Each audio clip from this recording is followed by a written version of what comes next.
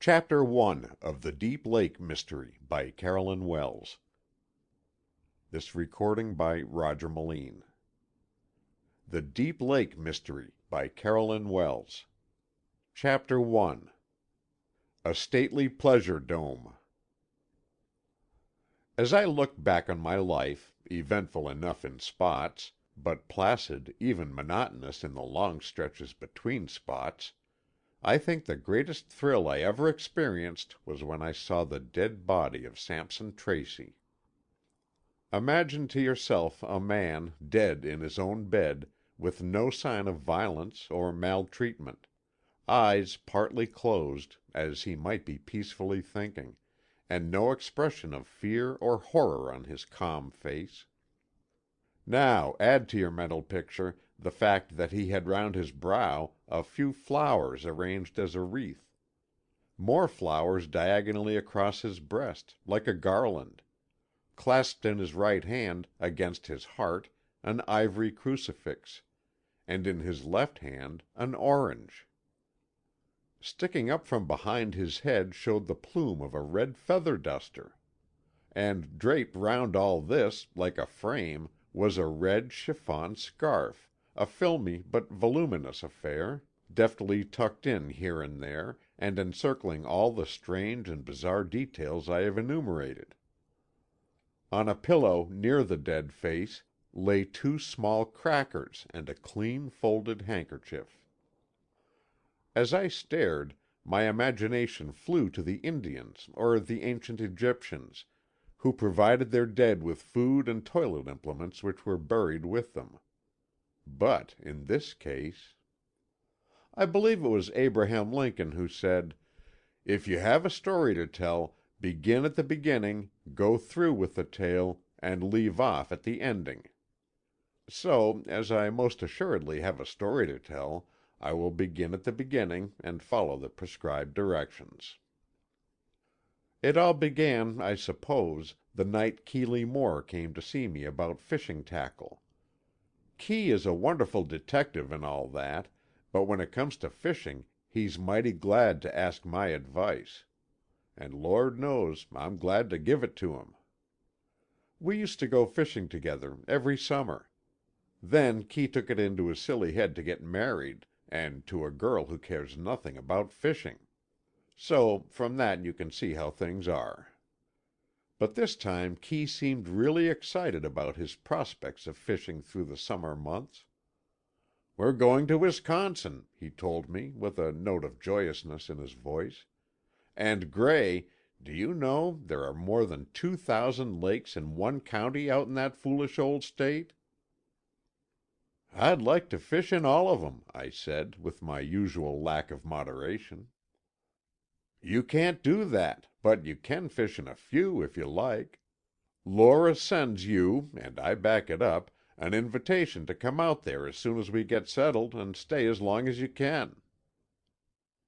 "That's a tempting bid," I told him, "but I can't impose on newlyweds like that. I'll go to the inn or lodge, or whatever they have out there, and see you every day." "No, we want you with us. We've taken a fairly good-sized house for the season, and you must be our guest. Lora's asking a few of her friends, and I want you." Well, he had little trouble in persuading me, once I felt convinced that his wife's invitation was in good faith, and I planned to go out there early in August. They were going in July, which left them time enough to get settled and get their home in running order. So I went to Wisconsin in August, glad enough to get away from the city's heat and noise and dirt. Deep Lake, the choice of the Moores, was in Oneida County, which is designated among the scenic sections of Wisconsin as North Woods, Eastern. And scenic it surely was. The last part of the train ride had shown me that, and when we were motoring from the railroad station to the Moore bungalow, I was impressed with the weird beauty all about. It was dusk, and the tall trees looked black against the sky.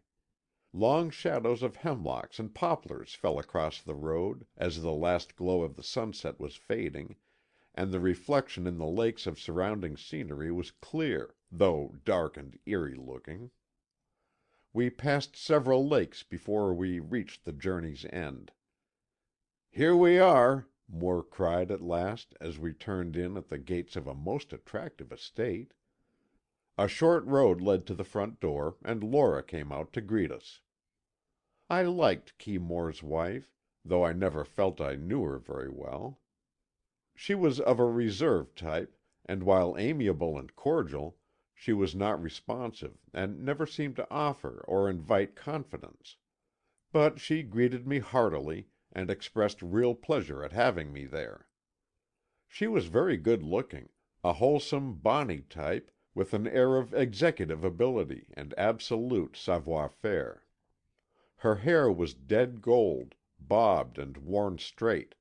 I think they call it a Dutch bob. Anyway, she had a trace of Dutch effect and reminded me of that early picture of Queen Wilhelmina. She sent me to my room to brush up, but told me I needn't change as the bungalow was run informally. The place rejoiced in the name of Variable Winds, and though the Moores guyed the idea of having a name for such an unpretentious affair, they admitted it was at least appropriate. I returned to the living room to find the group augmented by a few more people, one house guest and 2 or 3 neighbors. Cocktails appeared, and the cheery atmosphere dispelled the darksome and gloomy effects that had marked our drive from the station. I found myself next my fellow guest, a pleasant-faced lady, who introduced herself. "I'm Maud Merrill," she vouchsafed. "I'm staying here, so you must learn to like me." "No trouble at all," I told her, and honestly, for I liked her at once. She was a widow, perhaps 30 or so, with white hair and deep blue eyes. I judged her hair was prematurely grayed, for her face was young and attractive. "I'm an old schoolmate of Laura Moore's," she disclosed further, "and I'm up here for a fortnight. Are you staying long?" "I'm invited indefinitely," I returned. "I'll stay a month, I think, if they seem to want me."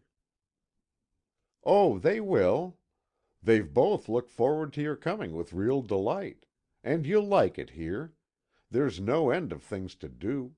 Fishing, of course, and bathing and boating and golf and tennis and dancing and flirting. In fact, you can have just whatever sport you want." "Sounds rather strenuous. I had hoped for a restful time." "Yes, you can have that if you really want it. Let me give you a hint of the other guests. The beautiful woman is Katherine Dallas. She's about to be married to our next-door neighbor. He isn't here tonight, but one of his house guests is here. That tall, thin man. He's Harper Ames." I thanked her for her hints, though I wasn't terribly interested. But it's good to know a little about new acquaintances, and often prevents unfortunate speeches. Especially with me, for I've a shocking habit of saying the wrong thing and making enemies thereby. At the table I found myself seated at my hostess's right hand, and the beautiful Mrs. Dallas on my other side. It was a comfortable sort of party. The conversation, while not specially brilliant, was unforced and gaily bantering. 2 youngsters were present, who added their flapper slang to the general fund of amusement. These 2 were Posy May and Dick Hardy, and though apparently about 20, they seemed to have world-wide knowledge and world-old wisdom. "My canoe upset this afternoon," Posy told the company with an air of being a heroine. "You upset it on purpose," declared Dick. "Didn't neither. I turned around too quickly." "Yes, and if I hadn't been on the job you'd be turning around there yet." "Posy," Keeley said, reproachfully, "you must be more careful. Deep Lake is one of the deepest and most treacherous lakes in all Wisconsin. Now, don't cut up silly tricks in a canoe." "Oh, I know how to manage a canoe." "You managed to upset," said Laura more accusingly, and pretty Posy changed the subject. After dinner there was a little bridge, but the youngsters were going to a dance, and Mrs. Dallas seemed to want to go home early, so Ames carried her off, and our own quartet was left alone. I was glad of it, for I like a chat with a few better than the rattle of the crowd, and it was not very long before Laura and Mrs. Merrill left us, and Keeley and I had the porch to ourselves. "Pleasant people," I said, by way of being decently gracious. "Good enough," he agreed. "Tomorrow, Gray, we'll fish. It's open season for everything now, and the limits are generous. Except muskellunge. You may bag only one per day of those. But trout, all kinds, bass, all kinds, pickerel, rock sturgeon. Oh, we'll have the biggest time." "Sounds good to me," I returned heartily. "I'm happy to be here, old scout, and we'll fish and all that, but don't put yourself about to entertain me." "I shan't, but you must fall in with Laura's plans, won't you? I mean, seem pleased to attend her kettledrums and what not, even if it bores you." "Of course I will. Your lady's word is law. She's a brick, isn't she?" "Yes," and Morse smiled happily at my somewhat crude compliment. "She's just that, and such a help in my work." "Your detective work?" "What else? She's more than a Watson. She's a real helpmate. Her insight and intuitions are marvelous, and she sees through a bit of evidence and gets the very gist of it quicker than I can." "Then you surely got the right one." "I certainly did. But I hope to heaven there'll be no cases this summer. I want a real vacation, that's why I came way off here, to get away from all crime calls." "Don't crow before you're out of the woods. Crimes can happen even in Wisconsin, and to me this whole country round looks like a perfect setting for a first-class criminal to work in." "Hush! I'm not superstitious, but your suggestion of such a thing might bring it about, and I don't want it." "You think you don't." I smiled a little. "But deep in your heart you do. You can't fish all the time, and you're even now restively hankering to be back in harness." "Shut up," he growled. "Talk of something pleasanter. How do you like the Dallas Queen?" "Stunning, seductive, and serpentine," I summed up the lady in question. Moore laughed outright. "I must tell Laura that," he said. "You see, she agrees with you. Now, I think the right words are stately, gracious, and charming." "All right," I said. "You know her better than I do. She is very beautiful, I concede." "What do you mean, concede? Are you against her?" "How you do snap a fellow up! No, not exactly, but I wouldn't trust her as far as I could see her, and I'm near-sighted." "Sometimes I think I'm no detective after all," Moore said, slowly. "Now she gives me no effect of hypocrisy or insincerity."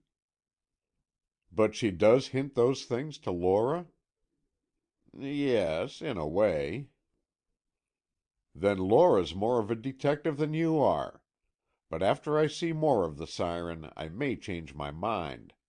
I didn't talk with her alone at all.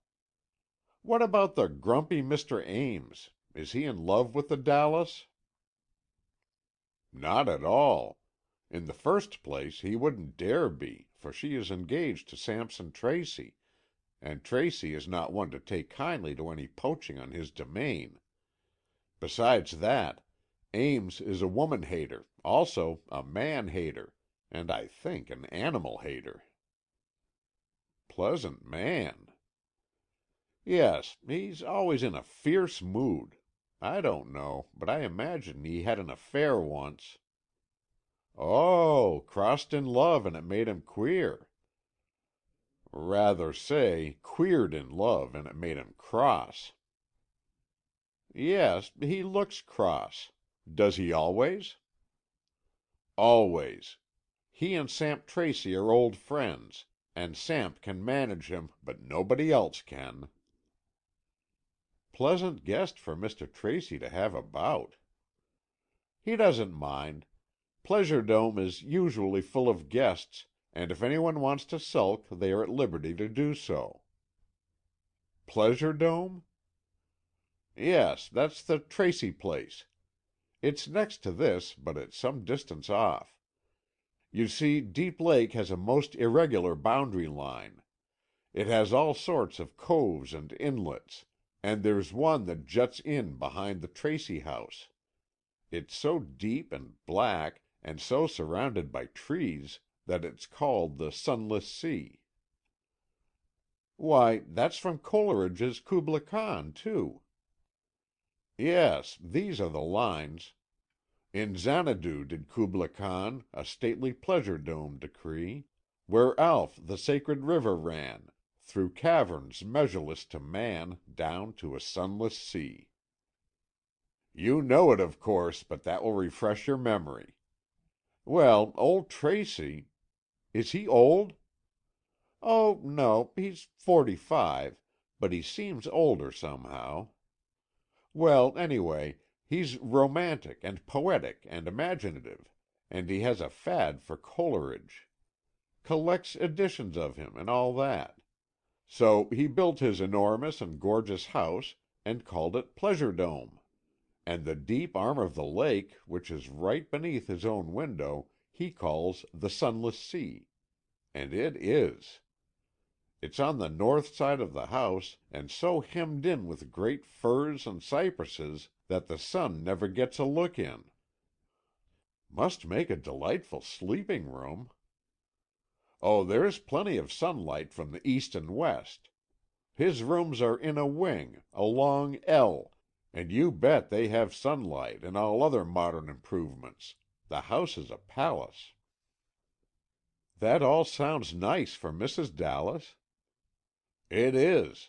And Samp is so drivellingly, so besottedly in love with her, that she will have everything her own way when she takes up the scepter. Nobody else in the family? The Tracy family, I mean? No, not now. There was.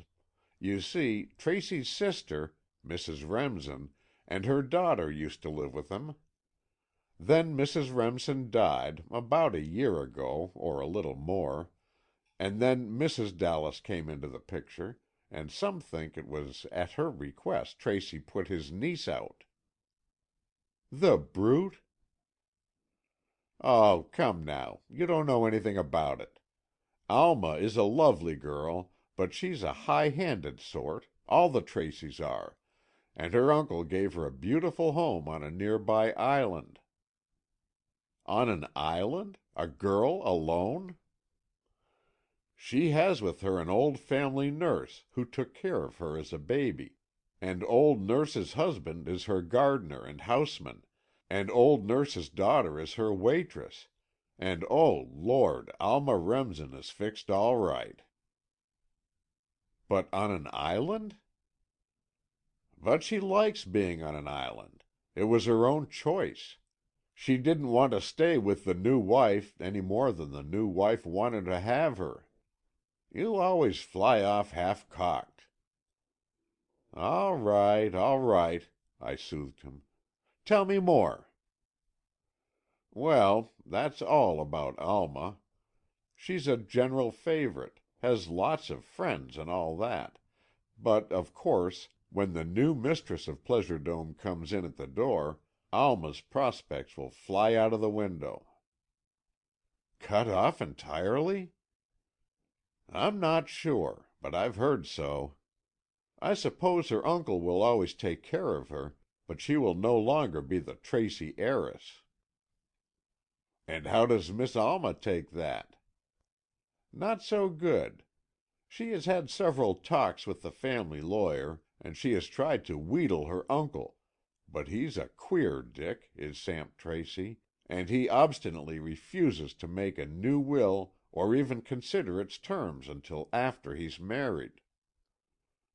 "And his present will?" "Leaves everything to Alma.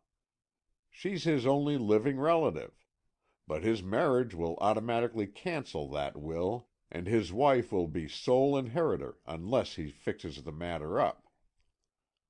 "Which he will doubtless do?" "Oh, I hope so. I hope the new wife will see to it that he does. But there's where Laura has her doubts. She doesn't like Katherine Dallas, somehow." "Laura is of great perspicacity," I said. "Where does Ames come in?" "Regarding the fortune? Nowhere that I know of. He is an old friend of Tracy's, both socially and in a business way. They're as different as day and night. Ames is surly, sulky, and blunt. Tracy is suave, gentle, and of the pleasantest manners."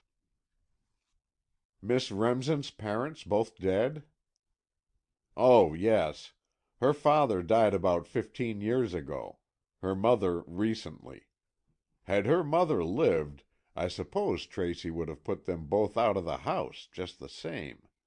But, Mrs. Remsen being gone, he sent Alma and the servants to the island house."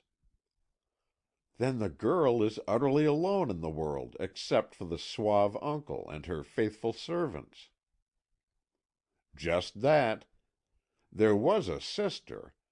Alma had a twin, but she died as a baby or as a small child. Her little grave is in a small God's acre on the Pleasure Dome grounds. The mother and father are buried there, too, and some other relatives." "I didn't know they had homestead cemeteries in Wisconsin. I thought they were confined to the New England states." "It isn't usual, I believe. But the Tracys are New England stock, and anyway, the graves are there. And beautifully kept and tended, as everything about the place has to be." "Sounds interesting. Shall I see the high-strung Alma?" "I didn't say high-strung. She is a normal, lovely nature, but I did say high-handed, for she is a determined sort, and if she sets her mind to a thing, it has to go through." "She has admirers?" "Oh, of course. But she rather flouts them. One of Tracy's secretaries is frightfully in love with her, but she scarcely notices him." "Our friend has a multiplicity of secretaries, then?" "Two, that's all. But Sampson Tracy is a man of large interests, and I fancy he keeps the two busy. Billy Dean is the one in love with Alma, but the other, Charles Everett, is his superior."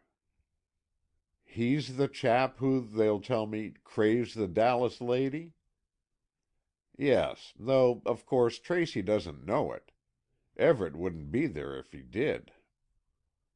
"And Mrs. Dallas? What is her attitude toward the presumptuous secretary?" "Hard to say. I think she favors him, but she is too good a financier to throw over her millionaire for his underling." "Well, I think I've had about all the local history I can stand for one night. Let's go in the house."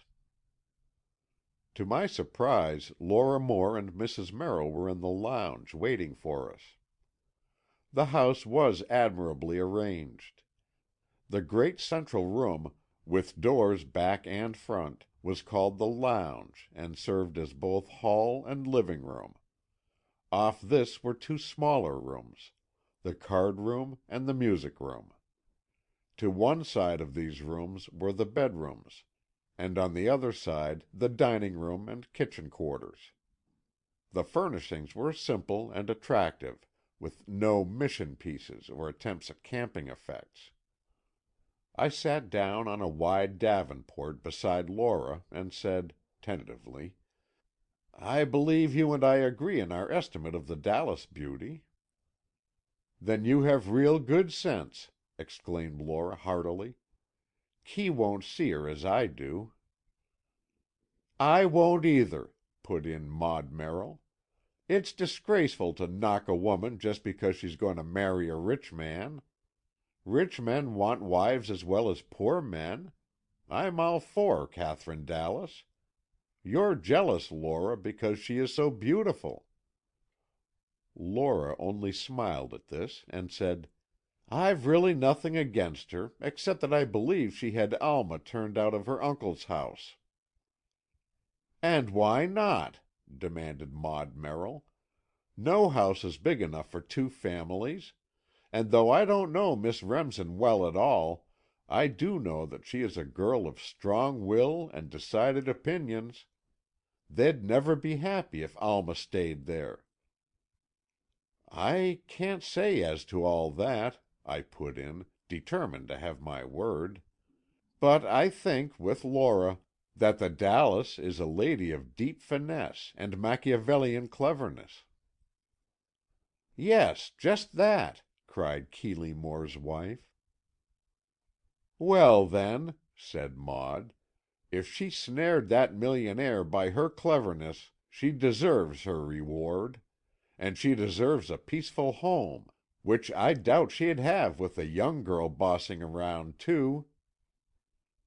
"Oh, you women!" and Moore wrung his hands in mock despair. "You're making up all this. You don't know a thing about it, really." "We can see," said Laura sagely. "And there's no use prolonging this futile discussion. Time will show you how right I am, and meantime, we'd better all go to bed." End of chapter 1. Recording by Roger Melin.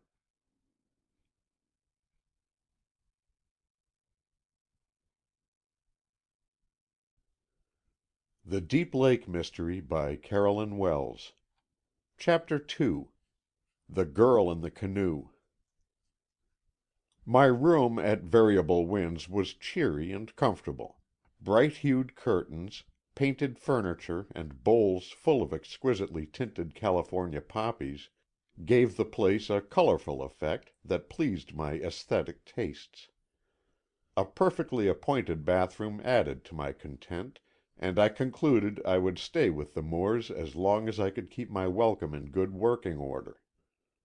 Keeley Moore was one of the best, if not the best, known detectives of the day, and while a quiet vacation would do him good, I was certain he was already itching to get back to his problems and mysteries, with which the city always supplied him. I threw off my coat and put on a dressing gown, for the lake breezes were chill, and sat at a window for a final smoke. I felt at peace with the world. Some houses give you that feeling, just as some others make you unreasonably nervous and irritable.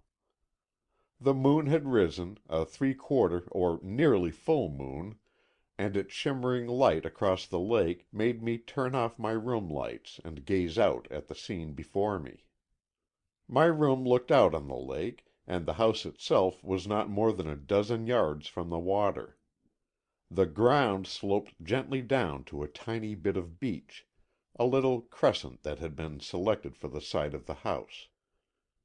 On the right of this placid little piece of shore was the boathouse, a large one, with canoes, rowboats, and motorboats.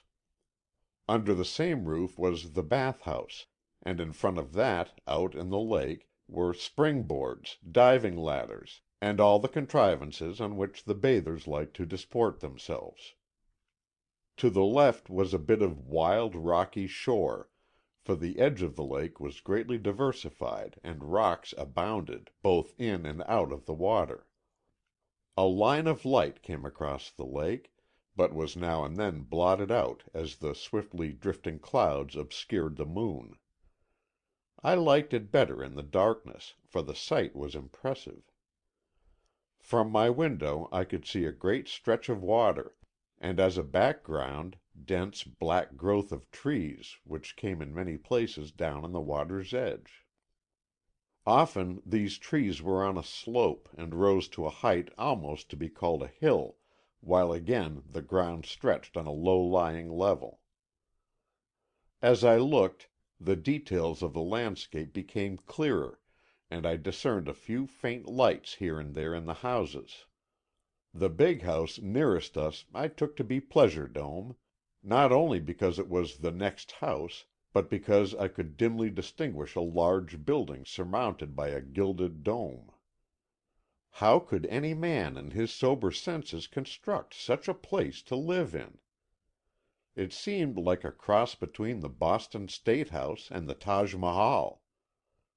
I was really anxious to go over there and see the thing at closer range. I decided to ask Moore to take me over the next day. Suddenly the lights all went out and the house and its dome disappeared from view. Looking at my watch, I saw it was just 1 o'clock, and concluded that the master of the house had his home darkened at that hour. But after I again accustomed my eyes to the darkness, I could see the outlines of Pleasure Dome, and it looked infinitely more attractive in the half-light than it had done in the brightness of its own illumination. As a whole, though, the lake scene was depressing. It had a melancholy, dismal air that seemed to lay a damper on my spirits. It was like a cold, clammy hand resting on my forehead. I even shook my head impatiently, as if to fling it off, and then smiled at my own foolishness. But it persisted. The lake was mournful, it even seemed menacing. With an exclamation of disgust at my own impressionableness, I sprang up from my chair, flashed on the lights, and prepared for bed. The bright, pleasant room restored my equilibrium or equanimity or whatever it was that had been jarred, and I found myself all ready for bed in a peaceful, happy frame of mind. I turned off the lights, and then the lake lured me back to a last glimpse of its wild, eerie beauty. Again I flung on my robe and sat at the window. It seemed as if I couldn't leave it. The black, sinister water, the dark shores, with deep hollows here and there, the waving, soughing trees, with thick underbrush beneath them, all seemed possessed of a spirit of evil, a frightful, uncanny spirit that made me shiver with an unreasonable apprehension that held me in a thrall. I have no use for premonitions. I have no faith in presentiments, but I had to admit to myself then a fear, a foreboding of some intangible, ghastly horror. Then would come the moonlight, pale and sickly now, and lasting but a moment before the clouds again blotted it out. Yet I liked the darkness better, for the moon cast such horrendous shadows of those black trees into the lake that it seemed to people the lake with monstrous, maleficent beings, who leered and danced like devils. Though I knew the hobgoblins were only the waving trees, distorted in the moonlight, I was none the less weak-minded enough to see portentous spectres that made my flesh creep. With a half-laugh and a half-groan at my utter imbecility, I declared to myself that I would go to bed and go to sleep. But as I started to rise from my chair, I saw something that made me sink back again. The moon now was behind a light, translucent cloud that caused a faint light on the lake. Round a jutting corner I saw a canoe come into my line of vision. A moment's attention convinced me that it was no ghostly craft, but an ordinary canoe, propelled by a pair of human arms. This touch of human companionship put to rout all my feelings of fear and even my forebodings of tragedy. Normally interested now, I watched to see who might be out at that time of night and for what purpose. The cloud dispersed itself, and the full clear moonlight shone down on the boat and its occupant. To my surprise, it was a girl, a young-appearing girl, and she was paddling softly, but with a skilled stroke that told of long practice. Her hair seemed to be silver in the moonlight, But I realized the light was deceptive and the curly bob might be either flaxen or gold. She wore a white sweater and a white skirt, that much I could see plainly, but I could distinguish little more. She had no hat on, and I could see white stockings and shoes as the craft passed the house. She seemed intent on her work, and her beautiful paddling aroused my intense admiration. She did not look up at our house at all. Indeed, she seemed like an enchanted princess, doomed to paddle for her life, so earnestly did she bend to her occupation. She passed the house and kept on, in the direction of Pleasure Dome. Could she be going there? I hardly thought so, yet I watched carefully, hanging out of my window to do so. To my surprise, she did steer her little craft straight to the great house next door, and turned as if to land there. The Tracy house was on a line with the Moore bungalow, that is, on a curving line. They were both on the same large crescent of lake shore. Pleasure Dome had a cove or inlet behind it, Moore had told me, but that was not visible from my window. The front of the house was, however, and I distinctly saw the girl beach her canoe, step lightly out, and then disappear among the trees in the direction of the house. I still sat staring at the point where she had been lost to my vision. I let the picture sink into my mind. I could see her as plainly in retrospect as I had in reality. That lissom, slender figure, that graceful, springy walk, but she had limped, a very little. Not as if she were really lame, but as if she had hurt her foot or strained her ankle recently. I speculated on who she might be. Kee had told me of no young girl living in the Tracy house now, since the niece had left there. Ah, the niece! Could this be Sampson Tracy's niece, perhaps staying at her uncle's for a visit, and coming home late from a party?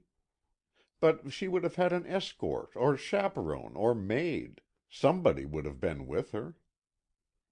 Yet how could I tell that? Kee had said she was high-handed, and might she not elect to go about unescorted at any hour? I concluded it must be the niece, for who else could it be? Then I remembered that there might be other guests at Pleasure Dome besides the morose and glum-looking Ames.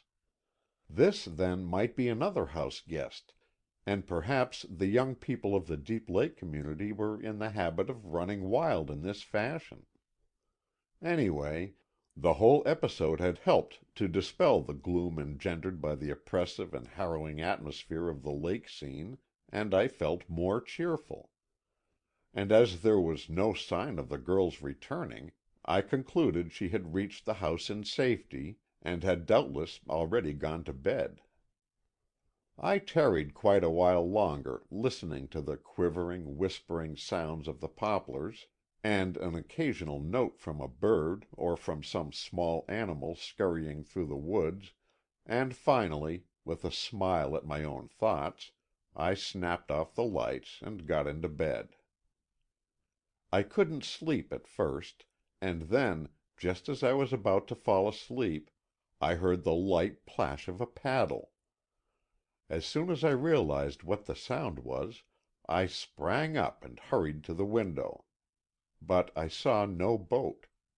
Whether the same girl or someone else, the boat and whoever paddled it were out of sight, and though I heard, or imagined I heard, a faint and diminishing sound as of paddling, I could see no craft of any sort. I strained my eyes to see if her canoe was still beached in front of Pleasure Dome, but the moon was unfriendly now, and I could not distinguish objects on the beach. Again I began to feel that sickening dread of calamity, that nameless horror of tragedy, and I resolutely went back to bed with a determination to stay there till morning, no matter what that God-forsaken lake did next. I carried out this plan, and when the morning broke in a riot of sunshine, singing birds, blooming flowers, and a smiling lake, I forgot all the night thoughts and their burdens and gave myself over to a joyous outlook. Breakfast was at 8:30, and was served on an enclosed porch looking out on the lake.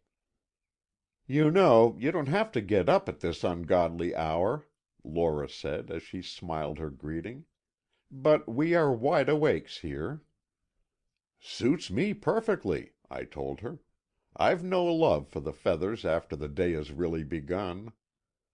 Twice during our cozy breakfast I was moved to tell about the girl in the canoe, but both times I suddenly decided not to do so. I couldn't tell why, but something forbade the telling of that tale, and I concluded to defer it at any rate. The chat was light and trifling. Somehow it drifted round to the subject of happiness.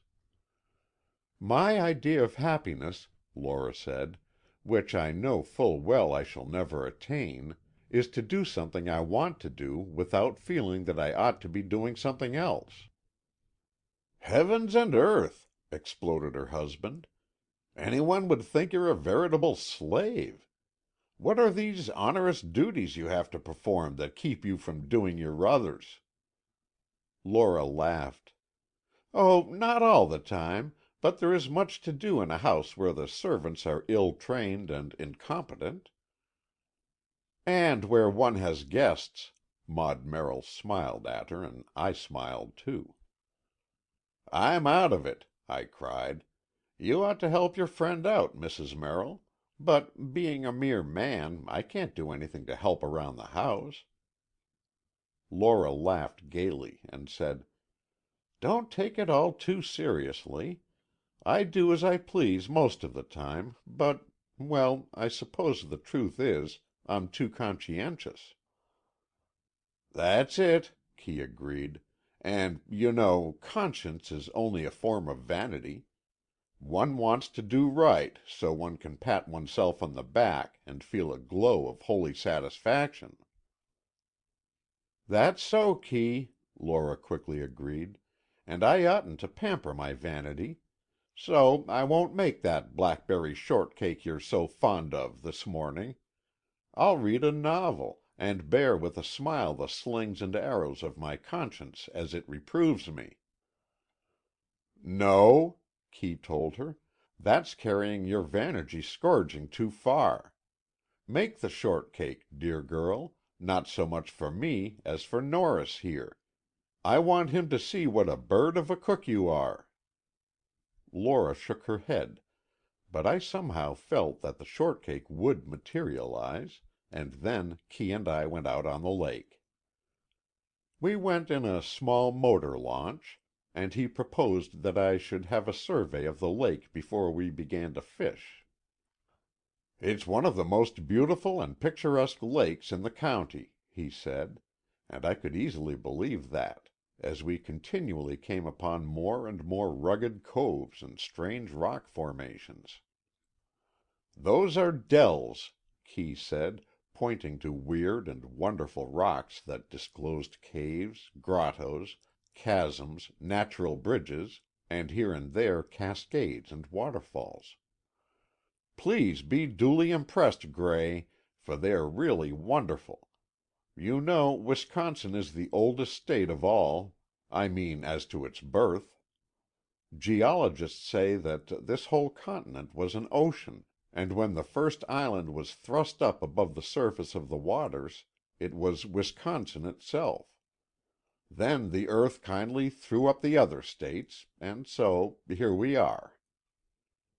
"I thought all these lakes were glacial." "Oh yes, so they are. But you don't know much, do you? The glacial period came along a lot later, and as the slow-moving fields of ice plowed down through this section, they scooped out the Mississippi Valley, the beds of the Great Lakes, and also the beds of innumerable little lakes. There are 7,000 lakes in Wisconsin, and 2,000 in Oneida County alone." I am duly impressed, Kee, but quite as much by the way you rattle off this information as by the knowledge itself. Where'd you get it all?" "Out of the automobile book," he returned, unabashed. "Most interesting reading. Better have a shy at it some time." "I will. Now, is this Pleasure Dome we're coming to?" "Yes. Thought you'd like to see it. It's really a wonder house, you know. We'll be invited there to dine or something, but I want you to see it now as a picture." It was impressive, the great pile rising against the background of dark trees, and with a foreground of brilliant flower beds, fountains, and arbors. A critic might call it too ornate, too elaborate, but he would have to admit it was beautiful. A building of pure white marble, its lines were simple and true, its proportions vast and noble, and save for the gilded dome, all its effects were of the utmost dignity and perfection. And the dome, to my way of thinking, was in keeping with the majesty of it all. No lesser type of architecture could have stood it, but this semi-barbaric pile proudly upheld its glittering crown with a sublime daring that justified the whole. There were numerous and involved terraces, all of white marble, that disappeared and reappeared among the trees in a fascinating way. White pergolas bore masses of beautiful flowers or vines, and back of it all rose the black wooded slopes that surrounded most of the lake. "We'll slip around for a glimpse of the Sunless Sea," Kee said, and I almost cried out as we came upon the place. A strange chance had made a huge pool of water, almost square, as an arm of lake, and this, stretched behind the house, was like a midnight sea. Dark, even in broad daytime, because of the dense woods all round it, it also looked deep and treacherous. A slight breeze was blowing, but this proved enough to ruffle the waters of the Sunless Sea in a dangerous-looking way. "Don't go in there," I cried, and Kee turned aside. "I didn't intend to," he said. "I was just throwing a scare into you. It's really devilish. A sudden wave can suck you down to interminable depths. You're not afraid, really?" "Oh, no," I assured him. "But it's pesky frightensome to look at, especially—" Again I was on the verge of telling him of the scene on the lake the night before, and again I stopped, held back by some force outside myself. "Especially why?" he asked curiously, but I evaded the issue by saying, "Especially when one is on a holiday." He laughed, and we turned away from Pleasure Dome. "Now I'll show you the island," he said, "and then we'll tackle the tackle." We went rapidly back past Pleasure Dome, on down the lake, past Moore's own place, and then on a bit farther to the island. "They call it Whistling Reeds, and it's a good name," he said. "When the wind's a certain way, and it's quiet otherwise, you can hear the reeds whistle like birds." "You do have most interesting places," I said. "And who lives here, and where's the house?" "Alma Remsen lives here, the niece of Sampson Tracy I told you about last night. You can't see the house, the trees are so thick." "I should say they were," and I stared at the dense black mass. "Why doesn't she cut a vista, at least?" "She doesn't want it, I believe. Thinks it's more picturesque like this." "I'd be scared to death to live there." "No reason to be. Nothing untoward ever happens up here. All peaceable citizens." "But fancy living in such a place. How do they get provisions and all that?" "Oh, that's easy. Lots of the dealers deliver their stuff in canoes or motor boats. See, there's the boathouse. Some day we'll call here. Alma likes my wife, she'll be glad to see us." "I suppose she's a canoeist?" "Everybody's that around here. I mean the people who live all the year around. A good many people live on islands. They like it. This island, you see, is a big one, about 2 or 3 acres, say. That gives Miss Remsen room for tennis courts and gardens, and pretty much anything she wants. And the house is very pleasant. Nothing like Pleasure Dome, but a bigger house than the one we're in." We turned then, and started off toward the spot where Kee elected to do his fishing. "Hello," he said as we moved on. "There's Alma now. That's Miss Remsen." We were now about midway between the Moore bungalow and the island of Whistling Reeds. I looked to see a girl come down to the floating dock of the boathouse, spring into a canoe and paddle away. I said nothing aloud, but to myself I said it was the girl I had seen in a canoe the night before. There was no mistaking that slim, lithe figure, that graceful, capable way of managing the boat, and she even wore what seemed to me to be the same clothes, a white skirt and white sweater. She had on a small white felt hat, and I noticed that she did not limp at all. As I had surmised, the limp was occasioned by some slight and temporary strain or bruise. "Well, don't eat her up with your eyes," exclaimed Moore, and I realized I had been staring. Also, I was just about to tell him of seeing her before, but the chaffing tone he used somehow shut me up on the subject. So I only said gaily, "Bowled over by the Lady of the Lake," and laughed back at him. "That's what she's called up here," he informed me. "She's in her canoe so much, and manages it so perfectly, she seems like a part of it. Of course, wherever she goes, she has to go in that or in some boat. Can't get on and off an island in a motor car." "Must be an awful nuisance." "She doesn't find it so. Says she likes it better than a motor. Look at her paddle. Isn't she an expert?" "She sure is," and I held my tongue tightly to refrain from saying that she seemed to me to have paddled even more beautifully the night before. But, I said to myself, that was doubtless the glamour loaned by the moonlight and the witchery of the night scene. Miss Remsen soon reached Pleasure Dome, and we could see her beach her canoe and follow her with our eyes for a few steps until she disappeared behind a clump of small trees. We set to work then in good earnest, and I saw in Keeley Moore for the first time being an embodiment of perfect happiness.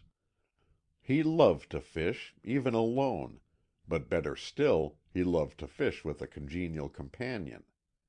And we were that. Though not friends of such very long standing, we were similar in our likes and dislikes as well as in our dispositions. We had an identical liking for silence at times, and as a rule we chose the same times. Often we would sit for half an hour in a sociable silence, and then break into the most animated conversation. This morning, after we had begun to fish, such a spell fell upon us.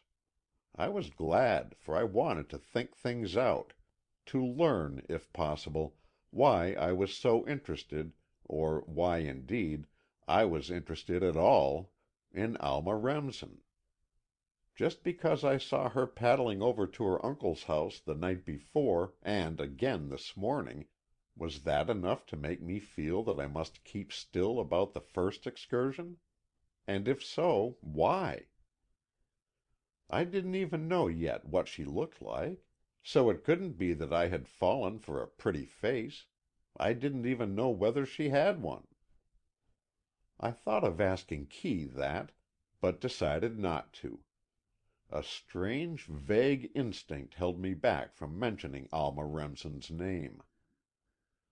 Suddenly he said, "Damn!" in a most explosive way, and not unnaturally, I thought he had lost one of those biggest of all big fishes. But as he began pulling in his empty line and making other evident preparations for bringing our fishing party to an end, I mildly asked for light on the subject. "Got to go home," he said, like a sulky child. "What for?" "See that red flag in the bungalow window? That means come home at once. Laura only uses it in cases of real importance, so we've got to go." End of chapter 2.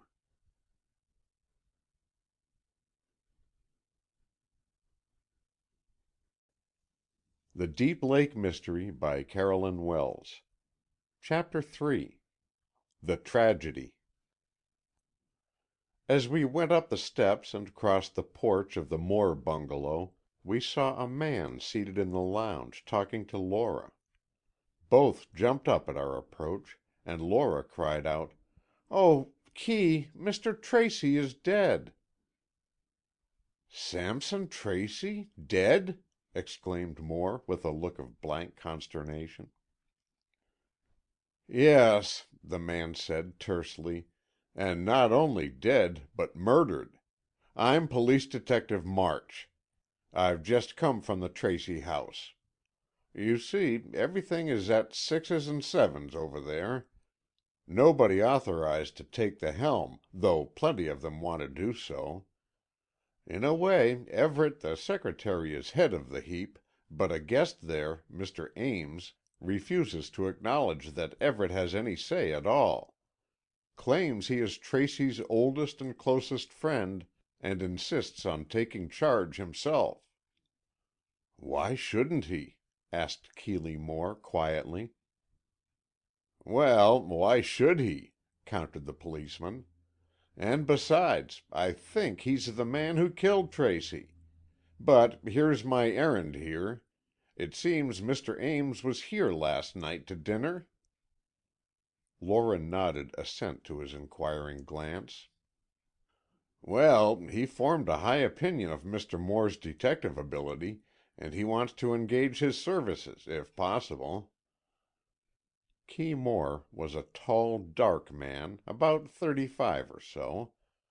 But when he undertook a case, or even thought about undertaking a case, he seemed to change his personality. Rather, he intensified it. He seemed to be taller, darker, and older. I saw this change come over him at once, as he listened to the police detective's words. There is a phrase about an old war horse scenting the battle. I've never seen such a thing, but I am sure it implies the same attitude that Moore showed at the moment. His eyes took on a far-away look that was yet alert and perceptive. His hands showed strained muscles as he grasped the back of the chair that stood in front of him. His lips lost their smiling curve and set in a straight line. I knew all these gestures well, and I knew that not only would he take up the case, but that he was anxious to get at it at once. Laura knew it, too, and I heard her sigh as she resigned herself to the inevitable. It wasn't necessary for any of us to say we had hoped Kee was to have a rest from his work, an idle vacation. The two Moores and I knew that, and we all knew, too, that the vacation was broken in upon and there would be no rest for the busy, inquiring brain until the Tracy case was settled for all time. "I don't know about accepting this offer of Mr. Ames to engage my services," Kee said, "but I will most certainly look into the matter, and if I can be of help, we can make definite arrangements. Tell me a little more of the circumstances, please, and then we will go over to the Pleasure Dome." It seems the butler or housekeeper was in the habit of taking tea to Mr. Tracy's room of a morning at 9 o'clock. Well, this morning the door was locked and nobody responded to knocks on it. So, you can get the connecting data later, sir. They broke in and found Mr. Tracy dead in bed, with the strangest doings all about." "What do you mean by strange doings?" "Well, he was all dolled up with flowers, and a long red scarf, and, if you please, a red feather duster sticking up behind his head." "Did you see all this?" demanded Moore, his eyes growing darker every minute. "Yes, and that's not half. There was an orange in his hand, and crackers on his pillow, and a crucifix against his breast." "Come on," said Moore, quietly, but in a tone of suppressed excitement. "Let's get over there before they disturb all that scenery. I never heard of such astounding conditions." "No, sir, I'll say you didn't," March agreed. "I felt a bit miffed when they told me to come and get you. Any detective would, you know, but when I came to think over all that hodgepodge of evidence, I knew it was a case too big for me to tackle alone. I hope you'll let me help you, sir." "Oh, of course," said Moore, a little impatiently, as he urged the detective to start. "Will your car hold us all?" His glance included me, and March answered, "Oh, yes, I've one of Mr. Tracy's big cars."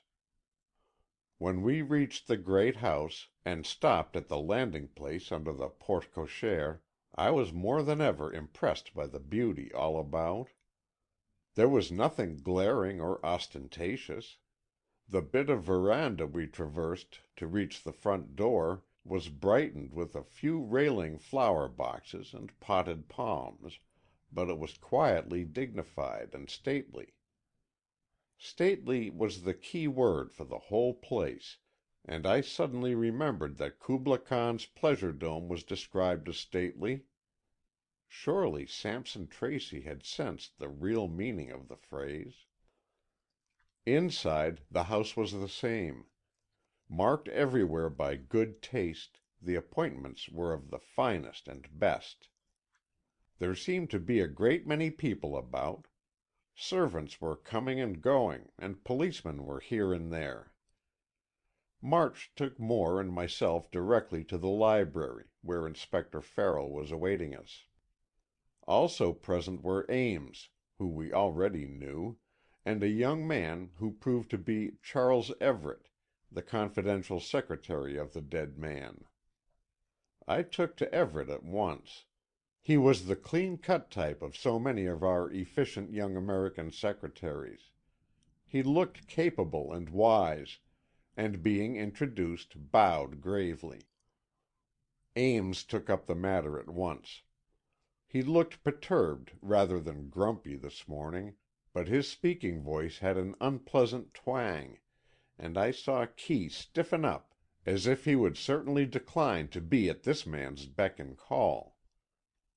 "I sent for you, Mr. Moore," Ames began, "to get your help in unraveling the mystery of Sampson Tracy's death.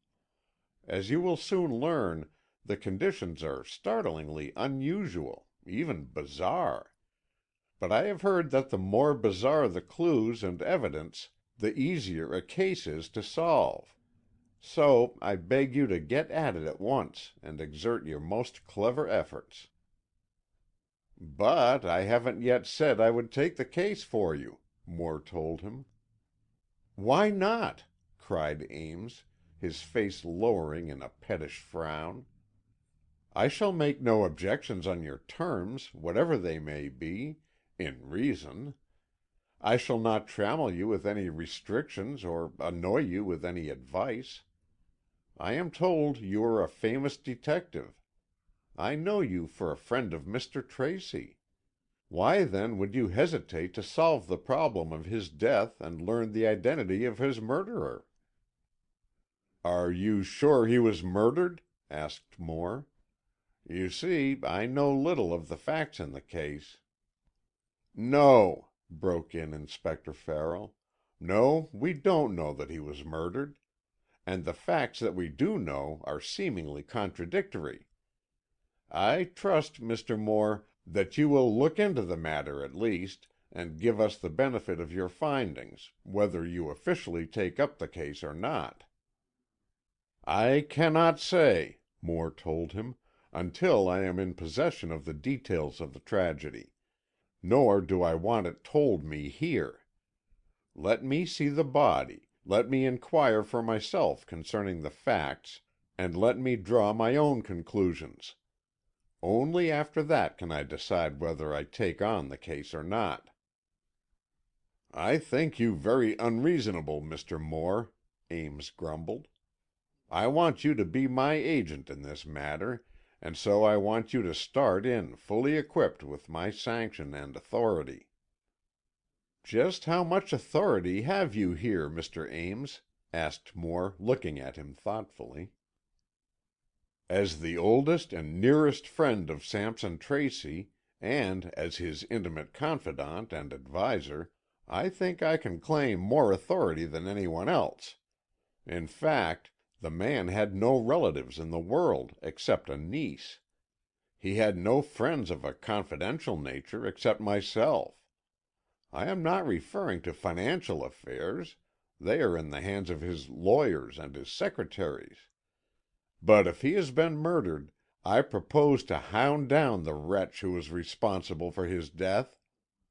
I know much about Tracy's life that nobody else knows.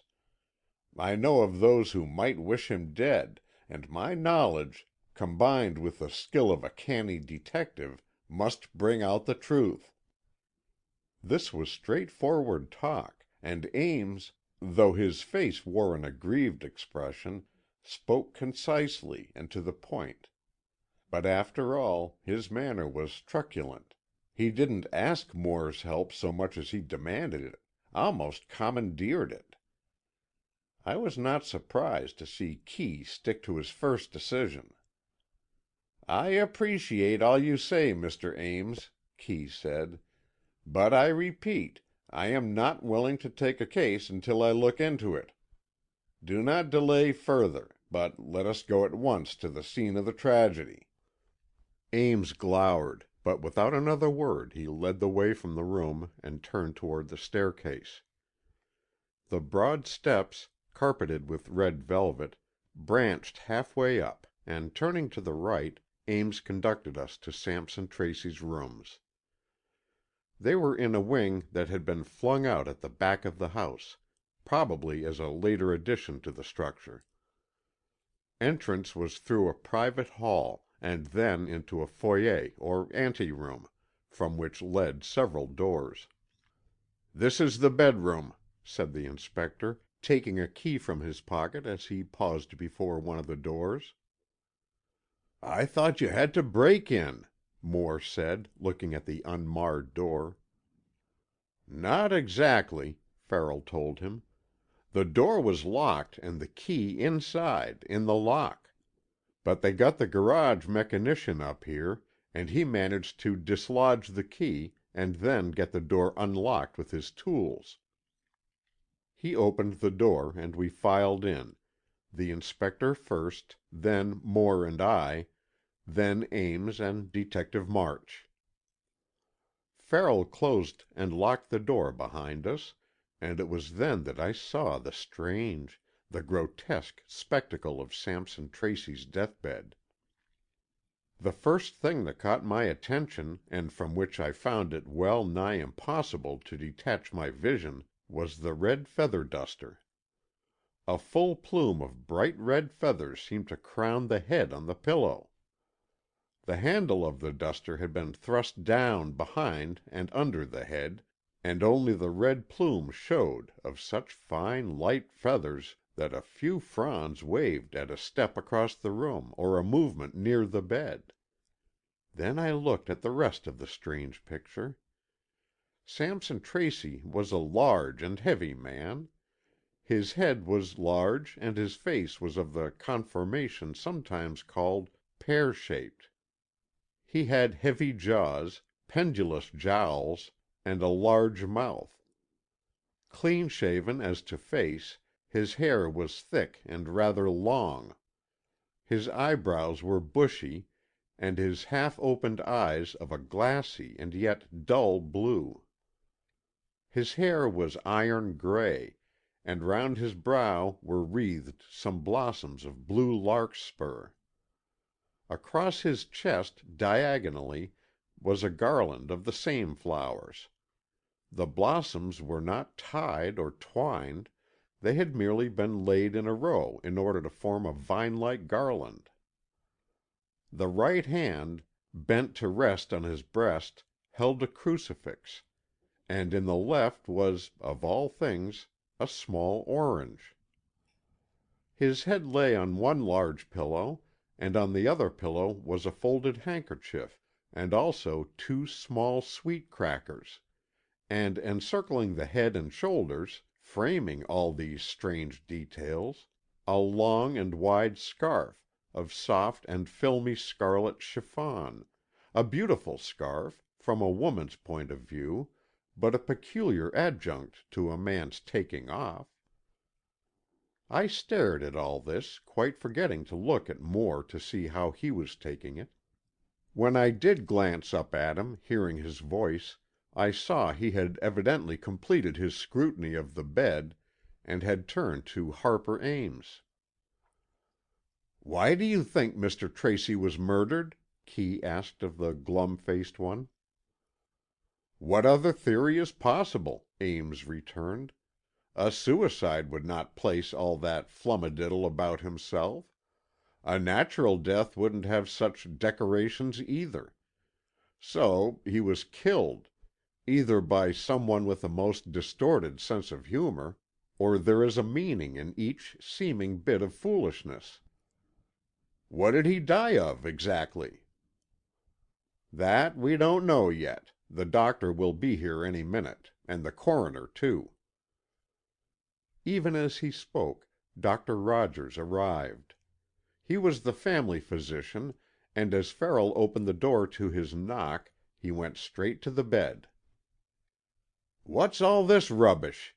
he exclaimed, reaching for the scarf. "Don't touch it, if you can help it, Doctor," March implored him. "It may be evidence." "Evidence of what?" "Crime, murder, or is it a natural death?" Dr. Rogers was making his examination with as little disturbance as might be of the flowers and scarf, but the feather duster he pulled from its place and flung across the room. The orange followed it, and the crackers. "Pick them up if you want them for clues," he said. "You know where they were found, and I won't have my friend photographed with all those monkey tricks about him." March picked up the things with a due regard for possible fingerprints, and stored them away in a drawer of the chiffonier. Finally, Dr. Rogers straightened up from his examining and rose to his feet. "Apoplexy," he said. "What's all this talk about murder? Sampson Tracy is dead of apoplexy, as I have often told him he would be, if he kept on with his plan of eating and drinking too much, and taking little or no exercise. He had an apoplectic stroke last night, which proved fatal. He died, as nearly as I can judge, about 2:00. As to these foolish trinkets, they were brought in here later and placed round him after he was dead. You can see that though he seemed to hold the cross and the orange in his hands, they weren't tightly held, the fingers were bent round them after death. It must have been the deed of some child, or of some servant who was mentally lacking.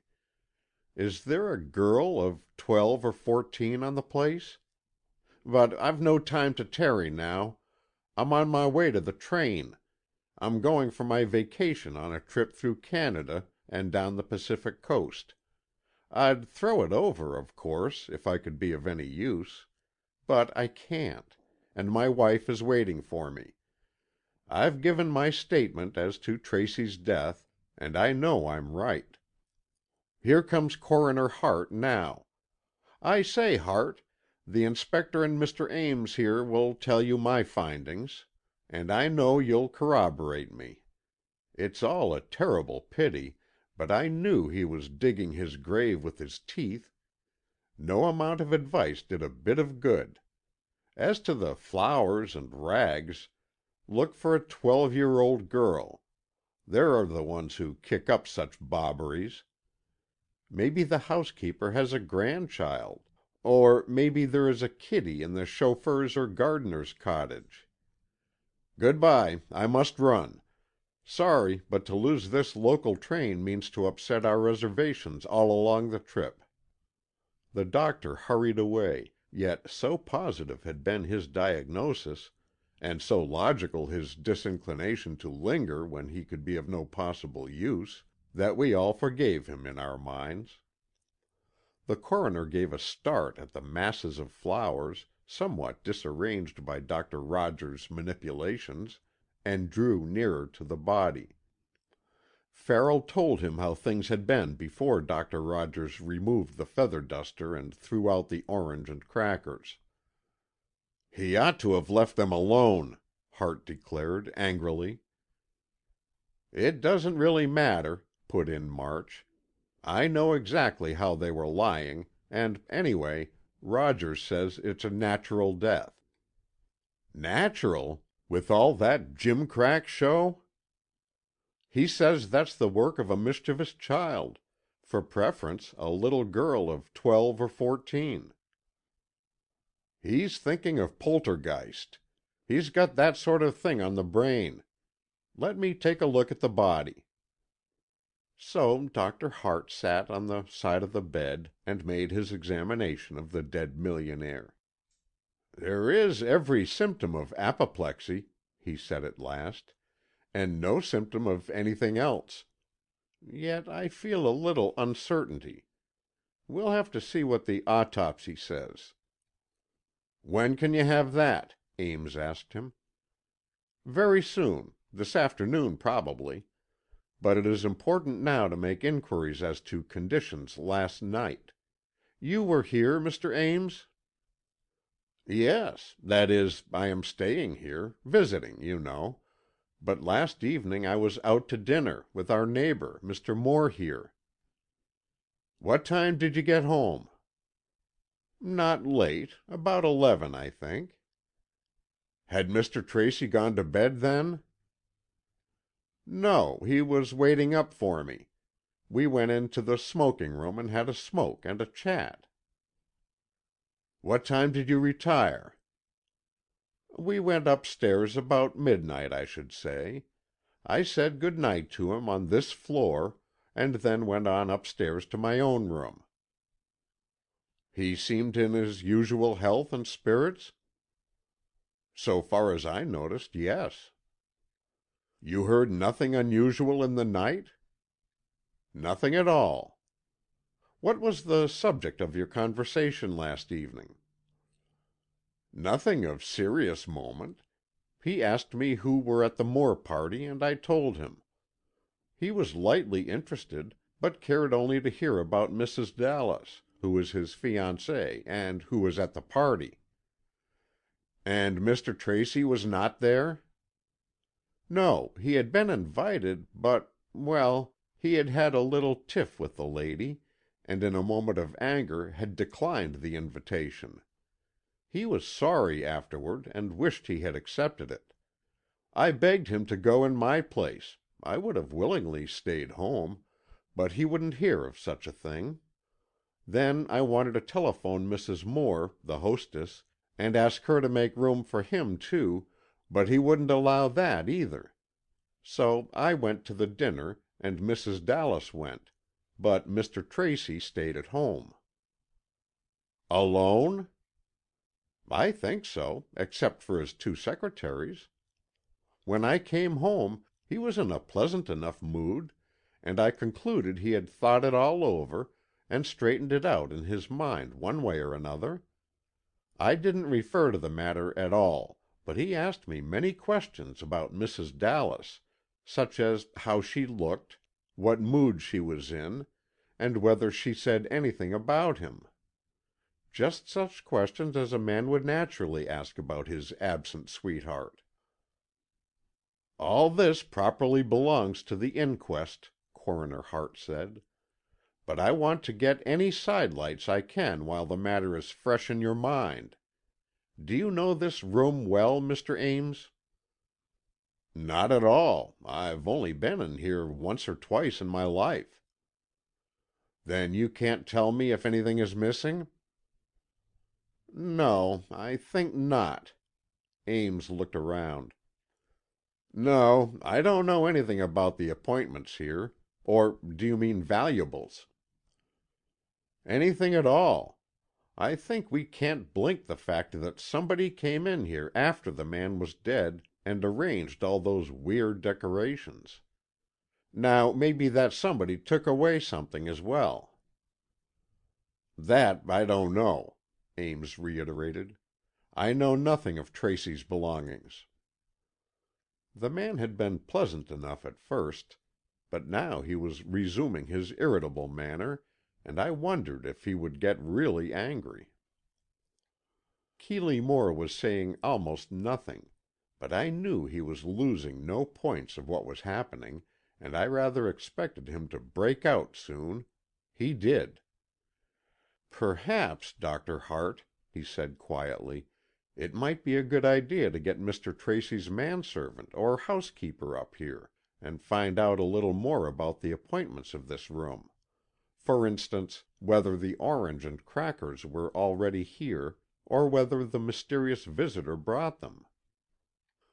"I was just about to do that, Mr. Moore," the coroner said, with such haste that I had my doubts of his veracity. But he rang a bell in the wall and we waited for a response. The butler himself answered it, a rather grandiose personage, in the throes of excitement and grief at the terrible happenings to his master. "Well, Griscom," Ames said with his habitual frown, "these gentlemen want to ask you some questions. Answer them as fully as you can." "Was it Mr. Tracy's habit to have a bit of fruit or a cracker in his room at night?" the coroner inquired. "Yes, sir," said the butler, and the sound of his own voice seemed to steady him. "He always had an orange or a few grapes and a cracker or two on the table by his bed, sir." "And do you think this orange and these crackers are the ones put out for him last night?" "I'm sure of it, sir. I put them out myself." "Then where is the plate? Surely you had them on a plate." "Of course, sir. They were on a small gilt-edged plate. I don't see it about." "No, I don't either. Had Mr. Tracy a valet?" "No, sir. He didn't like a man fussing about. I attended him, sir, and a footman helped me out now and then. And Mrs. Fenn. She's cook and housekeeper, sir. She looked after his clothes, saving what I did myself." "Have you any reason to think your master would take his own life?" "Oh, Lord, no, sir. Begging your pardon, but he was very fond of life, was Mr. Tracy. I thought he died of a fit, sir." "Probably he did, a fit or stroke of apoplexy. I begin to think, Inspector, we have no murder mystery on our hands after all." "No," said Farrell, shaking his head, "apparently not." "Apparently, yes," said Keeley Moore, quietly.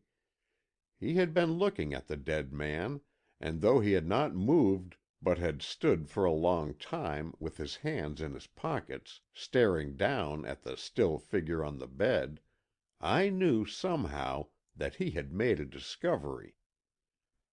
"Stand over here, please, Inspector," he said in his calm, matter-of-fact way.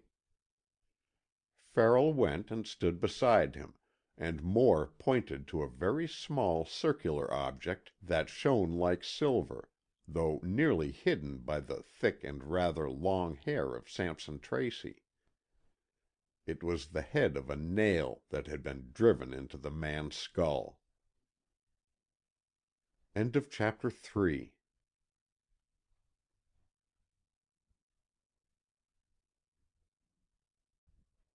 The Deep Lake Mystery by Carolyn Wells. Chapter 4. The Nail.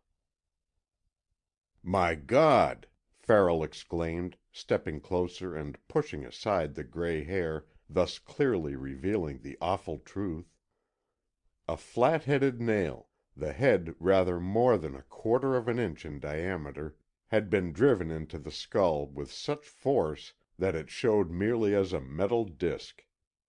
Having been hidden by the dead man's hair, it had remained unnoticed until Moore's quick eyes espied it. Farrell picked at it a little, but it was far too firmly fastened to be moved by his fingers. "What shall we do?" the inspector asked helplessly. "Shall we try to get Dr. Rogers back?" "No," returned the coroner. "He's just starting on a long trip. Let him go. He could do nothing, and it would be a pity to spoil his journey. His diagnosis of apoplexy was most natural in the circumstances, for the symptoms are the same. I, too, thought death was the result of an apoplectic stroke. But now we know it is black murder. The case comes directly within my jurisdiction, and there's no occasion to recall Dr. Rogers." "You're right," Ames assented. "But who could have done this fearful thing? I can hardly believe a human being capable of such a horror. Mr. Moore, you simply must take up this case. It ought to be a problem after your own heart." Every word the man uttered made me dislike him more. To refer to this terrible tragedy as a problem after Moore's own heart seemed to me to indicate a mind callous and almost ghoulish in its type. I knew Key well enough to feel sure that he would investigate the murder, but not at the behest of Harper Ames. He only acknowledged Ames's speech by a noncommittal nod and turned to Detective March. "We have our work cut out for us," he said, very gravely. "I have never seen a stranger case. The murderer must have been a man of brute passions and brute strength. That nail is almost embedded in the bone, and I fancy needed more than one blow of the hammer that drove it in. But first as to the doors and windows. You tell me they were locked this morning?" "Yes, sir," answered Griscom, the butler, as Moore looked at him. He was a smallish man, bald and with what are sometimes called pop eyes. He stared in a frightened manner, but he controlled his voice as he went on to tell his story. "Yes, sir. I brought the master's tea at 9 o'clock, as always. The door was locked." "Is it usually locked in the morning?" Moore interrupted. "Sometimes, not always. When it is locked, I knock, and Mr. Tracy would get up and open the door. If unlocked, I walked right in." "And this morning it was locked, and the key in the lock on the inside?" "Yes, sir. So I knocked. But when there was no answer, I got scared." "Why were you scared?" "Because Dr. Rogers had often told me that Mr. Tracy was in danger of an apoplectic stroke, and that I must do anything I could to make him eat less and take more exercise. I've been with the master a long time, sir, and I had the privilege of a bit of talk with him now and then. So I did try to persuade him to obey the doctor's orders, and he would laugh and promise to do so. But he soon forgot it as soon as he saw some dish he was fond of, and he'd eat his fill of it." "Go on, Griscom," Moore said. "What happened next?" "I went to Mr. Everett—" "Yes, he went to Everett," broke in the aggrieved voice of Harper Ames. "Why did he do that, instead of coming to me, I'd like to know?" "Go on," Moore instructed the butler. "I went to Mr. Everett, sir. He was up and dressed, and he said at once to get Louis, that's the chauffeur, and tell him to bring some tools. I did that, and Louis first pushed the key out of the lock, and then poked around with a wire until he got the door open.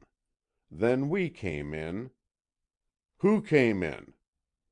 "Mr. Everett and Mr. Ames and me, sir. And Mrs. Fenn, she's the housekeeper, she saw Louis running upstairs, so she came too." "And you saw—" "Mr. Tracy, just as he was when you first saw him, sir. Just as he is now, except for the things Doctor Rogers chucked out." "Is that door, the one that was locked, the entrance to the whole suite?" "Yes, sir. That door is the only one connecting these rooms with the house." "I see. Now, what about the windows?" "They haven't been touched, sir." Key Moore turned his attention to the windows. There were many of them. The suite of Sampson Tracy's was a rectangular wing, built out from the main house, and having windows on 3 sides. But all of these windows overlooked the deep black waters of the Sunless Sea.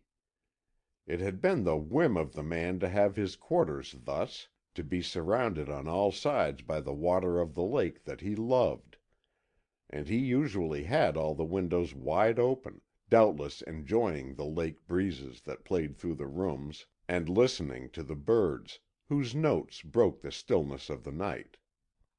"What is below these rooms?" Moore asked. "The big ballroom, sir. Nothing else." After scrutinizing every window in the bedroom, dressing room, bathroom, and sitting room, Moore said slowly, "These windows seem to me to be inaccessible from below."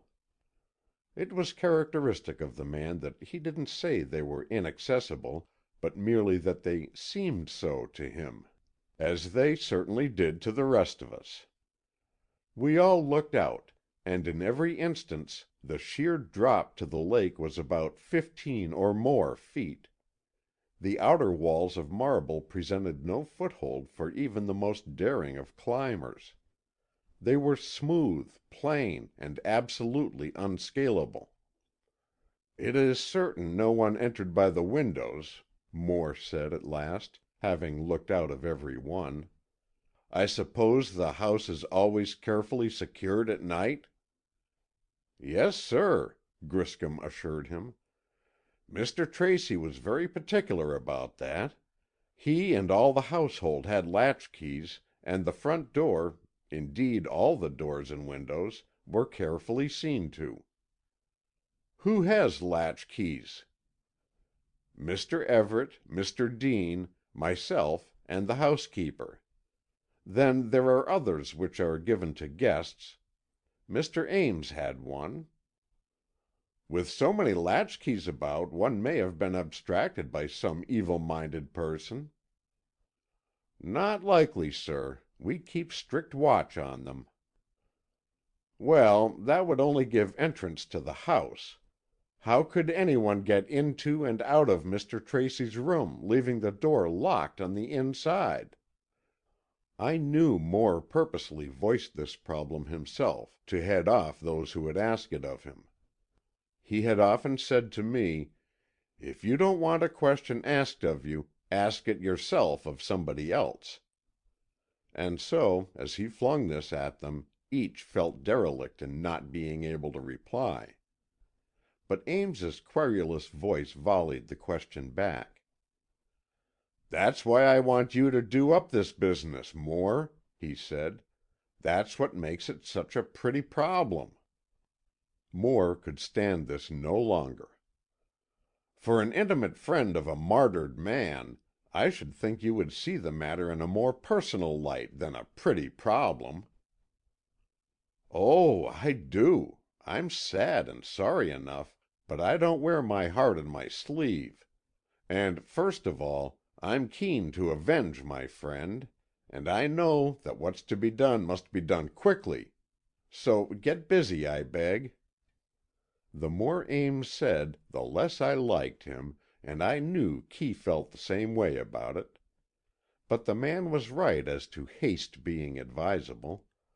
The circumstances were so peculiar, the conditions so fantastic, that search for the criminal must be made quickly, or a man of such diabolical cleverness would put himself beyond our reach.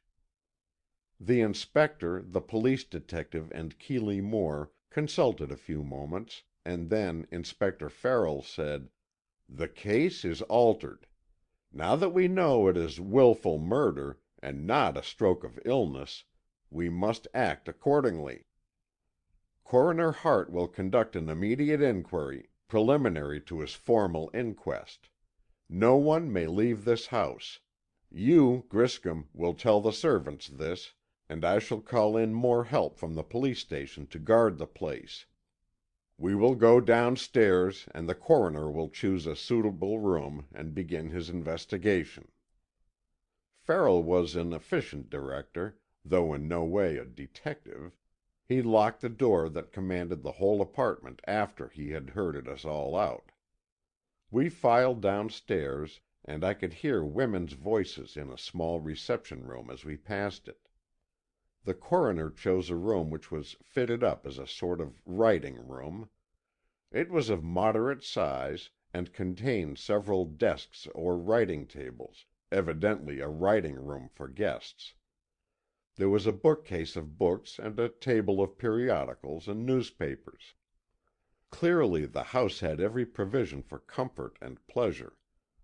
Save for the sinister atmosphere now pervading it, I felt I should have liked to visit there. The coroner settled himself at a table and instructed Griscom to send in the house servants, one at a time.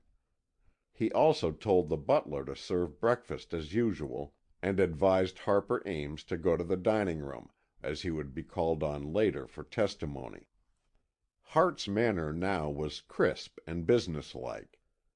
The realization of the awful facts of the case had spurred him to definite and immediate action. Mrs. Fenn, the cook housekeeper, threw no new light on the situation. She corroborated Griscom's story of the locked door and the subsequent opening of it by Louis, but she could add no new information. "You were fond of Mr. Tracy?" asked Moore kindly, for the poor woman was vainly trying to control her grief. "Oh, yes, sir.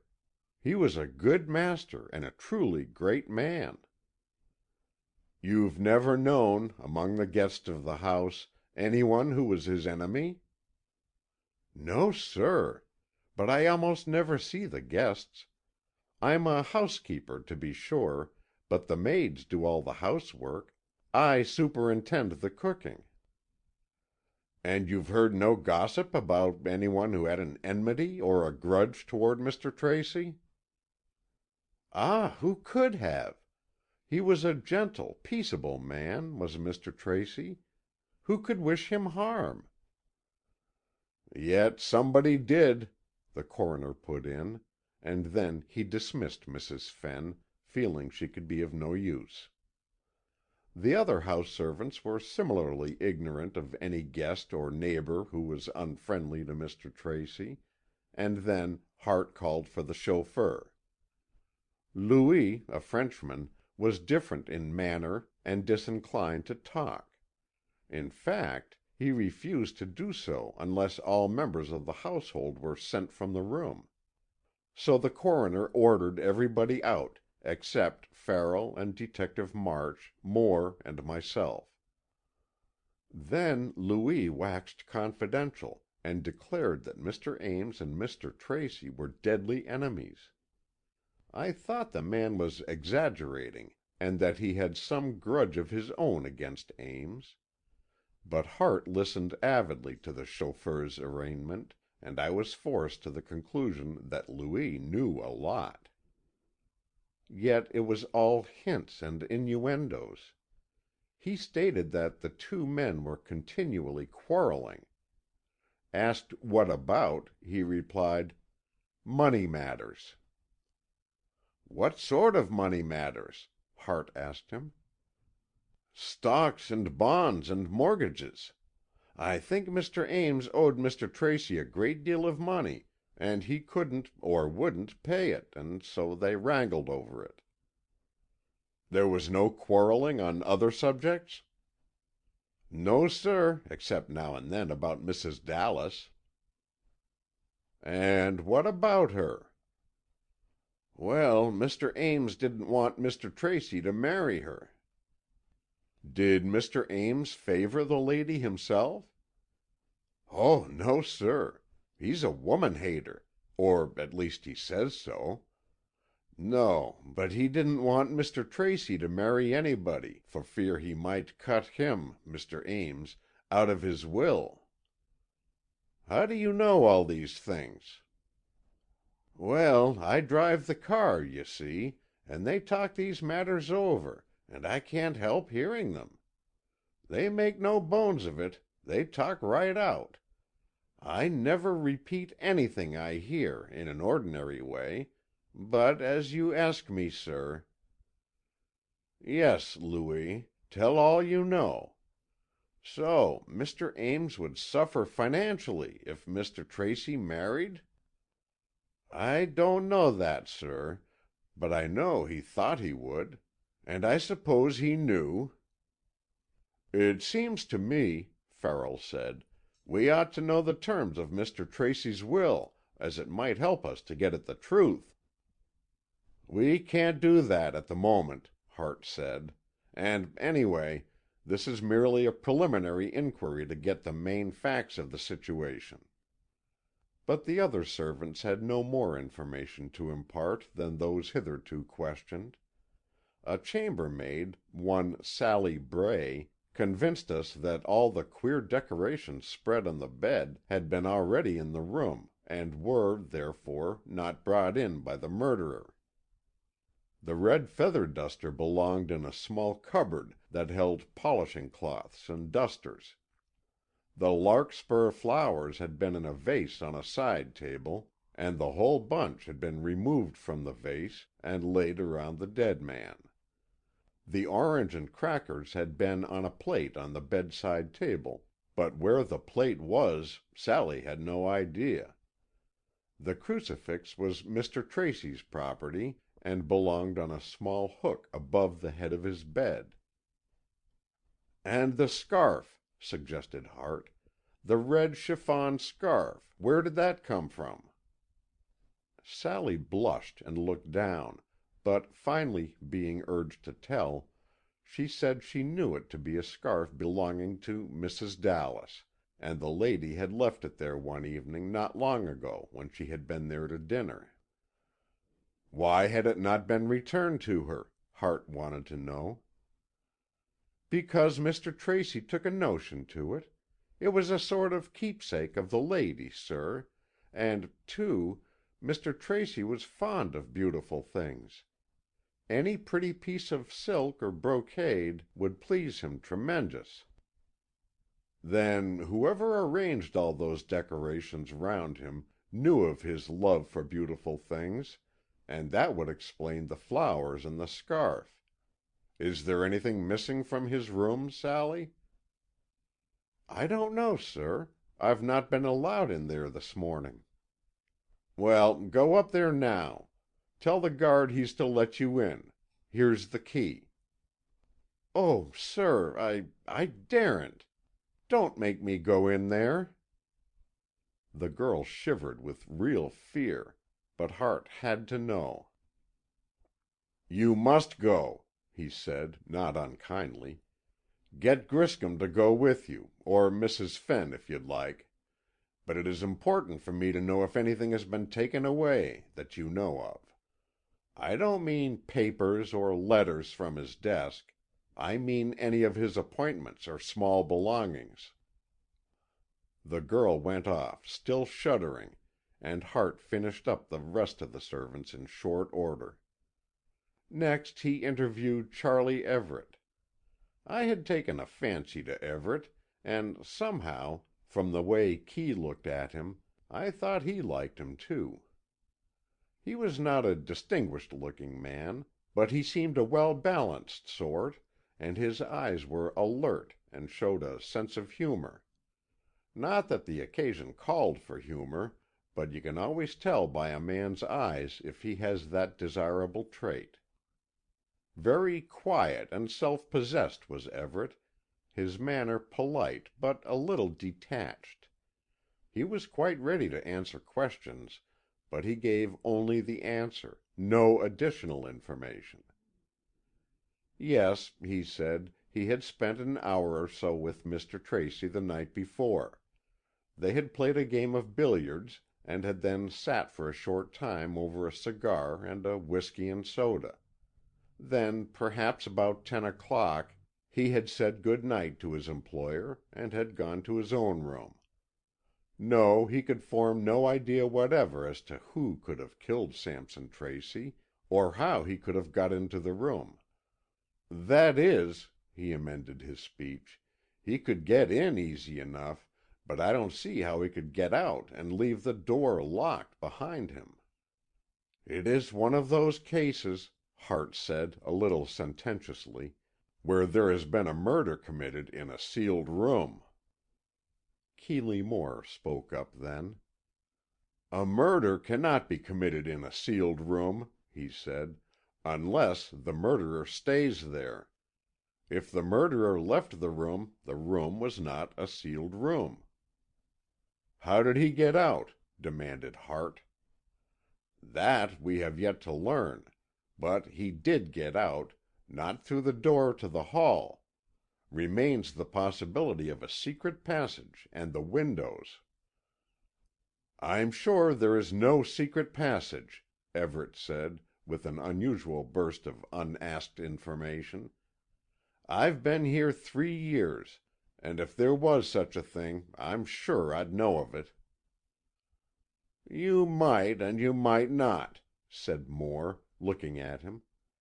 If Mr. Tracy wanted a private entrance to his suite for any reason, he would have had it built and kept the matter quiet. Not Sampson Tracy, exclaimed Everett. He was not a secretive man. I think I may say I knew all about his affairs, both business matters and private dealings, and he trusted me absolutely. Even so, Moore told him, but in the lives of most men there is some secret, something that they don't talk over with anybody. Not Mr. Tracy, Everett reiterated. Even his engagement to Mrs. Dallas was freely talked over with me, both before it occurred and since. I know all about his habits and his fads and whims, and in no case was there ever an occasion for a secret passage to or from his rooms. Yet it may be there, Key insisted. But if none can be found, then the murderer either escaped by the window or— Or what? Asked Hart. Or he had a steel wire contraption to turn the key from the outside.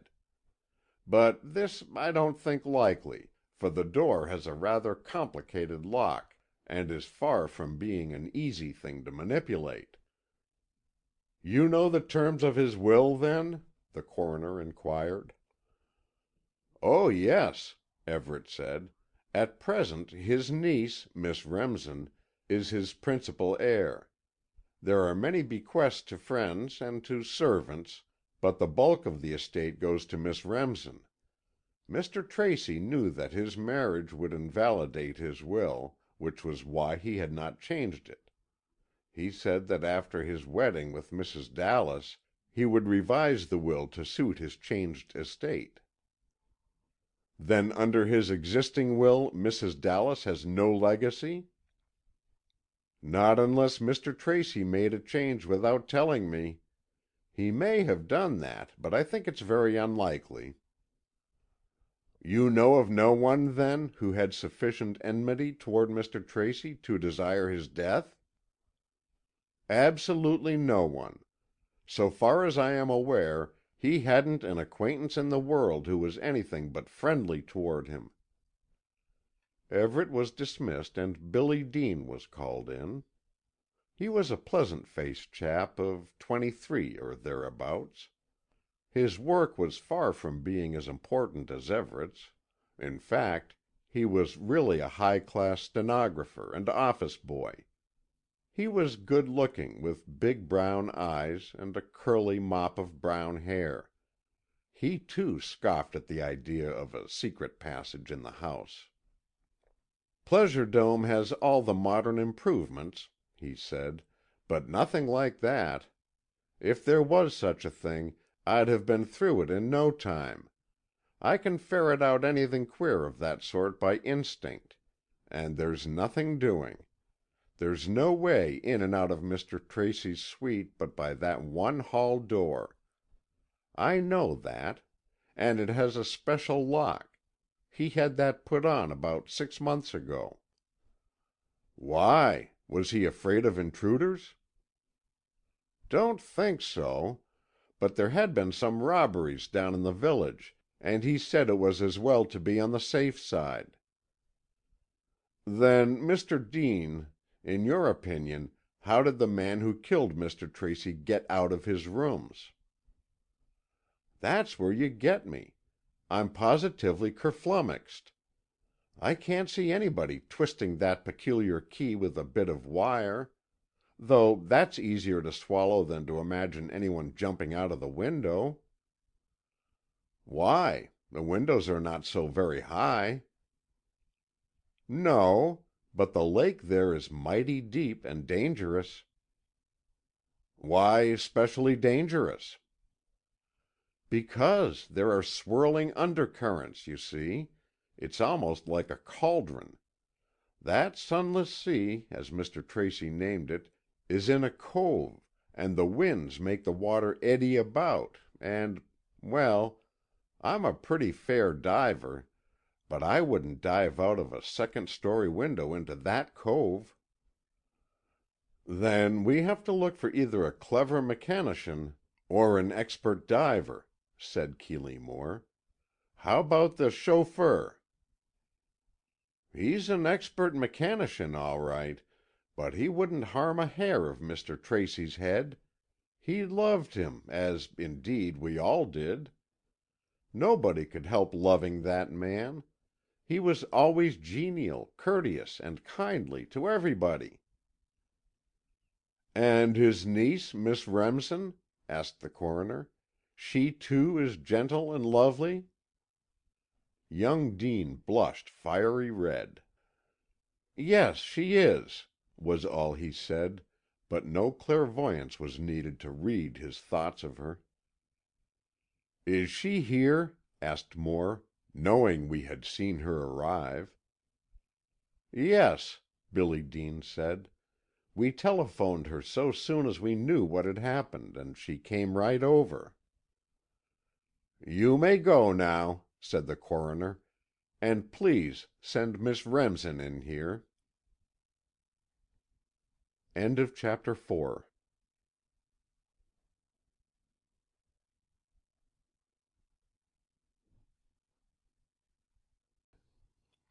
The Deep Lake Mystery by Carolyn Wells. Chapter 5. The Lady of the Lake. "And so," I thought to myself, "I shall see again the Lady of the Lake." As Alma Remsen entered the room, I realized the aptness of Key's term, high-handed. Without any effect of strong-mindedness, the girl showed in face and demeanor a certain self-reliance, an air of determination, that made even a casual observer feel sure she could hold her own against all comers. Yet she was a gentle sort, slender, of medium height, with appealing brown eyes. She nodded a sort of greeting that included us all, and addressed herself to the coroner. "You sent for me, Dr. Hart?" she said, in a low, musical voice. "Yes, Miss Remsen. Will you answer a few direct questions?" "Certainly, to the best of my ability." "First of all, then, when did you last see your uncle alive?" "I was over here day before yesterday, Tuesday that would be. I have not been here since, until this morning." My heart almost stopped beating.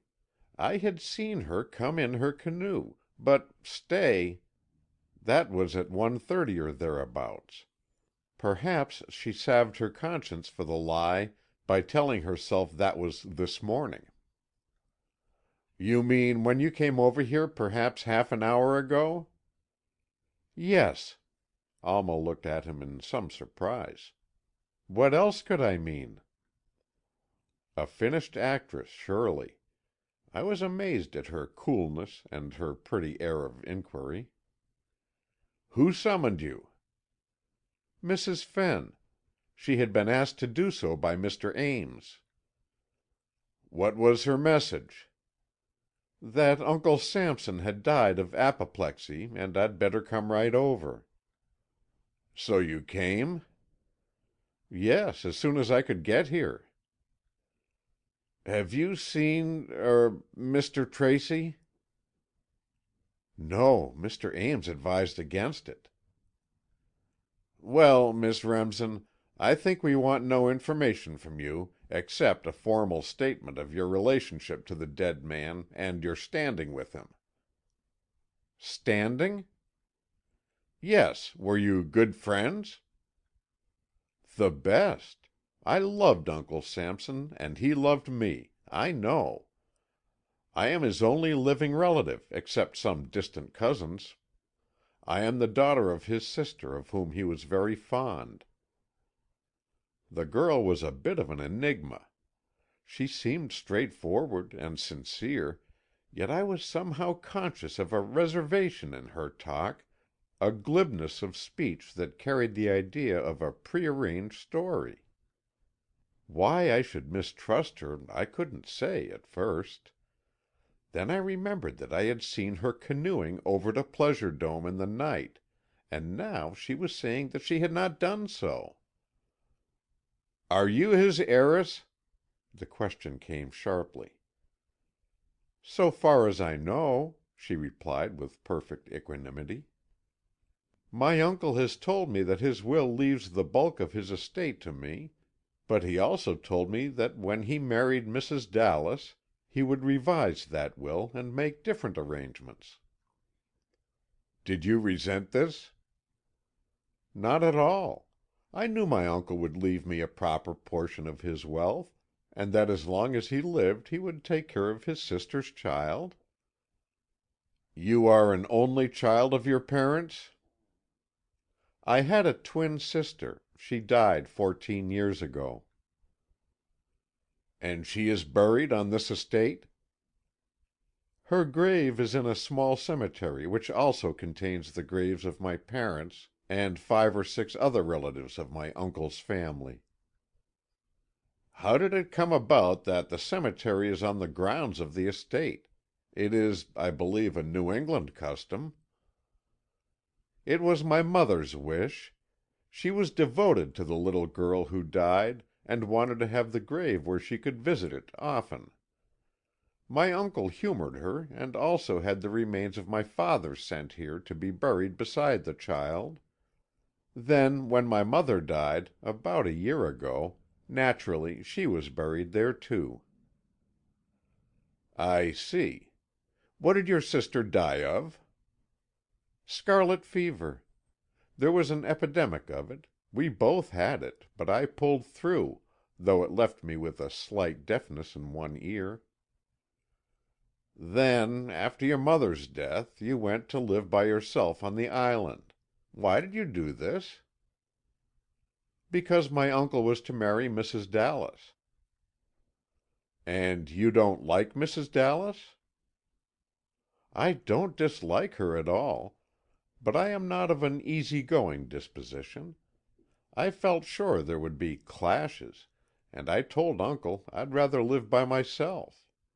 He understood and agreed.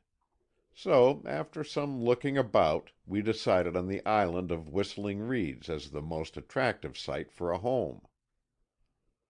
"And he built a house for you there?" "Oh, no, the house was already there. He bought the whole island, house and all." "You like it as a home?" "I love it. I am happiest there than I could be anywhere else." "Are you not lonely?" "No more than I would be anywhere. I have capable and devoted servants, and I have tennis courts and an archery field, and I have many boats and can get any place I wish to go in them. No, I am not so lonely as I sometimes was here in this great house. Of course, since my mother's death, I haven't gone much in society, but I am thinking of going out more in the future." Keeley Moore listened to the girl with the deepest interest. I wondered what he would say if he knew what I knew of her midnight canoe trip. But I vowed to myself then and there that I should never tell of that.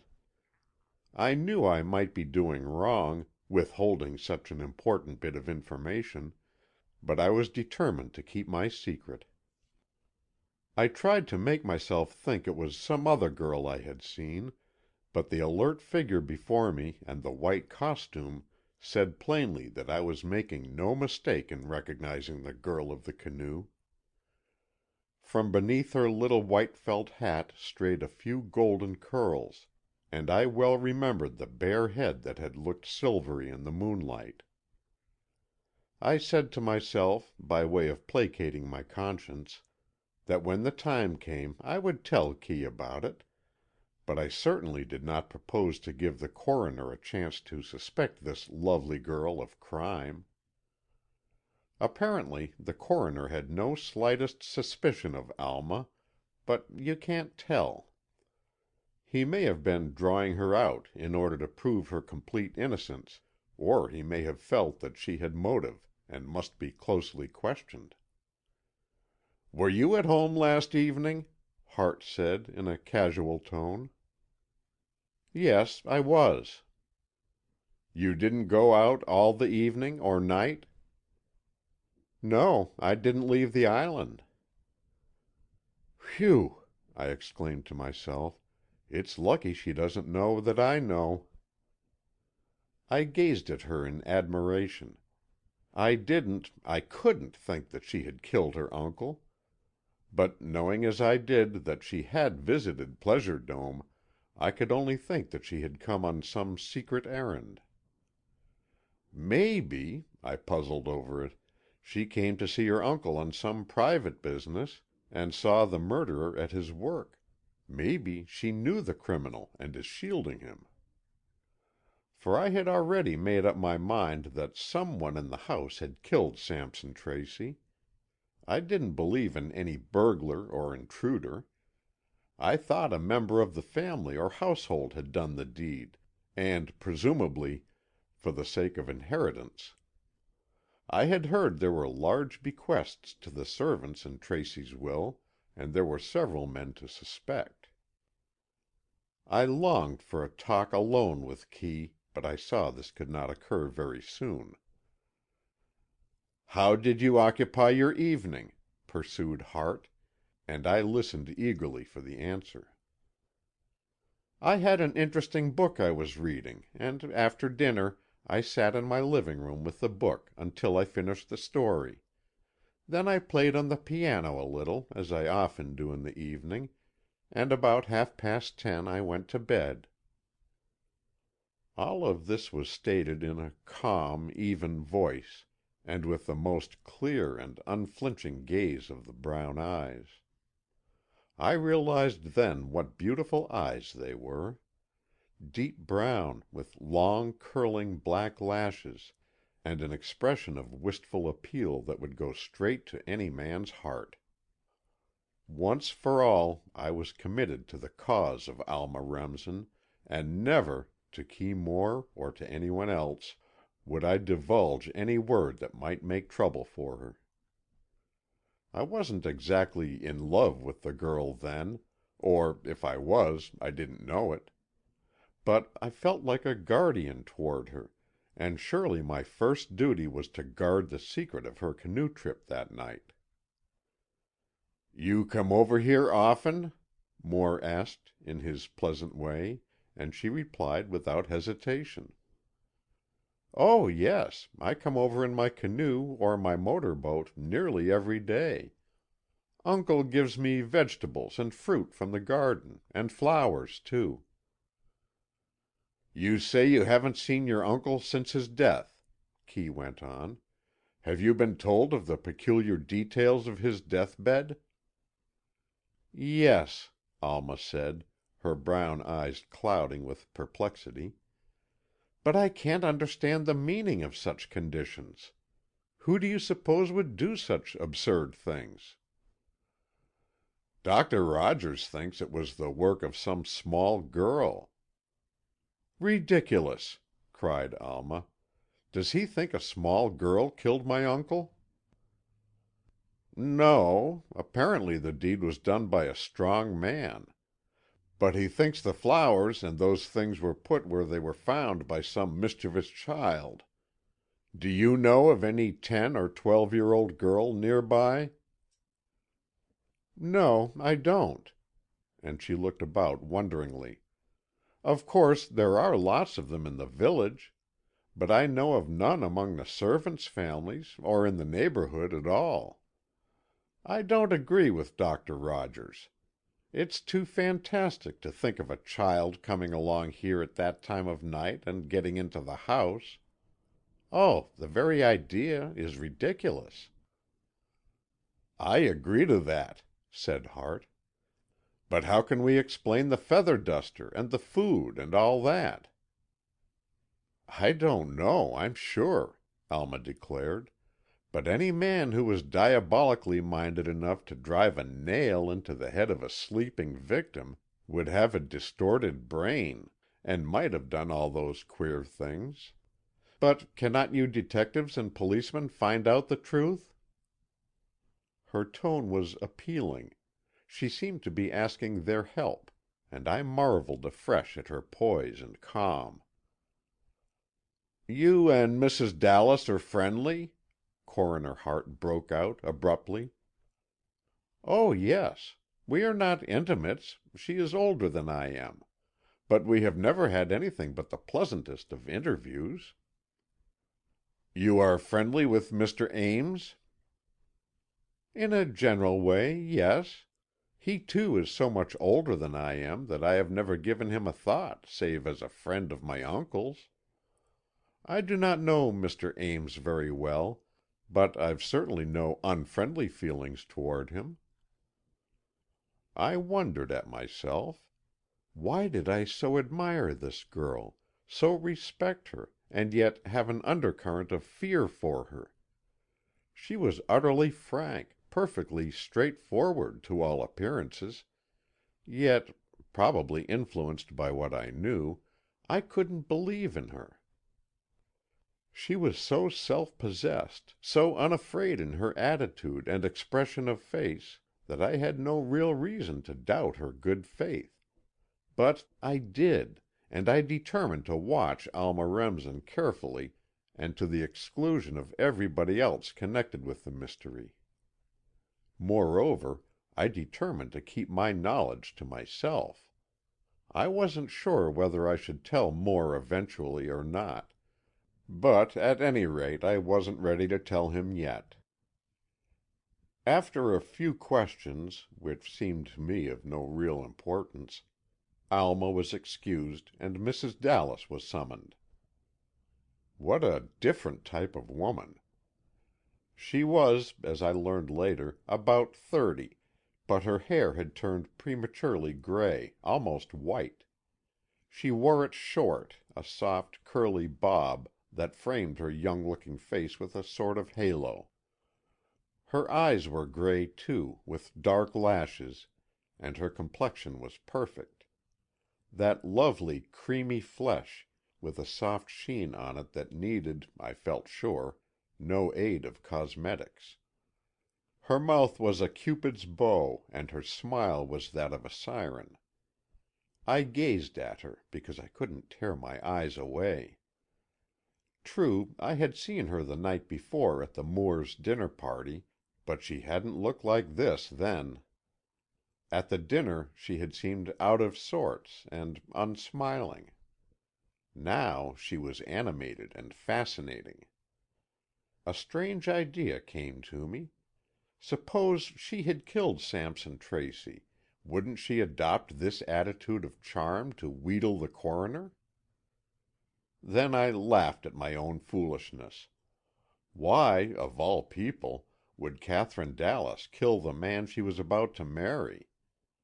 The wealthy, powerful magnate, who was ready to dower her with everything heart could wish, and put her at the head of his great establishment. Of course not. She had no motive, nor had she opportunity. Even if she possessed a latchkey, which might well be, she couldn't come to the house in the dead of night and get away again without being seen by somebody.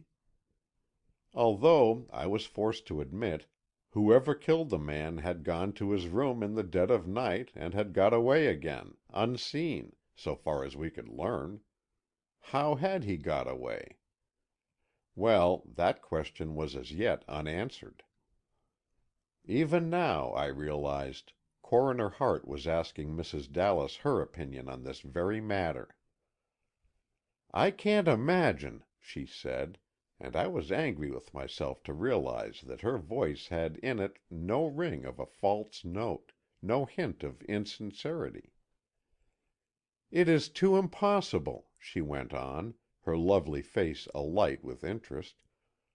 "Whoever killed Mr. Tracy had to get out of that room and leave the door locked behind him, but how could he do it?" "Dived out of the window," suggested Keeley, to hear what she would say. "Then he was a master diver," she told him. "Deep Lake, or as they call it here, the Sunless Sea, is not only very deep, but it is full of hidden rocks, and there are strong eddies and currents. Oh, it is a dangerous hole." "There's the alternative of a secret passage," Moore went on. "Did you ever hear of one?" "No, and I doubt there being such. I mean, the house, though of complicated structure, is modern, and I'm quite sure it hasn't any concealed or subterranean passages. If it had, I think Mr. Tracy would have spoken of them to me." "Why do you feel so sure of that?" "Only because he told me everything. I mean, he was confidential by nature, and I've never known him to have a secret from me." "Why didn't Mr. Tracy attend the dinner last night at which you were a guest?" She colored a little, but answered frankly, "We had had a little tiff, and he was, while not really angry at me, just enough annoyed to stay home from the party. I think he regretted having declined the invitation, but then it was too late to change his mind." "What was your disagreement about?" "Must I tell that?" "I think you'd better, Mrs. Dallas." "I greatly prefer not to." "Still, I must request it." "Well, then, he had said he wanted to tell me something about his niece, Miss Remsen." "Something unpleasant?" "I feared so. I didn't know. But he said it was a thing I ought to know about if I was coming into the family." "He gave you no hint as to the purport of his disclosures?" "He wanted to, but I wouldn't listen. I told him I didn't want to hear it, at any rate not then." "Why did you take that attitude in the matter?" "I'll try to explain. I have known Mr. Tracy about a year. I've been engaged to him about 3 months. Now, he had never mentioned this thing before, so I had a feeling that he had spoken impulsively, and perhaps on thinking it over would change his mind about telling me." "And you had no curiosity about it?" "Oh, no, not beyond a natural wonder as to what it could be. But I am very fond of Alma Remsen, and I was positive it couldn't be anything really serious. Perhaps an early love affair or escapade that would be better left buried in oblivion." "So you had words over it all?" "Yes. I was so insistent that he should not tell me, and he so equally insistent that I should hear it, that we had a real quarrel." "How did it wind up?" "By his leaving my house—he was calling on me—in a rage. I admit it was a foolish thing to quarrel about, but I was determined to have my way in the matter, and I did." "When was this affair?" "It was Monday night." "And today is Thursday. You didn't see him again?" "No. He sulked Tuesday and Wednesday. I called him on the telephone yesterday and asked him if he was going to the Moores' dinner party, and he said 'No,' very shortly, and hung up the receiver." "He was really angry then?" "Yes, but I fancy more with himself than with me. Mr. Ames told me that Mr. Tracy was sorry about it all, and that he kept my scarf near him all the time. I know Mr. Tracy's ways, and when he keeps any of my belongings near him, he isn't really angry at me." "You're speaking of the crimson scarf that was found on Mr. Tracy's bed?" "Yes, that one." And then the calm of Katherine Dallas broke down, and she burst into a piteous flood of tears. I was not surprised. I had noticed her clenching fingers and her tapping foot, and I knew she was striving to keep a grip on her feelings. It was Inspector Farrell who opened the door for her, and as she stumbled through, we saw Alma Remsen awaiting her, and knew she would be duly cared for. Farrell returned into the room and closed the door and went slowly back to his seat. "What about it?" he said, including both Hart and Keeley Moore in his glance of inquiry. "Whoever killed that man, it was not Mrs. Dallas," Kee declared. "I don't suppose anyone thought she did, but there's no slightest reason to suspect her." "What about the girl?" asked Farrell, with brooding eyes. "Drive a nail in her uncle's head?" Moore exclaimed. "I can't see her doing that. Can you, Norris?" "No," I said, and it was God's truth. That lovely girl connected with a brutal, inhuman deed? No, nobody could believe that. "Well, then, where are we at?" Farrell asked. "At Harper Ames," said the coroner, and we realized that he was sticking to his first impressions. "All right," Farrell sighed. "Get him in here next, then." But just then Sally Bray came to the door. Farrell let her in and asked the result of her investigation of Mr. Tracy's belongings. "There's nothing missing as Griscom and I can see," she reported, "except three." "What are they?" And Farrell placed a chair for her and spoke in a kindly tone. "One is the totem pole." "The what?" "She doubtless means the totem pole," said Moore, quietly. "Is that it, Sally?" "Yes, sir, that's what I said, the totem pole. It was one of Mr. Tracy's favorite toys. It was Indian, Griscom says, and it always stood on his bedside table. He thought it was a charm, like." "A luck, you mean, I dare say." Keeley had taken the inquiry into his own hands for the moment. "Yes, sir. It was his luck. That's what Griscom said." "How large was it?" "About so big." Sally measured a foot or more with her hands. "Oh, it was fierce. Yet beautiful, too." "Bright colors and a face at the top?" "Yes, sir. But a Norfolk face, all eyes." "I know. You understand, Mr. Farrell, don't you? She means a miniature totem pole.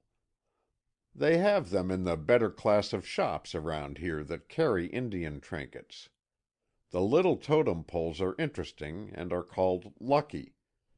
I have 2 or 3 at home, but mine are smaller, only 6 or 8 inches. And so this totem pole is missing. What else, Sally?" "2 of Mr. Tracy's best waistcoats, sir. His striped dark blue moire and his pearl-colored figured satin." "He wore fancy waistcoats, then?" "Oh, yes, sir. He was a great hand for waistcoats of beautiful stuff. Never gay or gaudy, but soft, lovely colors and the expensivest materials." "And 2 of them are gone. Are you sure?" "Yes, sir. Griscom missed 'em. He says they ain't gone to the cleaners or anything like that, for they're both nearly new, and he says he knows they were in the right place yesterday morning, sir." "Well," Hart said, "we can't complain of any lack of curious complications. This seems to prove a man did the deed. A woman surely would not take fancy waistcoats." "And why should a man take them either?" Moore asked, but none of us could answer. End of chapter 5.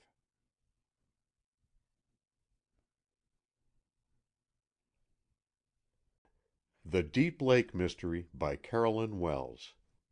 Chapter 6. The Watch in the Water Pitcher. "Well, Sally, is that all?"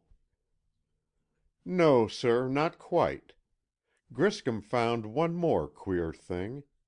He found Mr. Tracy's watch in the water pitcher." "In the water pitcher?"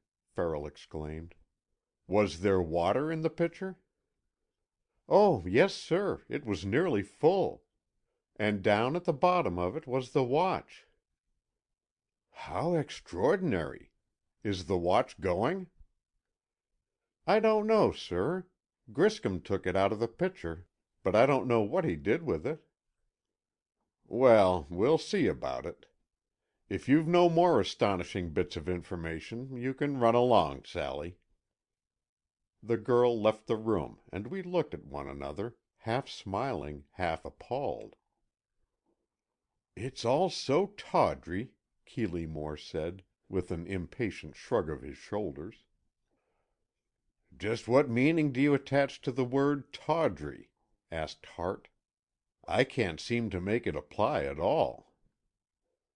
"Oh, I only mean these foolish clues that some practical joker has arranged are tawdry of intent.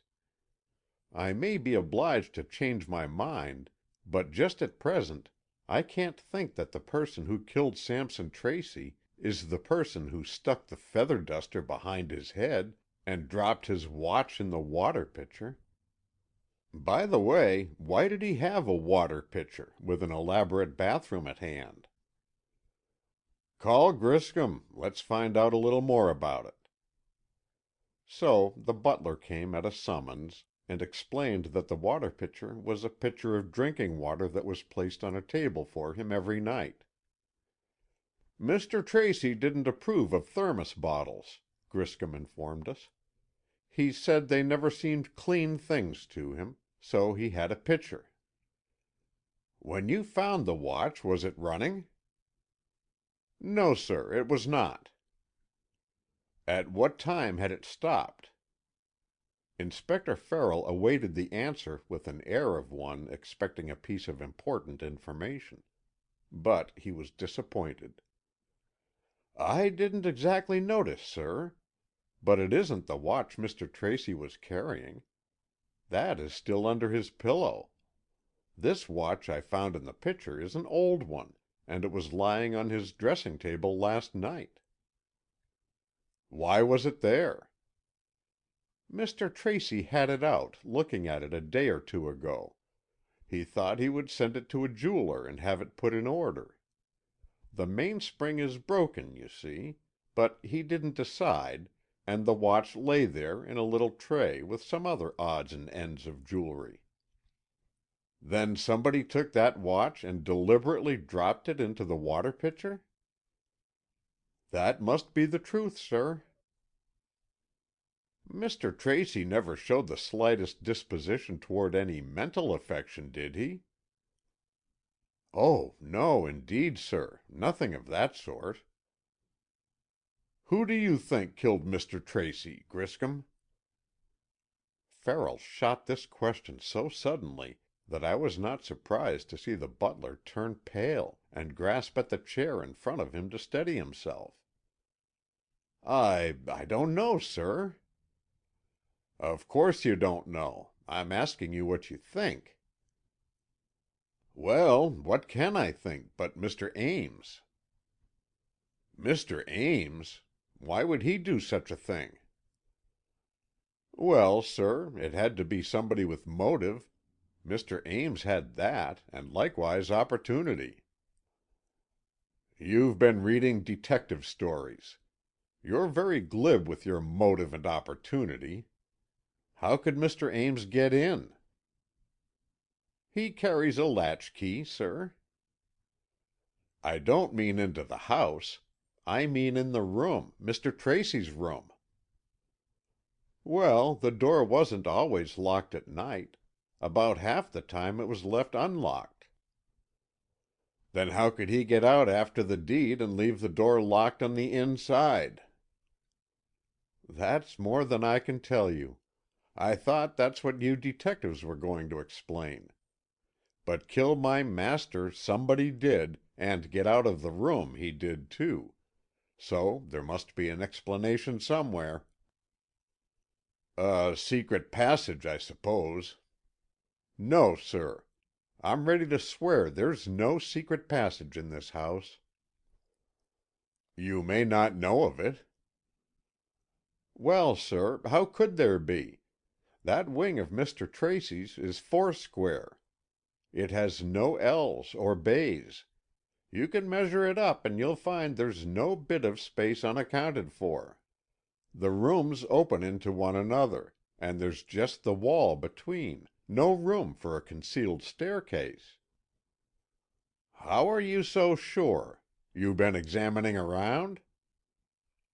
"Just that, sir, meaning no harm. But I somehow feel I've got to find out the truth of this whole thing, and so I've got to look into the conditions." Keeley Moore gave Griscom a stare of decided interest. It was evident he thought the man knew rather more than he had credited him with. Farrell and Hart were not so well pleased, apparently. They frowned a little, and the inspector advised the butler not to exceed his orders or overstep his privileges. And then it was lunch time, and Keeley, remembering his wife's hint of blackberry shortcake, decided we must go home at once.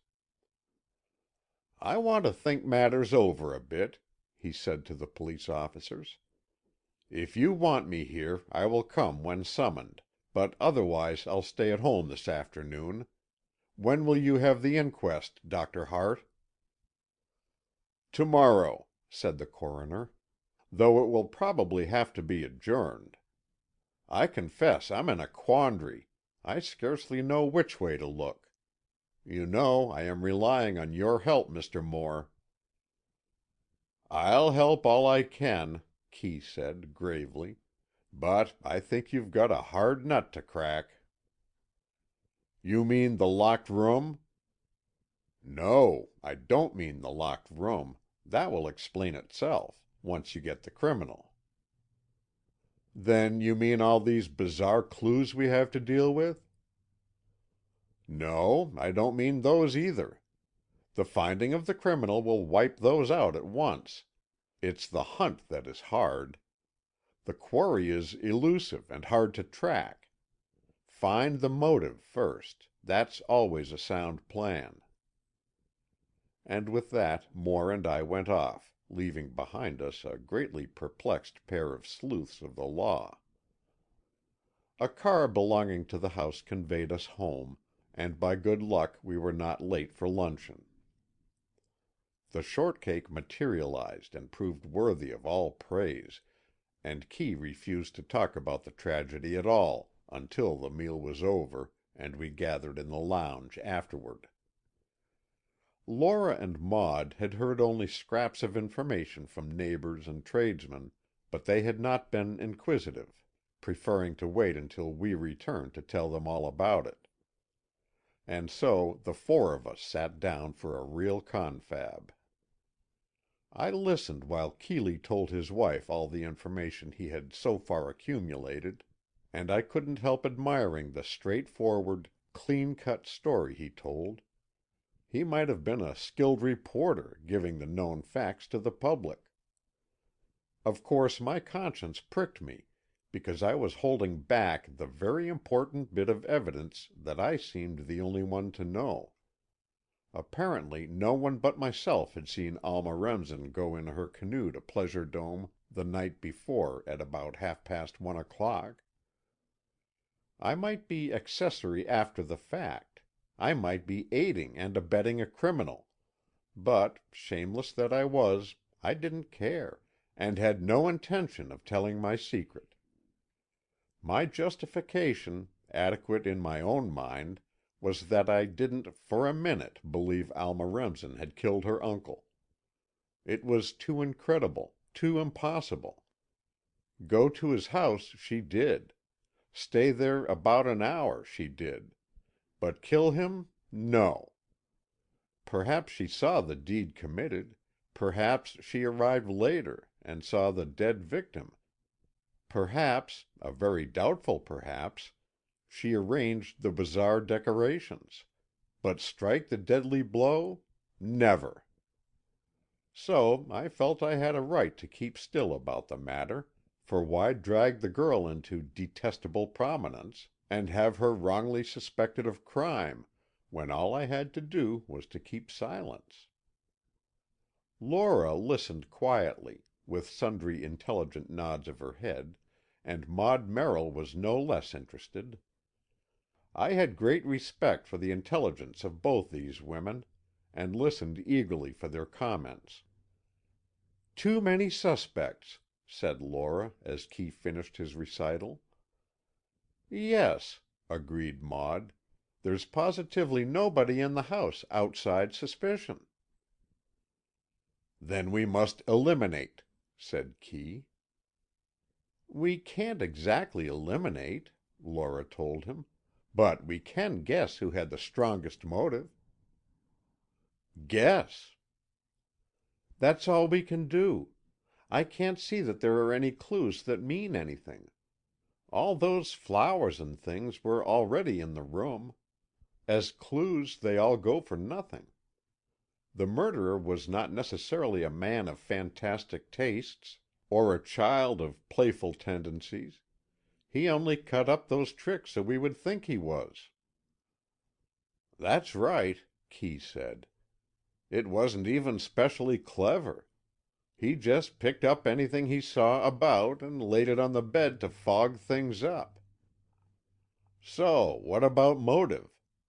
I can't imagine anyone wanting to kill Tracy for anything except a sordid reason. Money, I am sure, is the only motive." "Love?" I said. "Was no one else enamored of the beautiful Mrs. Dallas and wanted Tracy out of the way?" "Of course, Charlie Everett adored her," Laura said. "But he wouldn't commit murder to get her, and if he did, he wouldn't choose such a horrible, brutal method. He'd shoot his victim, not assassinate him with a hammer and nail." "I think that, too," Kee declared. "To my mind, that nail business indicates a low type of personality. A servant seems the most likely. Griscom for choice." Now, I knew Keeley Moore well enough to know that if he suggested Griscom, Griscom was not the man he suspected. He had a way of drawing out other people, by hints and allusions, in hope of getting a sidelight on his own suspect. If the motive was to achieve at once the legacy from the Tracy estate, then every inmate of that house is suspect. Farrell told me that Mr. Tracy's will left a substantial bequest to each of the servants, to the secretary, and to Mr. Ames, I told my audience. "All right," exclaimed Moore. "Let's begin at the top. What have we got against Harper Ames?" "His immediate need for money, his hateful, belligerent disposition, his love for Mrs. Dallas, and his unhampered opportunity," I declared promptly. "I thought he was a woman-hater," cried Maud Merrill. "Why do you say he was in love with her?" "I may not be a detective," I said, "but I am not entirely a nincompoop. When I saw those two people here last evening, I realized that whatever he calls himself, he's no woman-hater where Mrs. Dallas is concerned. He adores her. In the language of the poet, he worships the ground she walks on." "Norris is right about that," Keeley conceded. "I've seen it for some time. And when these avowed woman-haters fall for a siren, they fall hard. Yes, Ames is head over ears in love with the lady, and for that very reason he's out of the running. A man isn't going to commit murder to win a lady's hand. It's too dangerous a proceeding. If Ames were not in love with her, I might suspect him." "But hold on, Kee. There might be circumstances," I said, "in which Ames lost his head, or his temper, or both, and let fly at Tracy in an ungovernable fit of rage." "That murder wasn't done in an ungovernable fit of rage. It was a premeditated affair.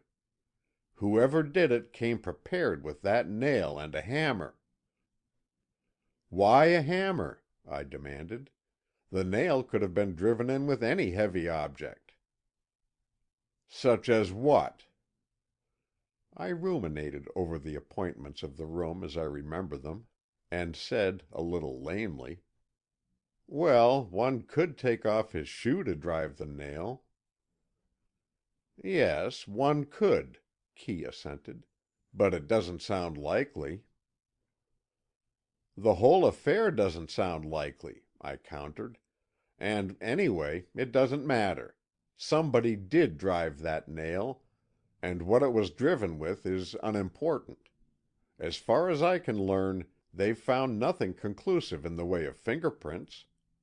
I'm not keen on those things myself, but in New York they would have been fingerprinting the whole crowd of us."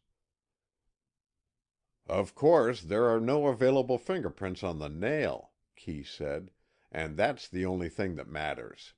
I don't give a fig for all the feather dusters, flowers, oranges, and such things." "Not even the watch in the water pitcher?" I asked. "Well, yes, I do consider the watch in the water pitcher.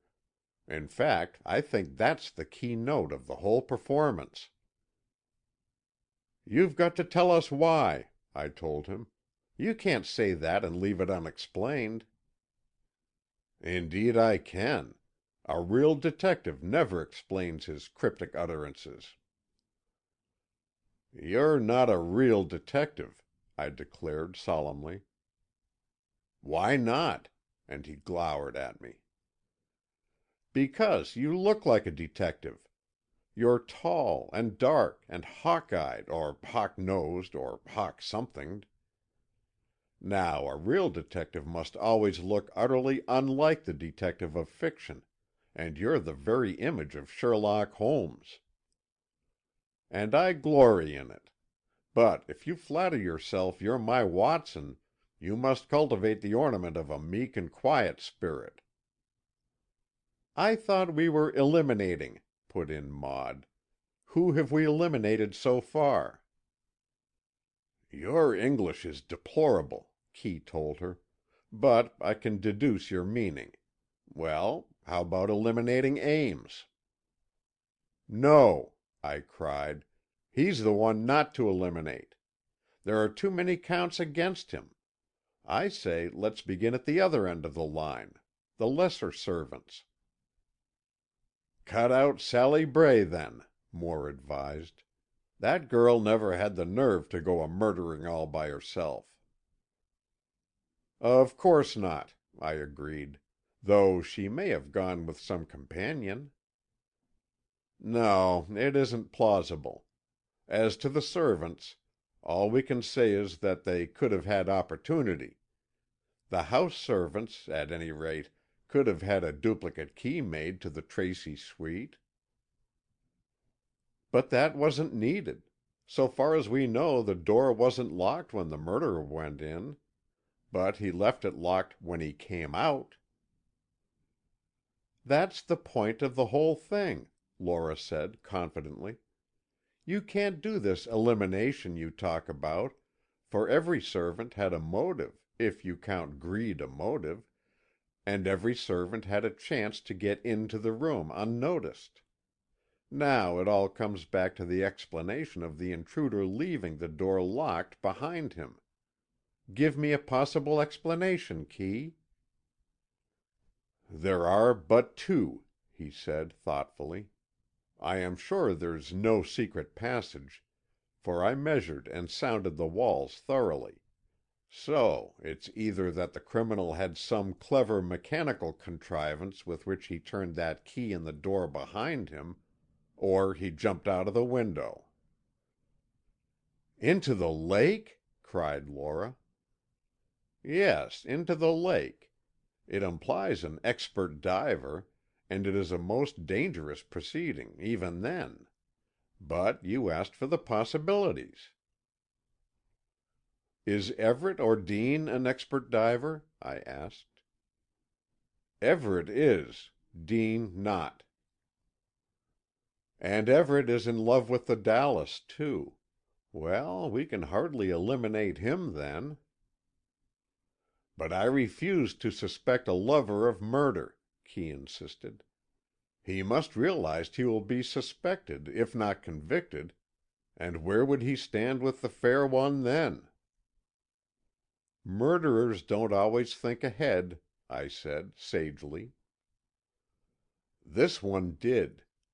He thought far enough ahead to bring that horrible nail. We've no reason to think there was a nail lying about, among the flowers and crackers." "Isn't there a story about somebody being killed with a nail?" I asked. "There is," Key replied. "It's in Holy Writ. Jael killed Sisera, or Sisera killed Jael, I forget which, but the weapon was a nail driven in the victim's head." "Yes," I returned, "I know, but I don't mean that story. There's another, by a Frenchman." "No," said Maud, in her quiet, confident way.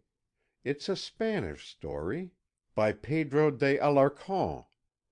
The name of it is The Nail. It's a horrible tale, but the theme is a murder by a nail driven in a man's head." "Then," and Key shook himself as if roused to action, "then we must look for a man who has read that story. Nobody would think of a nail unless something had suggested it to him. I say that eliminates all the servants, unless, maybe, that chauffeur chap, Louis. I can't see any of the others reading Spanish stories, even in translation. Item 1. Search the Tracy library for a copy of that story." "Is it a whole book, Maud?" "No, a short story. I read it in a collection of Spanish and Italian mystery tales. I have it at home, but there's no point to it in connection with this matter, except the nail." "That association means something," Kee persisted. "When we do find the murderer, we'll find he got his notion from that story." "Or from the Bible," I said. "Maybe. But I think more likely Maud's story. As I remember it, the Scripture narrative is not very dramatic, and so less likely to imbue our murderer's mind with the plan that the Spanish yarn is." "Granting the Spanish story, then," I said, "can't we eliminate the servants? They'd surely not read such literature." "All right, eliminate them for the moment," Kee agreed. "We can always go back to them if need be. That leaves us, in the house, Everett, Billy Dean, and Ames. Help yourself." "Ames," I said decidedly. "He's the very one to read morbid, sensational literature." "But everybody reads detective stories nowadays," Lora said. "Especially the grave and reverend seigneurs who wouldn't be suspected of such tastes." "This wasn't a detective story," Maud informed us. "It was a thriller, a scare story." "All the same," I said, "and more in line with Ames' effects than straight detective yarns. I'm all for Ames. He wanted money, a lot of money, and Tracy wouldn't let him have it. So, as he would not only get a large bequest at Tracy's death, but, for all we know, could bury in oblivion his indebtedness to Tracy, of course he wanted Tracy out of the way. Moreover, if by the same token he could get the beautiful lady, that was an added inducement." "I'm ready to admit all that." Kee was very thoughtful now. "And I can conceive of Ames in a murderer's role. But I happen to know he is no diver. He can swim a little, but not expertly, and he can scarcely dive at all." "Perhaps," I offered, "he is a master diver and had kept it secret for this very reason. What do you know of his past?" "Nothing at all. And Norris, that was clever of you. If Harper Ames came here to commit that murder and escape by the window, it would be in keeping with his diabolical astuteness to pretend to be inexpert at swimming."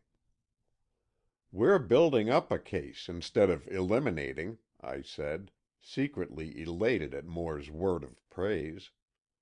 "But before we go on, what about the two secretaries? I mean, are they omnivorous readers?" "Mr. Everett is," Maud volunteered. "He was here one night and we talked about books. We didn't talk very seriously, but I gathered he was widely read, and had really good taste in literature." "And Everett is undoubtedly in love with Mrs. Dallas," Kee went on, "and, of course, he will have a bequest, and, of course, he could get out of the room as well as anybody else. And we know somebody did. So all things being equal, why not suspect Everett instead of Ames?"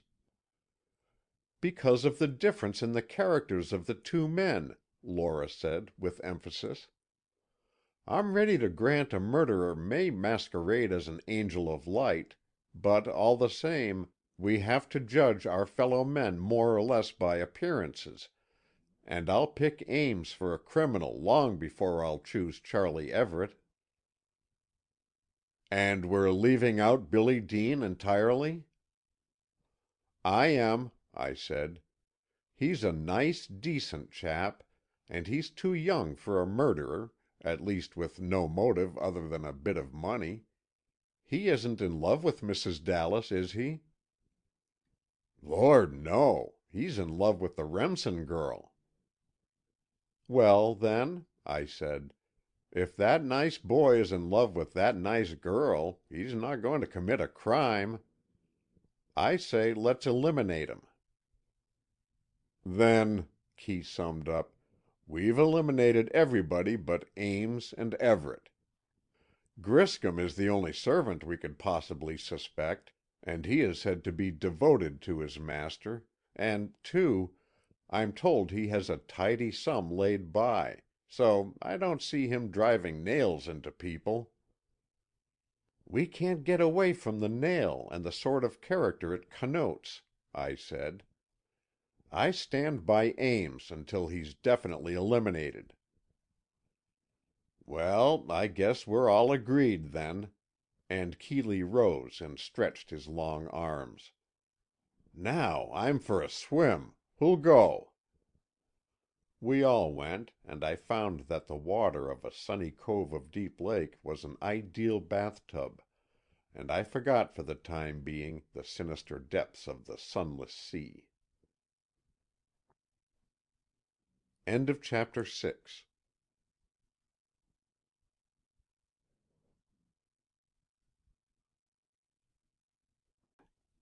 The Deep Lake Mystery by Carolyn Wells. Chapter 7. The Inquest. The inquest was an interesting affair. I gathered from Coroner Hart's manner that he had picked up some information or some bits of evidence that meant a lot to him, and he seemed impatient to begin his questioning. The setting of the scene was far too beautiful to be wasted on a crime session, and I looked about at the curious crowd of neighbors and villagers with distaste. We were in the great ballroom, which occupies the lower floor of the wing containing Sampson Tracy's rooms. On three sides, the sunless sea lapped its dark waters against its rocky shores, and the merest glance into its black depths was enough to deter the stoutest heart from an unnecessary dive therein.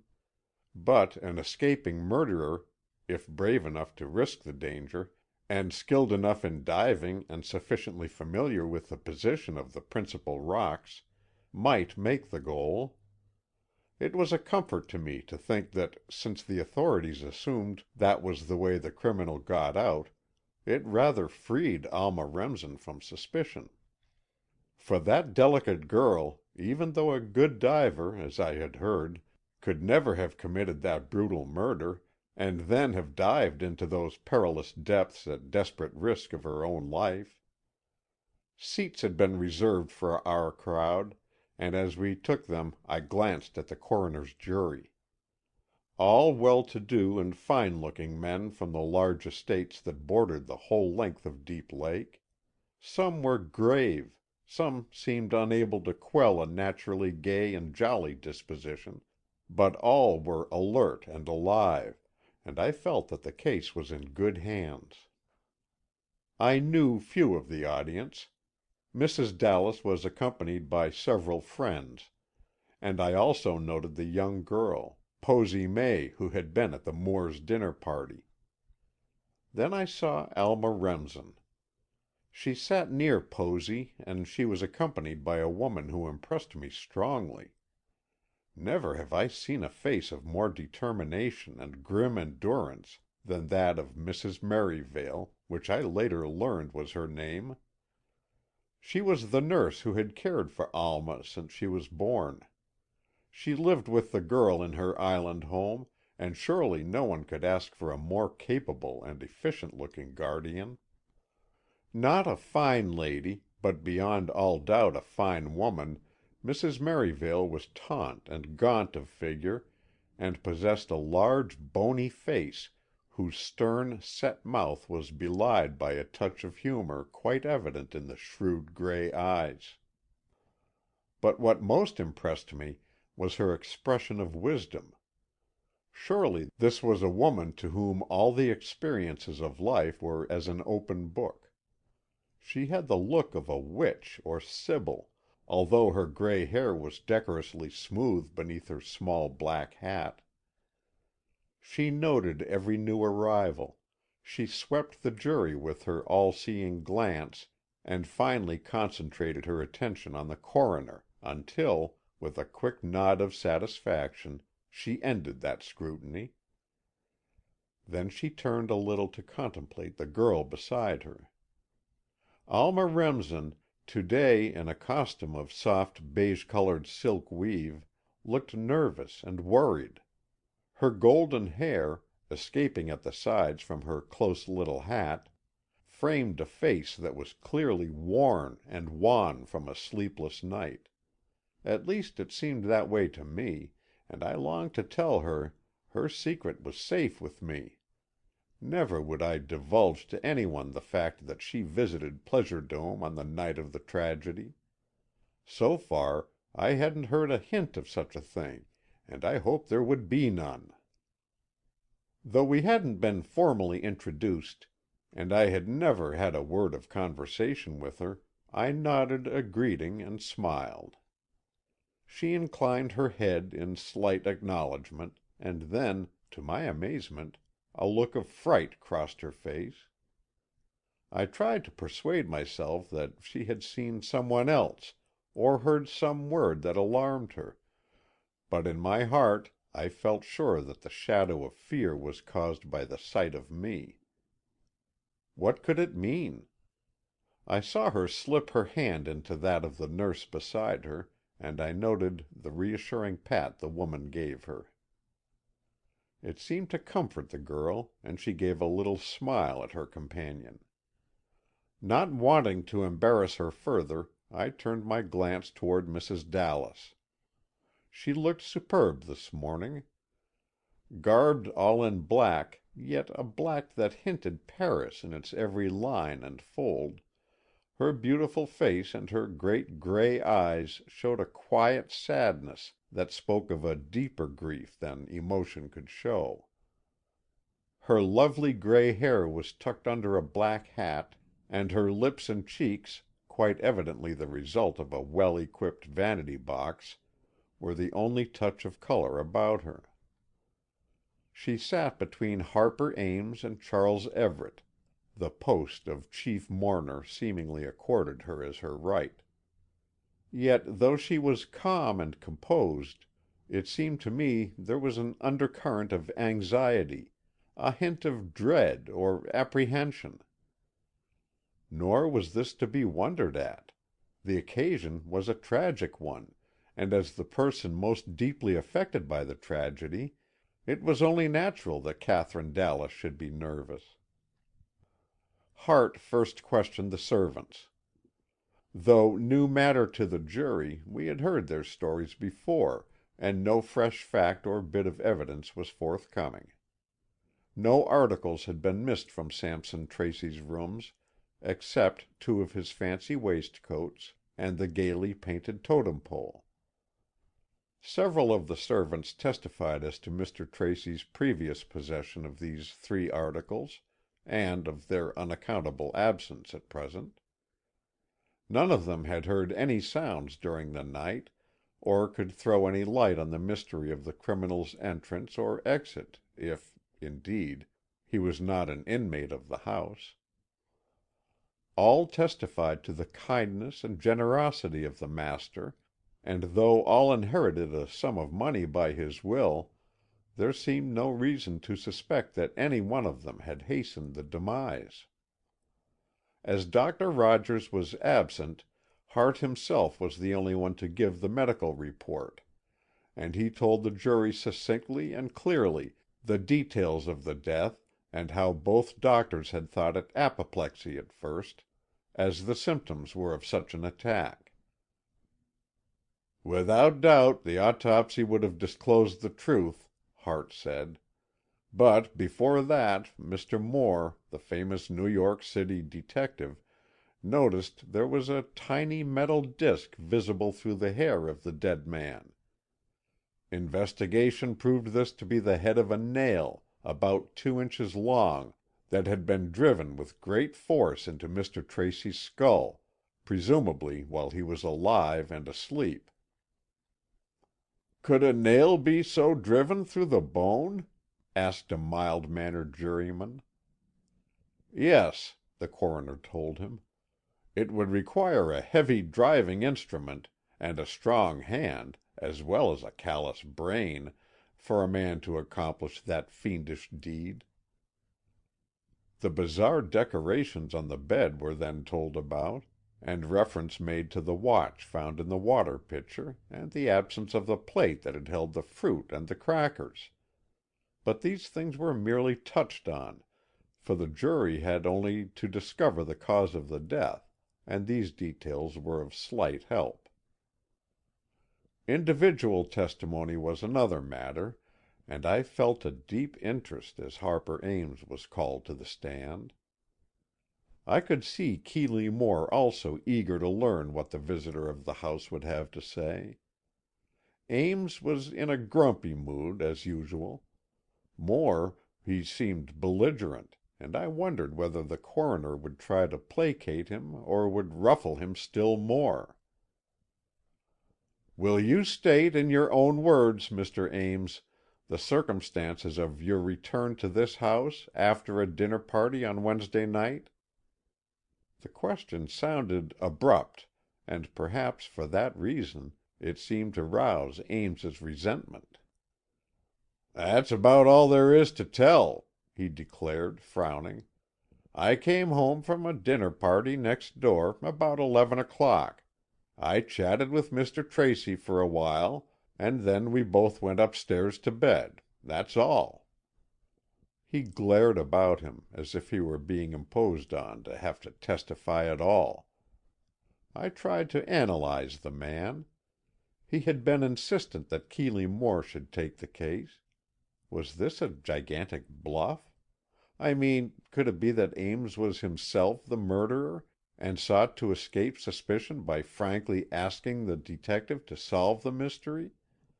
Did he think he had so covered his tracks that he was safe from even the astute cleverness of Keeley Moore? If this were the case, he was greatly mistaken. I had no idea whether Ames was the murderer or not, but if so, then he stood no chance of escaping the detection of my friend. But Hart was proceeding in a suave, pleasant way, calculating to soothe Ames's antagonism. "You were Mr. Tracy's best friend?" he asked. "That's saying a great deal, but I was certainly one of them. We have known each other from boyhood, and though we bandied words now and then, we never had a real quarrel in our lives." "You owed him money?" Harper Ames's eyes flashed, and he seemed about to fly into a rage. Then, apparently thinking better of it, he calmed down and said quietly, but sullenly still, "Yes, though I don't know that it's your business. Tracy has let me owe him money for a long time, and as he has no objections to it, I can't see your right to inquire about it." "Yes, I have a right," Hart said, "and I propose to use it. How much did you owe him?" "Some thousands," and now Ames's frown became a real scowl. "And his will gives you a bequest of many thousands. It is a fortunate occurrence for you." I thought, and still think, that Harper Ames had a right to get angry at the coroner. If Hart suspected his witness, he should have said so, and not cast these innuendos at him. Yet Ames said nothing. He contented himself with such a venomous glance of hatred at the coroner that I shivered at the sight. Keeley Moore, too, looked amazed at the way things were going. Then we both realized that this was doubtless Hart's first murder case. Such things didn't often happen up here in the peaceful lake region, and the sudden responsibility and authority had rather gone to Hart's head, and made him a little uncertain of procedure. Next he flung out the query, "Are you a good diver?" At this Ames gave a sardonic smile. "No," he returned, "I am not. To begin with, I didn't kill Sampson Tracy. I didn't jump out of the window of his locked room, and I didn't bedeck his bed with flowers and ornaments. If these are the things you want to know, I am telling you." "Yes," and the coroner's air was imperturbable, "but I have only your unsupported word for all that." Harper Ames stared at him as if he would like to drive a nail into his half-witted head, and then, drawing himself up with a new dignity, he said, "That is true, Mr. Coroner, but I can't bring forward any witnesses to prove my statements. That is why I have been trying to engage the services of the famous Mr. Moore to take on this case, and to discover the true murderer of Sampson Tracy, for only such a course will prove the innocence of other suspects."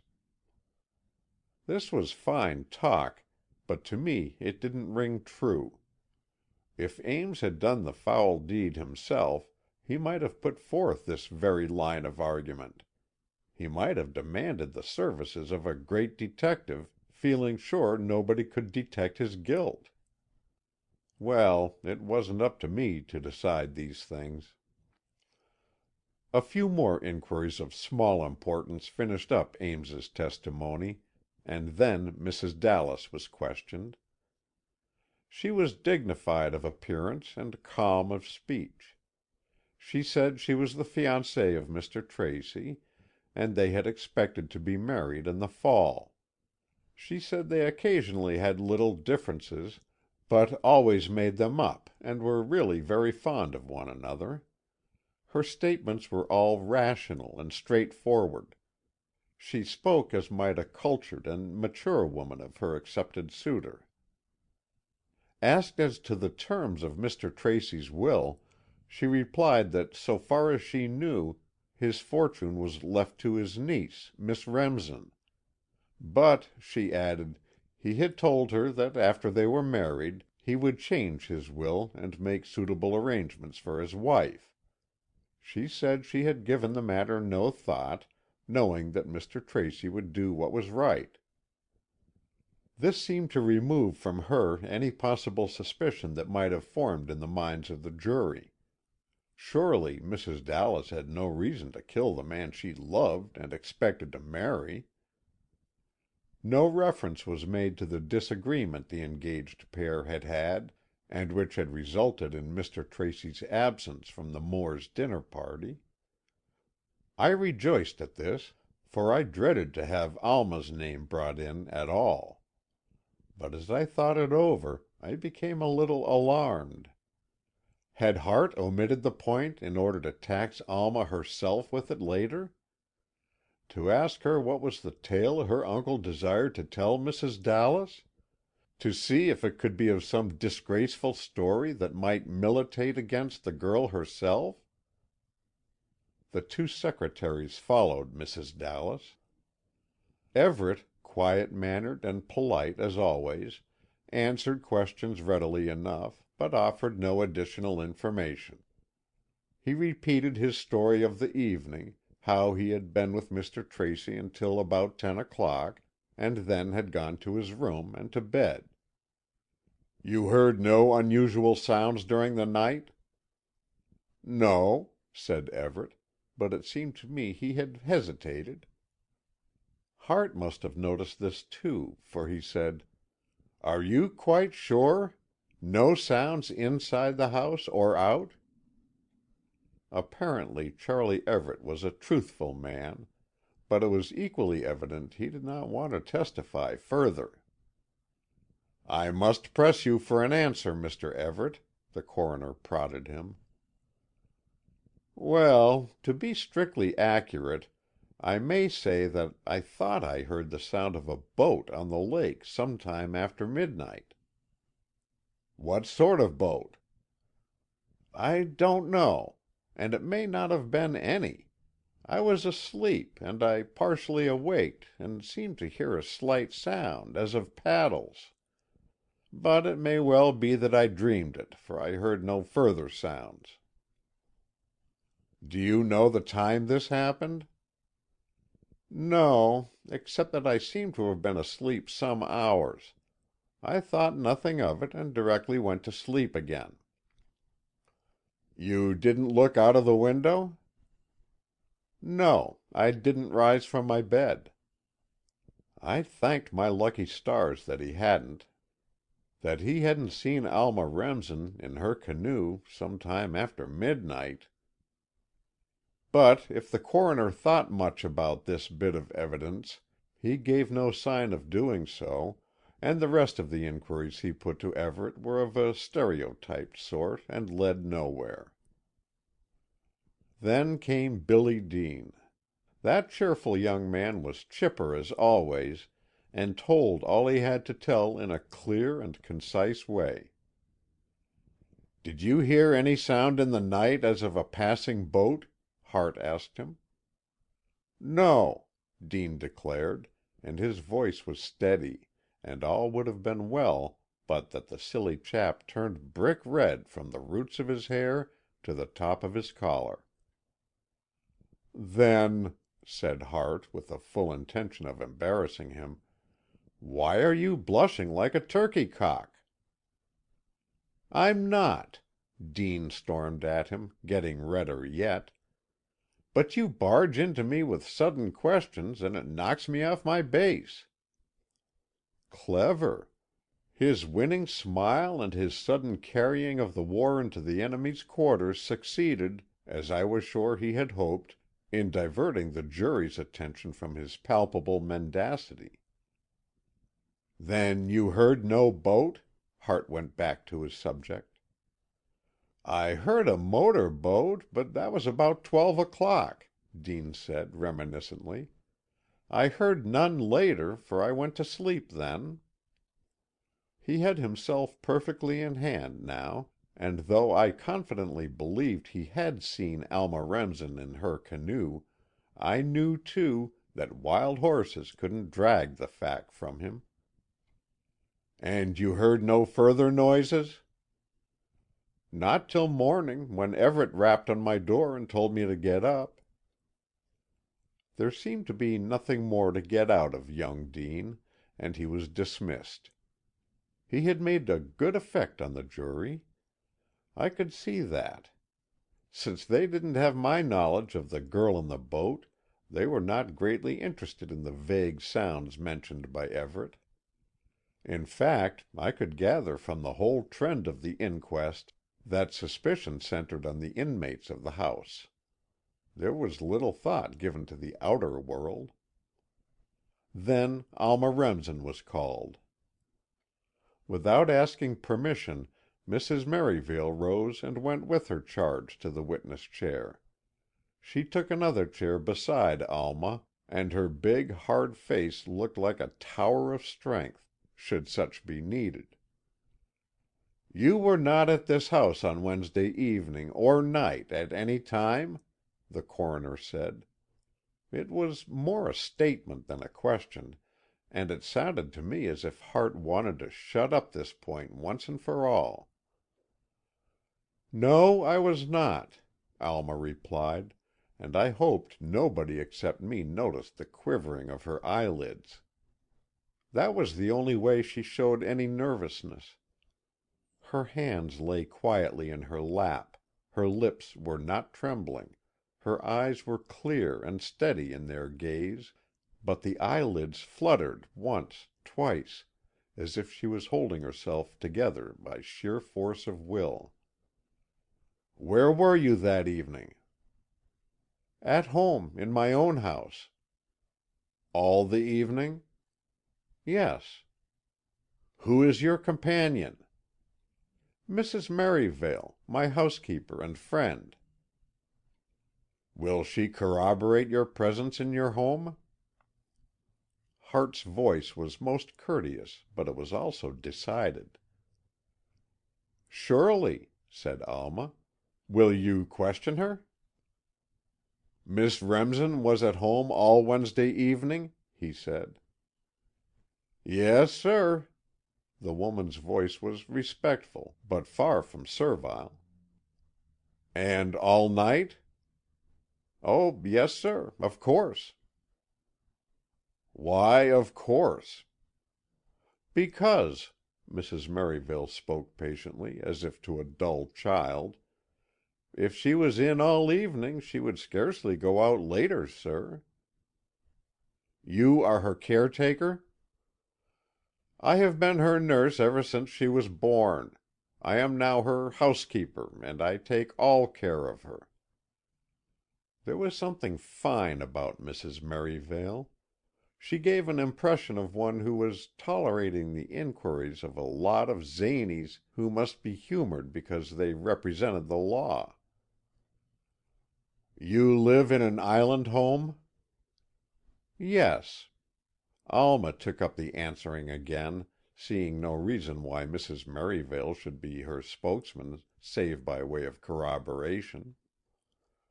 Then Hart asked the same questions he had asked her before, as to her relations with her uncle, her expectations at his death, and to all the girl replied with a gentle, demure manner that won the admiration and respect of all present. At last Hart said, plainly, "I regret the necessity of this, Miss Remsen, but it must be said. You are the one to benefit by the decease of your uncle." "Yes." She looked at him steadily, with no sign of fear, but again I detected that slight quiver of her eyelid, and wondered what it portended. "You would have opportunity to reach his room?" "Opportunity?" She looked a little bewildered, and I noticed the lines around the firm set lips of Mrs. Merivale grow even tenser. "Yes. You possess a latchkey to this house?" "Oh, that!"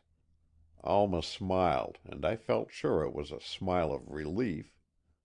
"Yes, I have always had a latchkey. My uncle gave it to me." "When?" "Oh, years ago, when I lived there. Then, when I went to live on the island, he bade me to keep it so I could come over whenever I chose and let myself in." "Yes, that gave you what we call opportunity." "And my desire to inherit his estate gave me motive." She wasn't quite smiling, but nearly. "Well, Mr. Coroner, that may be true, but I didn't come over here with my latchkey and kill my uncle and trick out his bed with flowers. The motive was not strong enough and the opportunity was negligible. I hope you can find my uncle's murderer, but it was not I." There was something in her simple plain speech that carried conviction.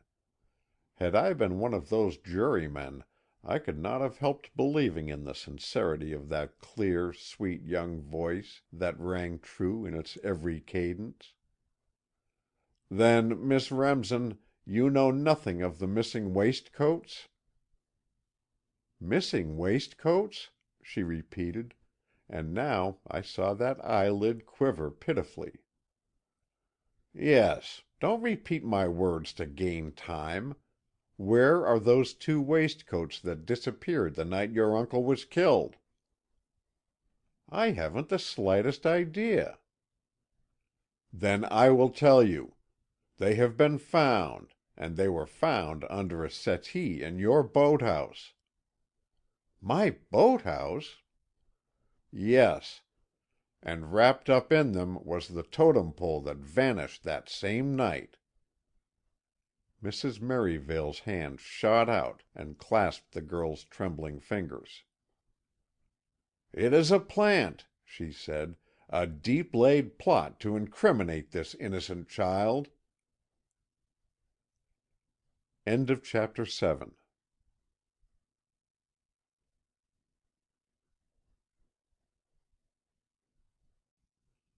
The Deep Lake Mystery by Carolyn Wells. Chapter 8. Alma's Statements.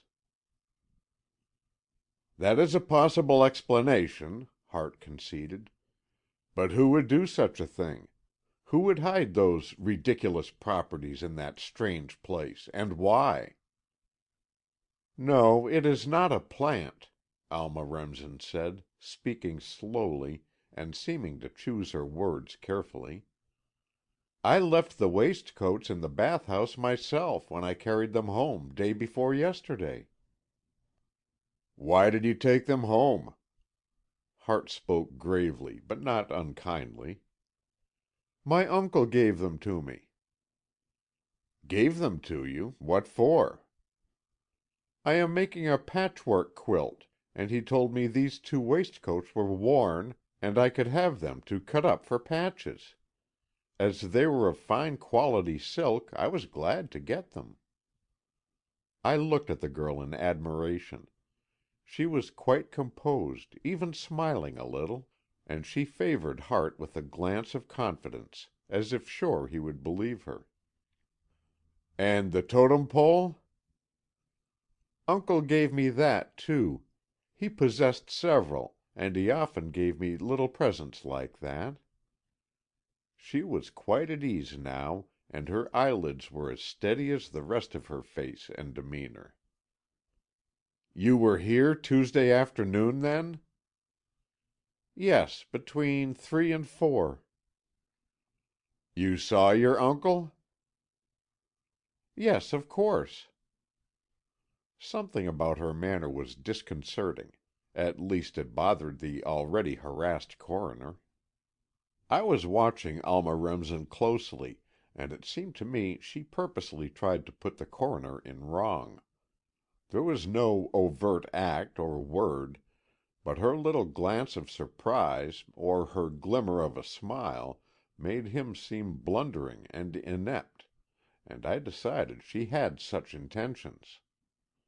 This did not lower her in my estimation. Indeed, I was fast reaching a point where nothing could disparage her to me. It was not alone her beauty, though she looked fair and sweet today, but I was bowled over by her air of courage and determination. That she had something to conceal, I was positive. I knew she had been at Pleasure Dome the night of her uncle's death. I knew she denied it. Fatuously, I told myself she had her own good reasons for telling a falsehood, and I preferred to believe she was shielding another rather than herself. Hart was proceeding. "Were you alone with him?" Alma's pretty brows contracted in her effort to recollect.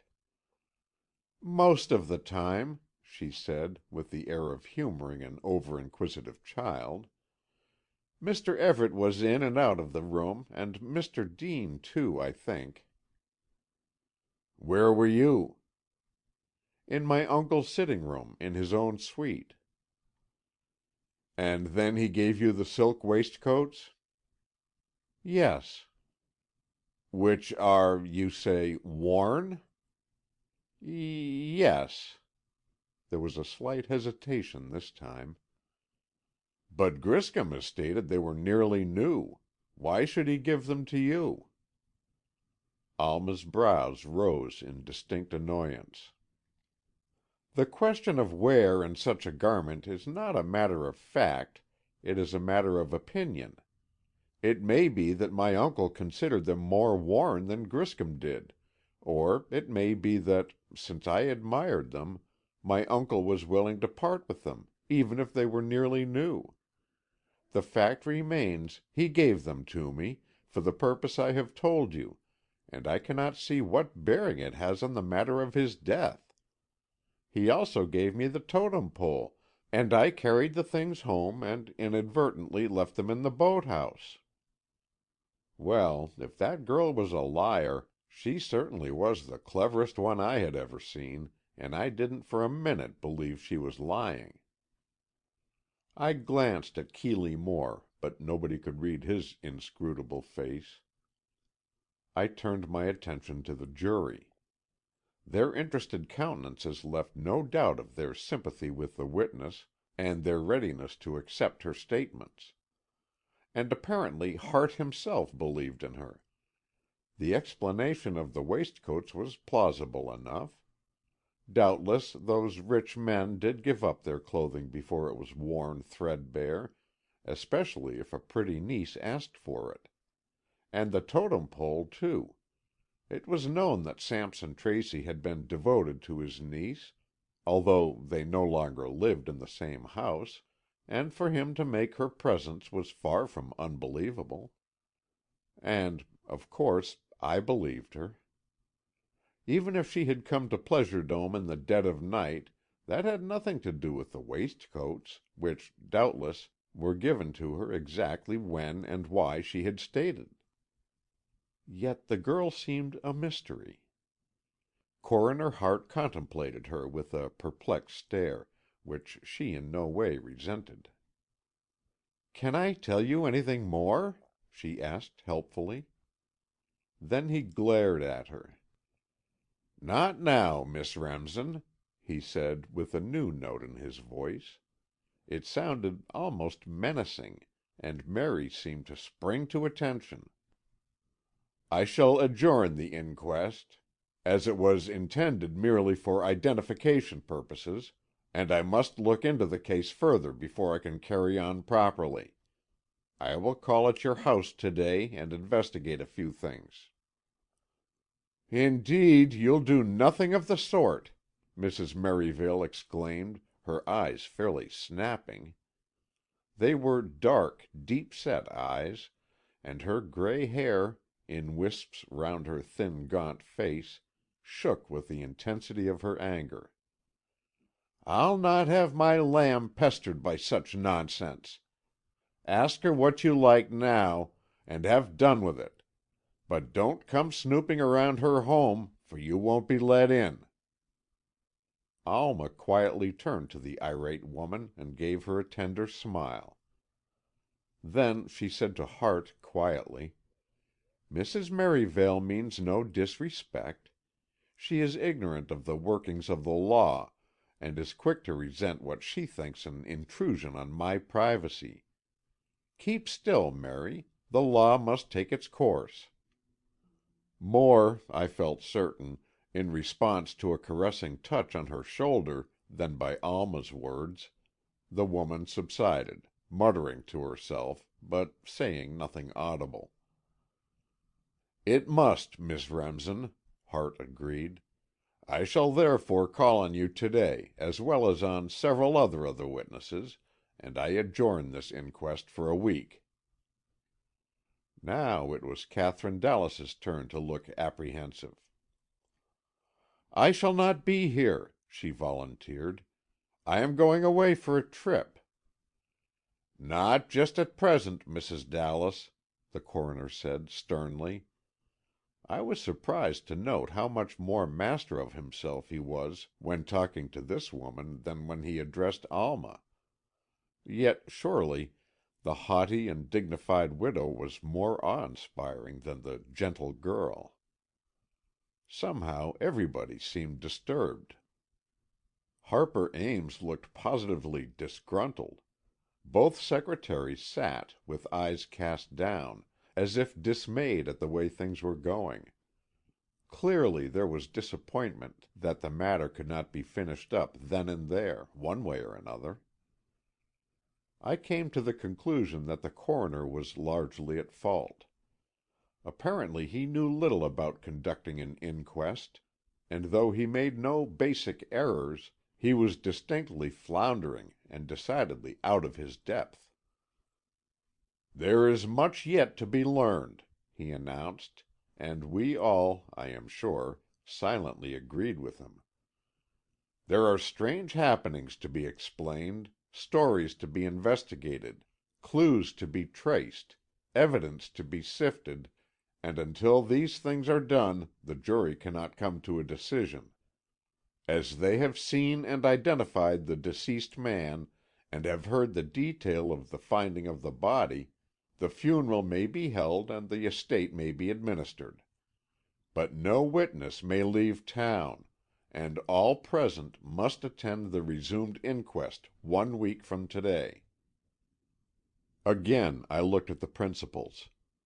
As I could take no part in the conversation, I contented myself with trying to read faces. Nor was it difficult to do so. Alma was trembling. Not only did her eyelids quiver, but she shook all over, though quite evidently trying to control herself. Merivale stood at her side. We had all risen now, and the girl leaned heavily upon the arm of the faithful nurse. Catherine Dallas looked daggers at everybody. Whatever her reason, whatever her mental attitude, she appeared angry at the whole world and inclined to show it. Ames maintained his usual aspect, which was that of grumpiness. That is the only word that really describes that man. He was not actively angry, not exactly morose, but just grumpy, and it seemed to be his normal state. He looked loweringly at the coroner, at Mrs. Dallas, and at Alma, but none of them called forth a varying expression to his grumpy face. The audience began to disperse, and Ames came directly to Keeley Moore. "Are you going to take this case?" he asked, in a threatening rather than an urgent manner. Moore looked at him. Knowing Kee as I did, I could read his thoughts pretty well, and I realized that he was torn between his great desire to investigate this intriguing problem and his disinclination to do it at Ames's behest. Yet he couldn't ignore Harper Ames and take up the case on his own. "Yes," he said, deciding quickly. "Yes, Mr. Ames, I am most desirous of doing so." "Then go ahead, in your own way."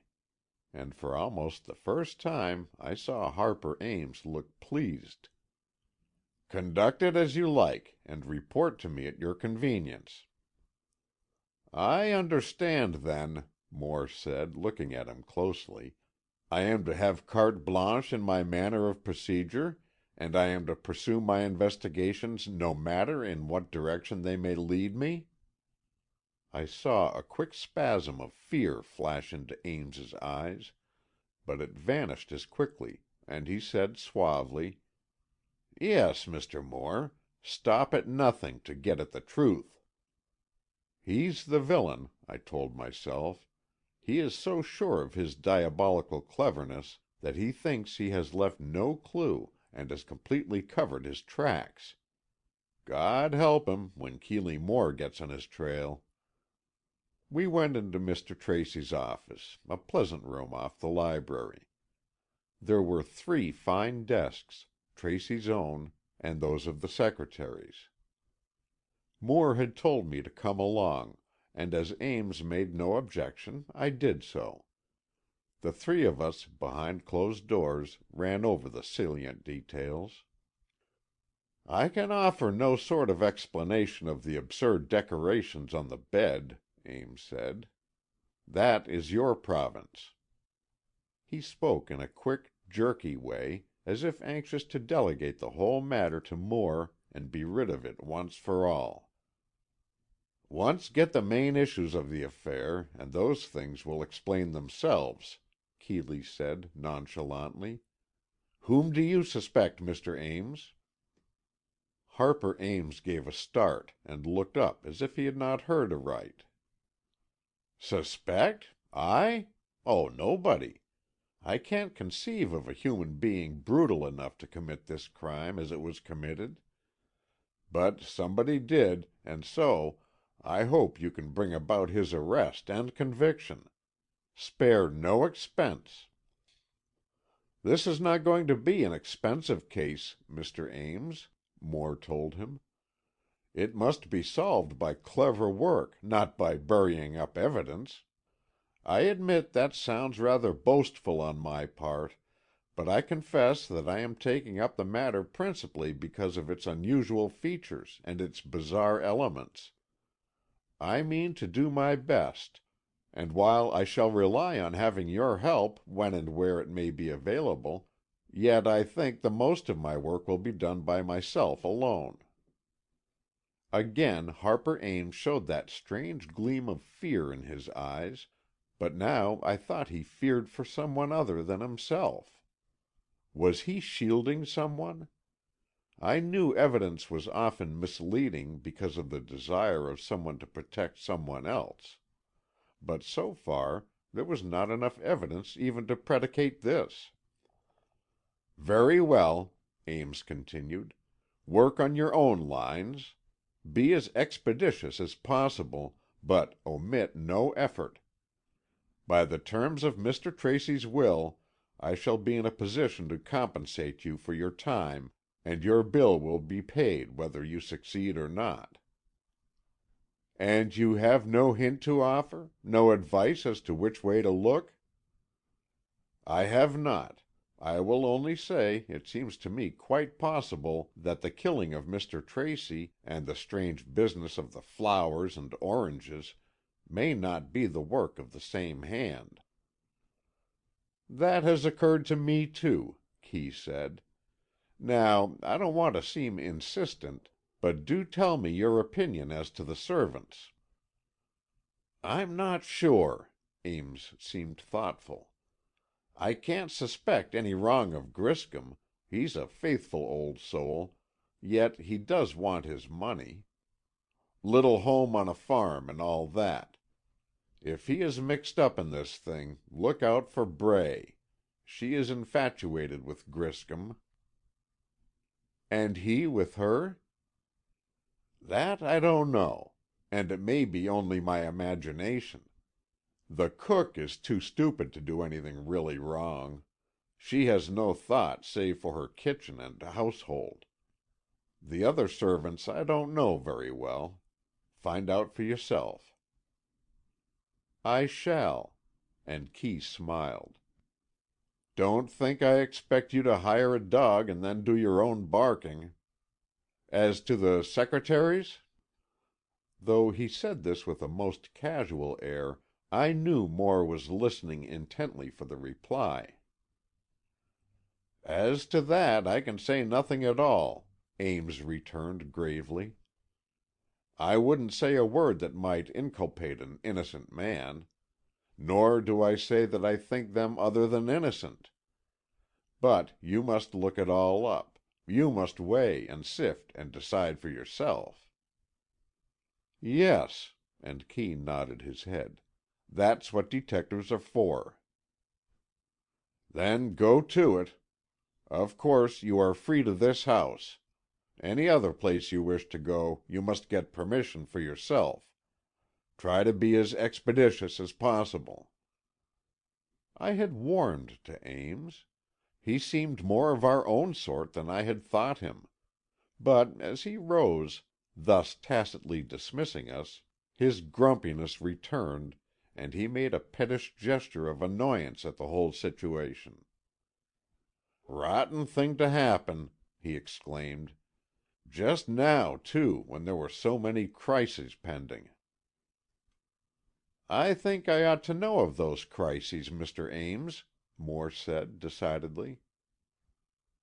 "Oh, nothing that you don't already know." Ames pulled himself up, but I was sure that this time he was not strictly truthful. "Only Mr. Tracy's approaching marriage, and—" "Yes, and—" "Nothing, save some financial matters that are in the lawyer's hands." Ames was suave again, and I realized that his little burst of anger had been impulsive, and was now regretted.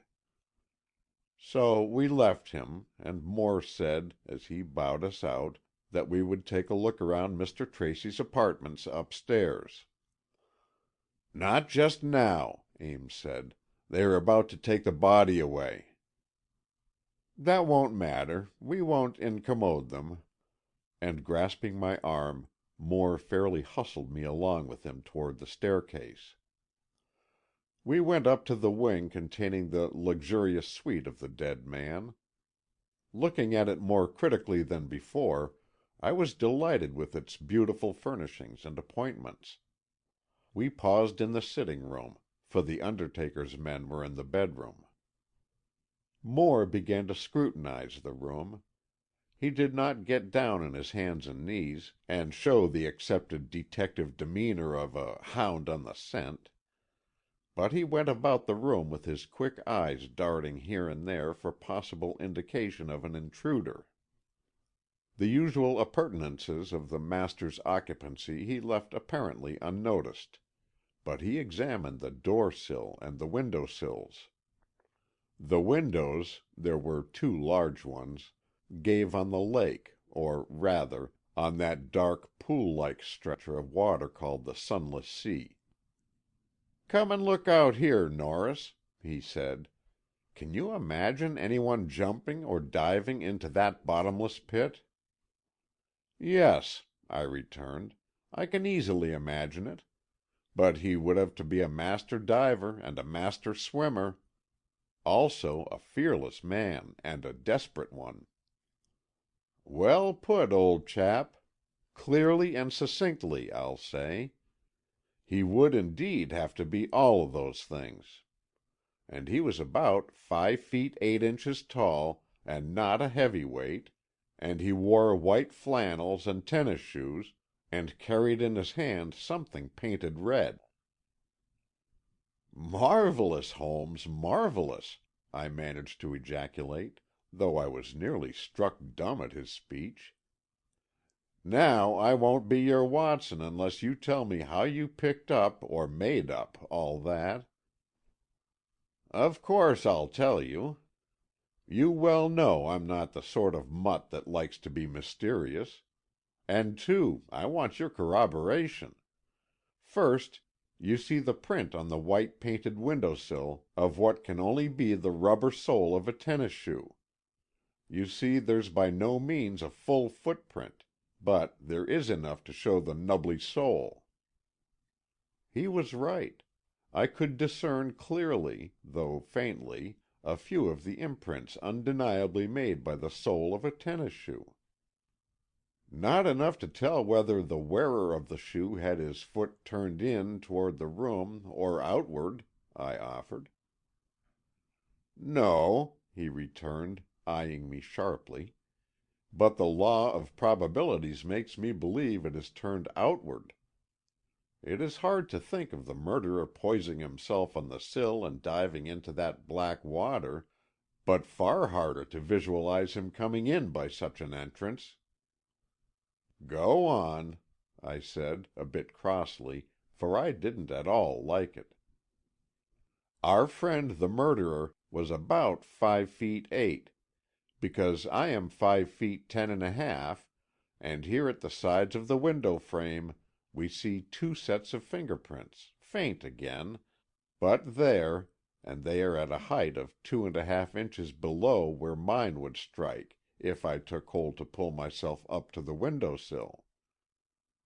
"You can't get anything from those prints," I told him.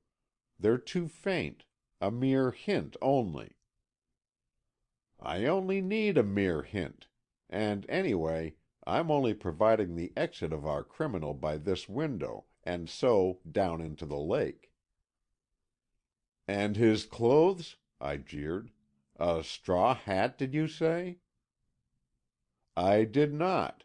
I said white flannels, because here's a shred of such caught in a splinter of the upright of the window's frame."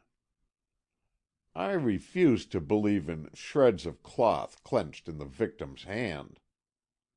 "Not a shred, really, just a thread, a strand.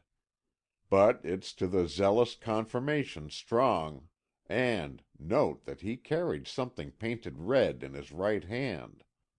See the mark just above his right hand print that is indubitably made by a piece of painted wood?" "The devil it is! I say, Moore, you're going dotty over this thing. At any rate, don't give it all to Hart or March, for they'll make ducks and drakes of it in short order." "No, I shall give it to nobody. I shall use it all myself. I only show it to you because I want you to witness it. This evidence may be removed, and I want you to swear it was here." "I can't swear those are fingerprints," I complained. "They're too faint. You can't swear to that yourself." "I'll get the fingerprint man up here, or get his outfit. It's a wonder what they can do with the merest smudges. And I say, Norrie, what's the trouble? Don't you want me to find clues? Don't you want me to unearth the villain? You didn't murder Tracy, did you?" "No, but do go slowly, Kee. You're so impulsive, so headstrong. Now, that red streak, a mere blur, may have been here for days, even weeks." "Not in this house. Do you see any other smudges or smears on this immaculate white paint? Enamel paint, of the finest sort. Every fingerprint is wiped off within 24 hours, I'm sure. That's why I want to be sure of these." The men were gone now, so we stepped into the bedroom. Save that the master was absent, the room was much as we had already seen it. The flowers, now withered, still lay on the pillows, and the crackers and orange were on the floor where Dr. Rogers had flung them. The feather duster seemed not to interest Kee, but he scrutinized the window sill with care. "No signs here, you see. And, too, there's a balcony. It would be easier to dive from the sitting-room window. So that's what our friend did. See, here's the lady's scarf. Now learn, my boy, to distinguish between important and non-important clues. Without doubt, the sentimental Samson kept that scarf by him as a reminder and souvenir of his bride-to-be. Most likely he went to bed carrying it with him. Perhaps wrapped it about him, or held it to his cheek." "Don't be silly." "Not silly at all. I see you know nothing of fetish worship, remnants of which survive among us moderns in the form of just such souvenirs. So I deduce the murderer had no hand in providing the scarf. But the flowers had to be brought from their vases, the crackers and fruit from the table, the duster from its proper abiding place. All these things were achieved by our tennis-soled friend." "And the nail?" I snapped at him. "Yes," he said, "and the nail." End of chapter 8.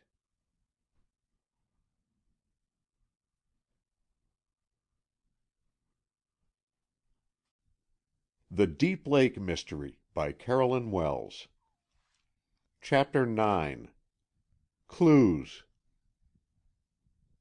"And what was the nail driven home with?" I pursued, looking about. "That's a queer thing, too," he returned. "Some heavy mallet or hammer must have been used. True, it could have been driven by some other hard or heavy object, but I see nothing indicative about. No bronze bookends or iron doorstop." We scanned the room, but saw no implement that would act as a hammer. "I think I may say," Keeley went on, "that never have I seen a case with so many bizarre points.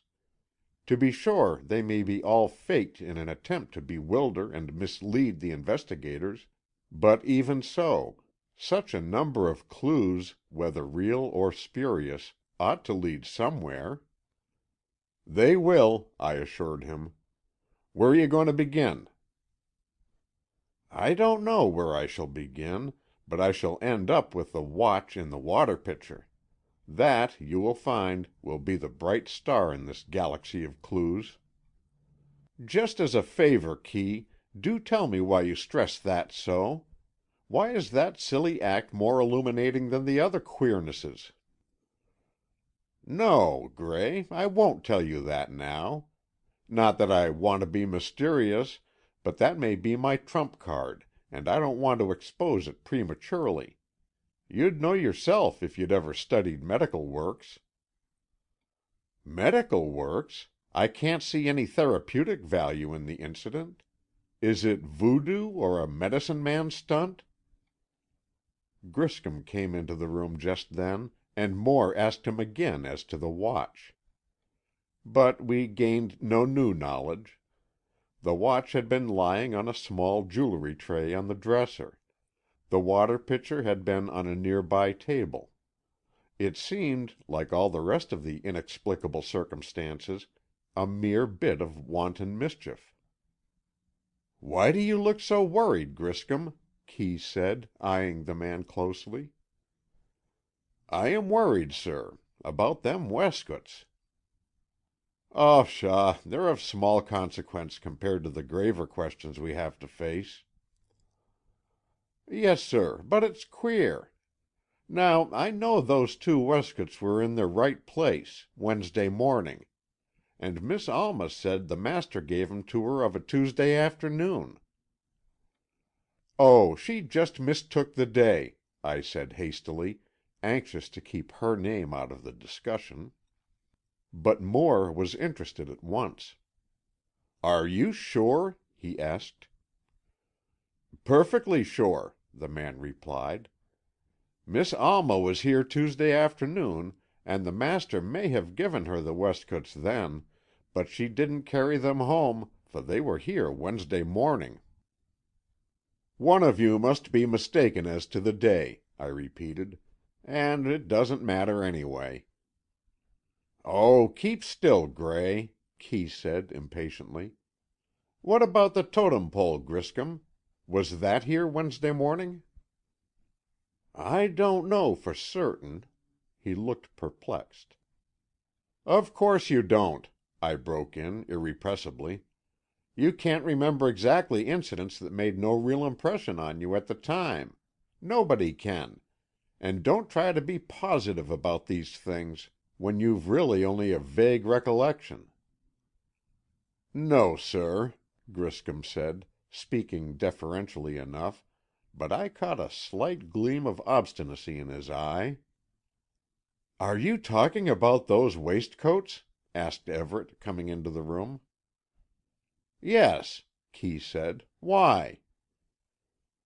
"Only that I'm puzzled. Miss Remsen says her uncle gave them to her on Tuesday, but I know that he wore the dark blue moire one on Wednesday." "At dinner time?" Moore asked. "Yes. We don't dress in summer unless there are ladies here. He had it on at dinner, I'm positive." "Then it's all part of the planted evidence," I informed them. "Whoever staged all the foolish scene on the bed also grabbed up two waistcoats and the Totem Pole, made a bundle of them and deposited it in Miss Remsen's boathouse." "Then why did she say she wanted them for patchwork?" "She didn't at first," I urged, not realizing where my argument led. "But she was so put about and bewildered by that fool coroner that she scarcely knew what she was saying." "I think you scarcely know what you're saying, Gray," and Moore looked at me in kindly admonition. "You'd better hush up, if you don't mind. I'm not sure Miss Remsen needs an advocate, but if she does, your incoherent babblings won't do her any good." Though he smiled, his tone was serious, and I began to see I was making a fool of myself. I turned on my heel and left the room, not trusting myself to hush up to the degree desired. In the sitting room I saw Billy Dean looking disconsolate. I was surprised, for he had seemed cheerful enough up to now. On a sudden impulse, and with a glance that he could not mistake for other than confidential, I said, "So you saw the canoe Wednesday night?" "Yes," he said, answering my eyes rather than my words. Then, realizing his slip, he said quickly, "No, not a canoe. I heard a motor boat about midnight." "Yes, and a canoe later," I persisted. "Look out, Dean, I'm not investigating. I'm only anxious to help the innocent," I finished a little lamely. "I don't get you," the young man said, stubbornly, and again the red flamed in his cheeks. "Oh, yes you do, and please understand we're at one in this matter. I want you to promise not to say anything about it to anyone. You see, your unfortunate trick of blushing like a schoolgirl gives you away, and makes you seem to admit far more than you know. Now, before Detective March or Keeley Moore gets after you, just you tell me what you know and let me advise you. I'm as loyal to Miss Remsen as you can possibly be, even if you are in love with her, and I'm not."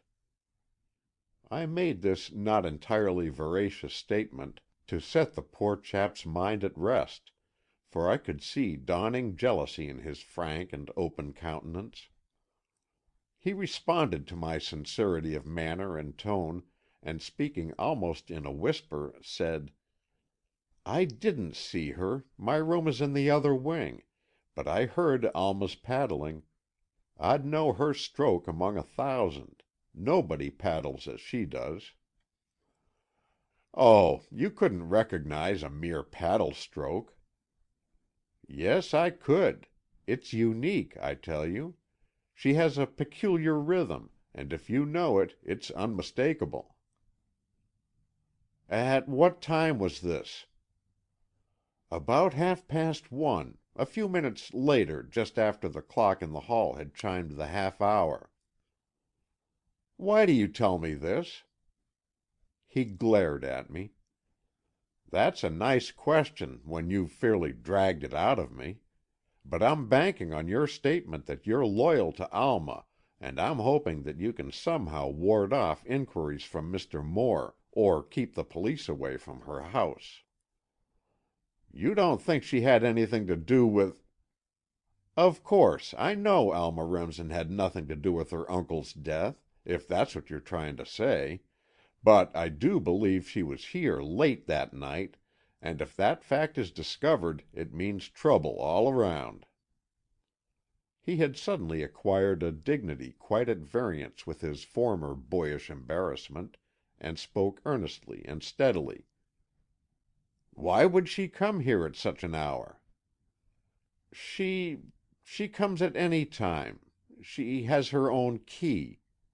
He was floundering again. "Yes, I know, but at 1:30 at night? What could be the explanation?" "I can't tell you. I daren't tell you."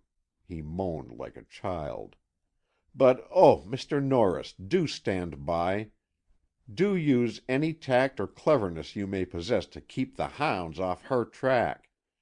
She will be persecuted unless we can save her." He began to look wild-eyed, and I began to fear that Miss Remsen had even a worse and more imbecile helper in him than in me. But the whole affair was growing in interest, and I was glad to have a sympathizer in my belief in Alma Remsen's innocence, whatever sort he might be.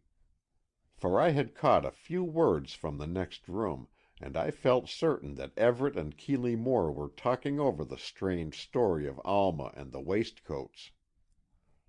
Feeling I could do no more with Dean just then, I went back to the bedroom. "Sifting clues?" I asked, trying to speak casually. Kee looked at me and smiled a little. "Absent clues rather than present ones," he said. "You see, the waistcoats and the totem pole disappeared, but so did the plate, the fruit plate." "Is that important?" I asked. "Why, yes, in a way. Everything that is here or that isn't here is important."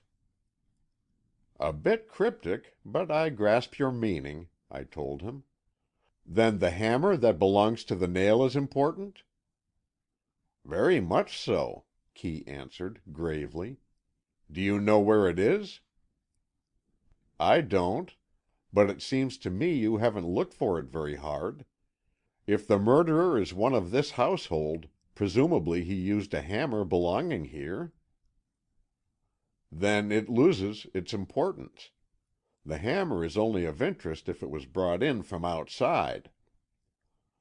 "Have you made any headway at all, Kee?" "Not much, I confess. Mr. Everett here inclines to Ames." "And Ames inclines to Everett," was the somewhat surprising observation of the secretary himself. "Yes," he went on, as I looked at him in amazement, "but I hope, Ames only suspects me because it's the conventional thing to do.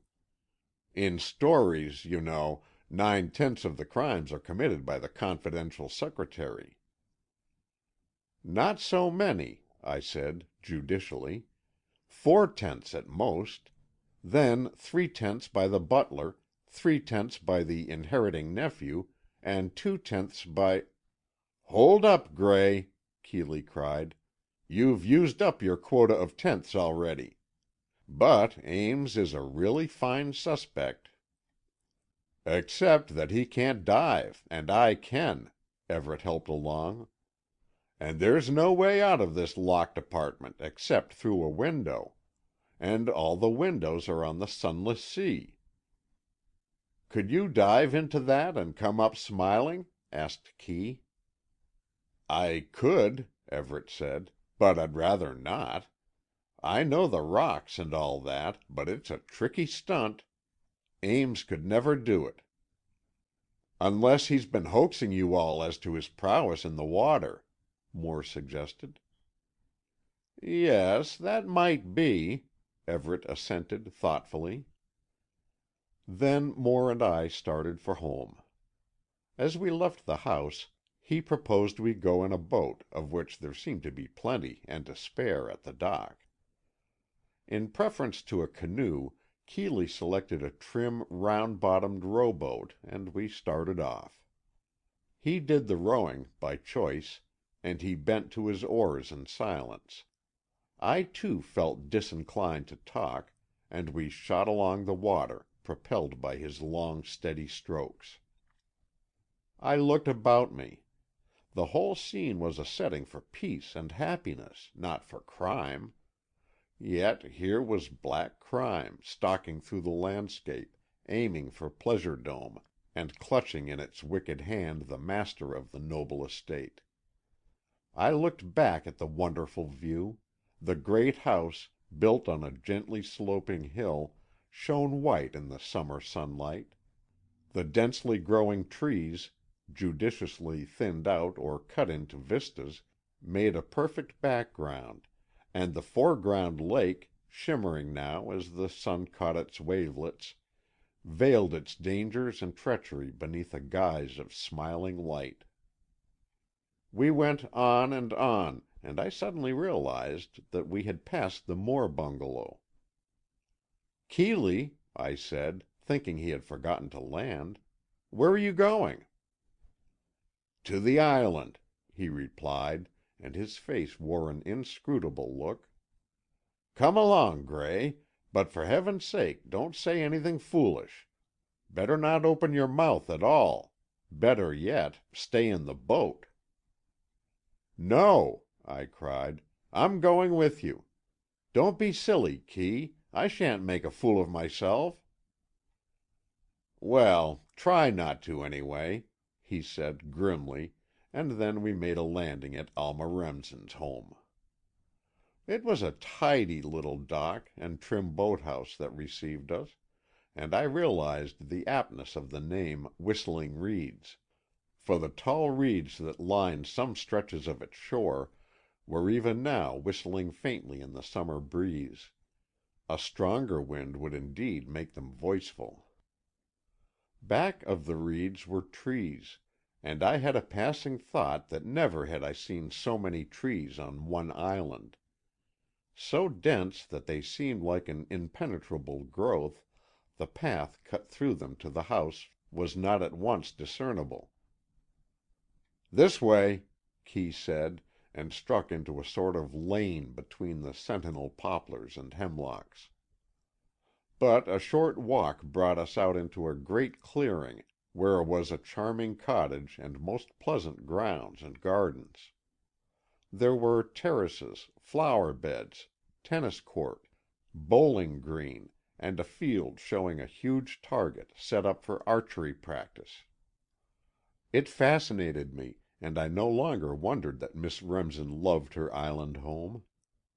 The house itself, though called a cottage, was a good-sized affair, of 2½ stories, with verandas and balconies, and a hospitable atmosphere seemed to pervade the porches, furnished with their wicker chairs and chintz cushions. Yet the place was so still, so uninhabited looking, that I shuddered involuntarily. I became conscious of a sinister effect, an undercurrent of something eerie and strange. I glanced off at the trees and shrubbery. It was easily seen that the island, of 2 or 3 acres, I thought, was bright and cheerful only immediately around the house. Surrounding the clearing for that, the trees closed in, and the result was like an enormous, lofty wall of impenetrable black woods. I quickly came back to the house, and as we went up the steps, Alma Remsen came out on the porch. I shall never forget how she looked then. For the first time I saw her close by, without a hat. Her hair, of golden brown, but bright gold in the sunlight, was in soft short ringlets, like a baby's curls. I know a lot, having sisters, about marcel and permanent, about water waves and finger curls, but this hair, I recognized, had that unusual attribute, longed for by all women: it was naturally curly. The tendrils clustered at the nape of her neck and broke into soft, thick curls at the top of her head. I had never seen such fascinating hair, and dimly wondered what it was like before she had it cut short. She wore a sort of sport suit of white silk with bands of green. She glanced down at this apologetically. "I ought to be in black," she said, "or at least all white. But I am when I go over to the mainland. Here at home it doesn't seem to matter, does it?" She looked up at me appealingly, though with no trace of coyness. "Of course not," I assured her. "Our affection is not made or marred by the color of a garment." This sounded a bit stilted, even to me, but Kee had told me not to make a fool of myself, and I was trying hard to obey. "Sit down," she said, hospitably, but, though calm, she was far from being at ease. "We're only going to stay a minute," Kee said. "We must get home to luncheon. It's late now, and my wife will be furious. Miss Remsen, I think I'll speak right out and not beat about the bush." She turned rather white, but sat listening, her hands clasped in her lap, and her little white-shod foot tapping nervously on the porch floor. "I want to ask you," Keeley Moore spoke out in a tone of such kindness that I could see Alma pluck up heart a bit, "about the waistcoats. Though it may be of a trifling matter, yet great issues may hang on it. When you said your uncle gave them to you, you were strictly truthful?" She sat silent, looking from one to the other of us. When she glanced at me, I was startled at the message in her eyes. If ever a call of SOS was signaled, it was then. Without a word or a gesture, her gaze implored my help.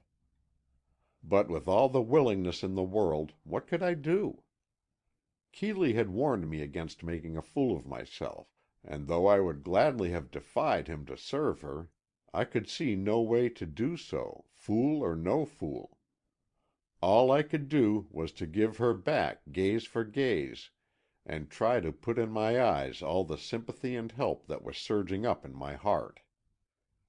I think she understood, and yet I could see a shadow of disappointment that I could, as she saw, do nothing definite. Moore was waiting for his answer, but she was deliberate of manner and speech. "By what right are you questioning me, Mr. Moore?" she said. "Principally by right of my interest in you and your welfare, and my great desire to be of service to you." Key's sincerity was beyond all doubt. "That is the truth?" "Yes, Miss Remsen, that is the truth." "Then I will tell you that you can be of service to me only by refraining from questioning me and ceasing to interest yourself in my welfare." The asperity of the words was contradicted by the supplicating glance and the troubled face of the girl before us. Her eyelids quivered with that agonized trembling I had learned to know, and she fairly bit her lips in an effort to preserve her poise. "I'm sorry not to take you at your word and leave you at once, but I must warn you that the police will doubtless come to see you, and I'm sure you are in need of advice." "Police!" she breathed, scarcely audibly. "Yes, not Hart, but more likely Detective March. He is not an unkind man, but he will do his duty, and it will be an ordeal for you. Now, won't you let me help you, as a friend? Or, if not, won't you call a lawyer of good standing and repute?" "A lawyer!" she breathed, exactly as she had spoken of the police. Clearly the poor child was at her wit's end. The reason for her distress I did not see, for surely nobody could dream of her being mixed up in a crime. The obvious explanation was that she was shielding somebody, and this was my theory. I came to a swift conclusion that she had gone to Pleasure Dome that night, that she had seen or heard the murderer at his fell deed, and that it had so unnerved her that she could not control herself when thinking of it. This seemed to point to Billy Dean, that is, if she cared for him as he did for her. Key was forging ahead. "Yes. Please try to realize, Miss Remsen, that the visit from the police detective is inevitable. He will doubtless come this afternoon. You will have to see him. One can't evade the law. Now, let me help you to be a little prepared for him, and not let him throw you into spasms of terrified silence, or, worse, impetuous and incriminating statements." Still looking at him steadily, Alma Remsen seemed to change. Her face grew calm, even haughty. Her lips set in a straight line that betokened determination and courage, and her eyes fairly gleamed with a beautiful bravery that transformed her into a veritable goddess of war. She seemed to have taken up her sword and her shield, and I think it was at that moment that I realized that I loved her and adored her as something far above earthly mortals. I couldn't help her, at least not at the moment, but I could worship her, and did so, with the innermost fibers of my being. Then this new Alma spoke. "Mr. Moore," she said, "and Mr. Norris, I thank you for this visit. I thank you for the kindness that prompted it, and for your offers of assistance. But there is nothing you can do, either of you. I am alone in the world, alone. I must fight my battles and conquer my foes. Alone I must defend my actions and accept my misfortunes. I live alone. I shall always be alone, and alone I must decide upon my course in this present crisis. Please believe I am grateful, and please believe I am sorry not to accept your kindly offered assistance. But I cannot tell you anything. I cannot. Mary!" Her final despairing call brought the old nurse on the run. "Yes, lamb, yes, my darling. There, there." Mrs. Merivale clasped the trembling girl to her bosom and glared at us as at vile interlopers. "Please go away, gentlemen," she said, in a repressed tone that indicated wrath behind it. "Please leave my young lady for the present. She will see you, if she wishes, at some other time. But now she is nervous and all wrought up with the horror of her uncle's death. If you are men, let her alone." The last plea was brought out with a dramatic touch worthy of a tragedy queen, and I know I felt like a worm of the dust, and I devoutly hoped that Keeley felt even more so. He gave one last bit of unsolicited advice. "You'd better be with Miss Remsen when the police come, Mrs. Merivale," he said, and no one could have put any construction on his words other than the kindest and most disinterested counsel. Then we went away, and Keeley rode us home without a word. End of chapter 9.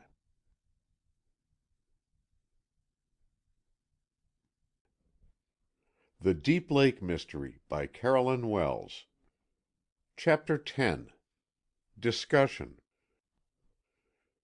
If Whistling Reeds had seemed desolate and sinister, Variable Winds was just the opposite. Clean, wind-swept, cheerful with flowers, and only pleasantly shaded by the waving trees, the place was like a sanctuary after the forbidding aspect of the island home. Luncheon was ready, and the two women who awaited our coming were not at all reproachful, but welcomed us with smiles. "Dust up a bit and then come along," admonished Lora, and we obeyed. At the table, though the subject of the tragedy was not entirely taboo, there was no real discussion until we were later seated in the lounge, comfortably smoking and resting from our strenuous morning. "The keynote is the missing waistcoats," Kee announced oracularly. "You said the keynote was the watch in the water pitcher," I reminded him. "They are part of the same note," he informed me. "The work of the same hand and equally illuminating as signboards." "Oh, if you're going to be mysterious—" "I'm not, Gray.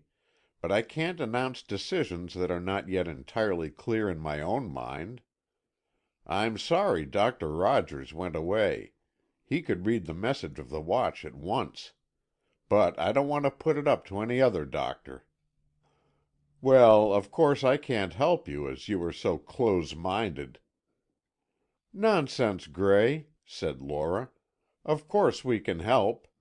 The watch may or may not be of such great importance, but it surely isn't all there is of it. Nor the waistcoats, either. To me, those things seem merely adjuncts of the rest of the queer performance, the flowers and feather duster and all that." "But the waistcoats are in contradictory stories," I argued. "Miss Remsen said she took them home Tuesday afternoon, and left them in the boathouse where they were found. Griscom says they were in their place on Wednesday.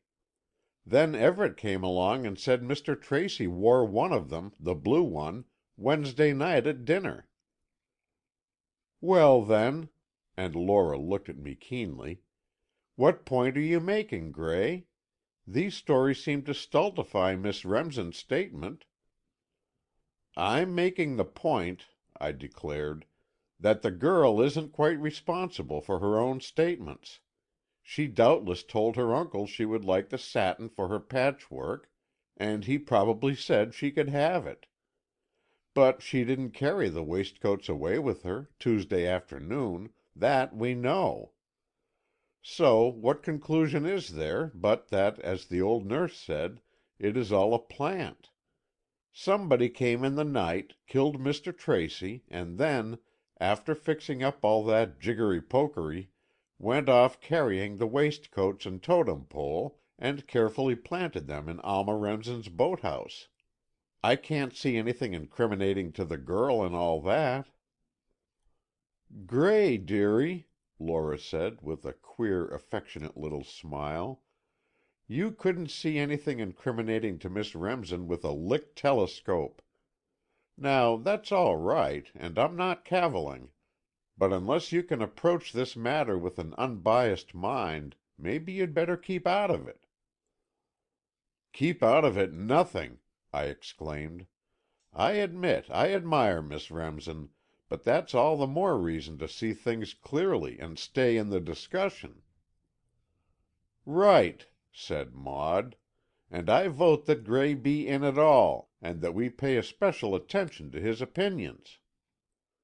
I looked at her quickly to see if she was guying me, but she was not, and I at once recovered my balance, my self-respect, and an added cocksure air that caused the Moores, both of them, great amusement. But I was not at all daunted by their smiles, and I went on. "My opinion is this," I stated. "The man who killed Sampson Tracy is as clever as they come. He fixed up all the rubbishy evidence to mislead the investigators. But, perhaps on purpose, perhaps accidentally, he led directly to Miss Remsen in the matter of the waistcoats and the Totem Pole. And so—" "Now, Graysie, dear," and Kee threw the stub of his cigar into the ashtray, "I'm ready to talk. So call a halt on the waistcoat totem matter, and let's get down to cases." "It's a case, all right," said Lora, whose fine eyes were gazing directly at her husband as she concentrated on the subject. "Kee, you've got your chance." "Chance!" Moore echoed. "I'm no Sherlock. I'm ready to say right out that I'm all afloat, absolutely at sea, in this thing." Somehow this comforted me. I feared he would jump at once to a conclusion that somehow incriminated Alma Remsen, and I was greatly relieved that he didn't. Wanting to be helpful, I volunteered, "How about the weapon? There's the nail, of course, but what about the hammer or mallet? I can't see that nail driven without a heavy implement." Kee looked at me. "No," he said, "I can't either. How about a croquet mallet?" "That would fit," I responded. "Know of any hereabouts?" "Not precisely, but the tennis court at Whistling Reeds used to be a croquet ground."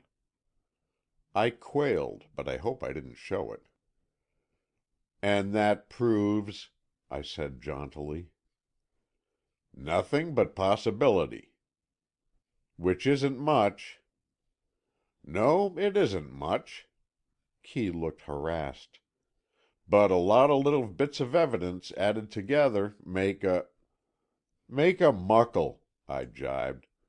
"All right, what's your muckle?" "That Alma Remsen knows more about this matter than she's telling." Moore's deadly still tone, more than his words, struck a chill of terror to my heart. For a moment, knowing his great wisdom as well as I did, I was tempted to tell him everything, but caution held me back, and I only said, "It may be." Lora looked at me curiously. "Gray," she said, "you don't know anything, do you?" I was glad she put it like this. "No, Lora," I replied, "I don't know anything. If I did, I'd speak out. But I do believe that there is a deep, dark, underlying mystery that none of us understands, and I wish I could see into it." "Kee will see into it," she said confidently, and I could only respond, "I hope to heaven he will." Kee sat without speaking for a moment or two, and then said, "Gray, what was the reason for Miss Remsen's sudden change of base while we were talking to her?"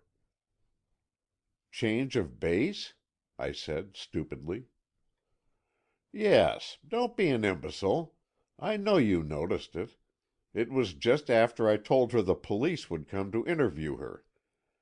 That seemed to spur her or stir her up in some way, for she at once became a different being, more alert and alive, more determined." "Yes, I noticed it," I told him. "I can't explain it, except to say that she was startled at the idea of a police interview, and it brought out her natural bravery and courage. She rose to the occasion, and I've no doubt she will meet Hart with proper dignity and poise." "It won't be Hart, it will be March. March is a good man, but I doubt if he can swing this case." "Of course he can't," I declared. "But you're going to do the swinging yourself." "Then I'd better begin. Now, let's marshal our facts. First of all, we have the collection of properties found on the bed. Was that all the work of one hand?" "Yes," I said, "but not necessarily the hand of the murderer." "That's right," and Moore nodded assent. "I'm inclined to think a waggish-minded visitor followed up the murderer and arranged that scenery." "Why?" asked Lora, very thoughtfully. "I can think of no reason," Kee returned, "except in an effort to direct suspicion away from the real criminal." "Who would do that?" "Only a clever and watchful person, determined to shield the murderer." "Set up a hypothetical case," suggested Maud.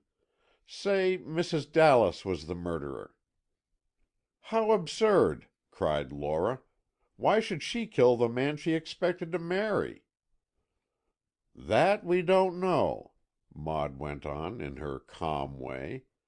"But there may have been reasons. Suppose Mr. Tracy had learned some secret in Mrs. Dallas's past." "Go on," Kee said briefly, as Maud looked at him questioningly. "I know it sounds melodramatic, but the whole affair is melodramatic, and those clues don't seem to lead anywhere. Well, suppose Mrs. Dallas did it, killed him, I mean, and suppose somebody saw her who cared for her. Mr. Ames, or Mr. Everett, or anybody. Mightn't he trump up all that funny business to make it seem as if she could not have done it?" "I don't think you've struck it quite right, Maud," Keeley said. "But I will say there's a germ of thought in your theory. Granting two people concerned, there's no reason to think them accomplices. It's far more likely one is covering up the deeds of the other." "All of which is fantastic and not founded on fact," Lora put in. "It's only imagination, and one can imagine anything." "You have no use for imagination?" I asked her, smiling. "Yes, when it is admittedly imagination, as in a fairy story or a romance. But imagination must not be used as a basis for argument." "She's right," Keeley said, slowly. "Lora's usually right. Now, what facts have we, outside the feather duster lot?" "The people themselves," I offered. "The relationships between the people and the motives of the people." "That's more like it," and Kee gave me a glance of approval. "Take the household first. Who's the most likely suspect?" "Mrs. Dallas," I said promptly. "She isn't in the household." "Same as. She had a latchkey, so that makes her practically one of them." "Then Alma Remsen is in the same case." "Same case," I agreed, knowing better than to combat him. "All right, go on. What's the widow's motive?" I knew Moore's methods. He liked to have us make suggestions that he could accept or discard, thereby giving his mind something to work on. "We can't get at her motive," I told him, "because we know too little about her. A personal interview with her is needed, and then she would probably, or at least perhaps, let slip some hint of why she wanted Sampson Tracy out of her way." "She'd have to hate him," said Maud, doubtfully. "Whoever killed him must have hated him," Kee declared. "It was a brutal murder." "Don't overstress the brutality," Lora put in. It was horrible, of course, but to my mind it was less dreadful than shooting or stabbing." "Where did the murderer get his nail?" mused Kee. "The nail and the hammer," Lora said, "inclines me to the servants or the secretaries. I can't see Mrs. Dallas or Alma Remsen coming to the house armed with a hammer and nail. They might bring a pistol or a dagger, but the implement used must have been picked up impulsively or impetuously in the Tracy pantries or offices." "Unless the murderer acted on the story Maud told of, the Spanish story of the nail," I observed. "Rather far-fetched," Kee returned. "I'd have to see a copy of that book in a suspect's possession before I'd take much stock in that theory." "I rather fancy it," Maud insisted. "Any of our suspects, and I suppose they include all who were questioned by the coroner, may have read that book." "The servants?" I asked. "Yes. Often servants read books that they run across, though they'd never dream of buying them." "Then Griscom for choice," Moore said. "Say his motive is a desire to get his legacy at once.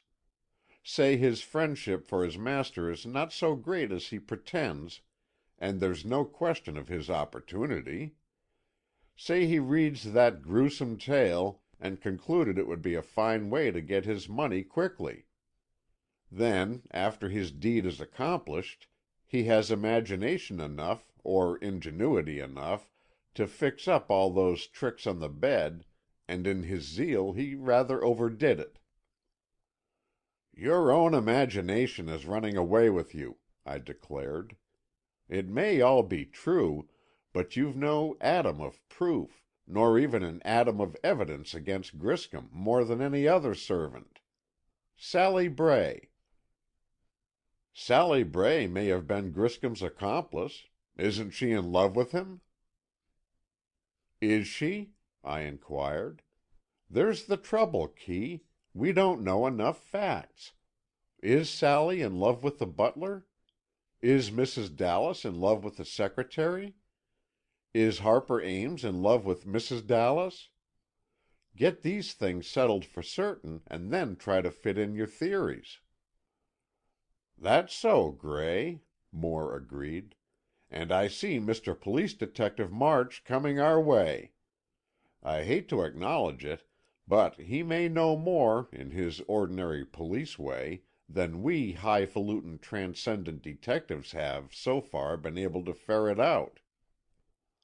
I glanced out of the window to see the stolid-looking man tramping along toward our door. Although he showed little alertness or eagerness, there was a sort of power in the way he carried himself that gave me a feeling of confidence.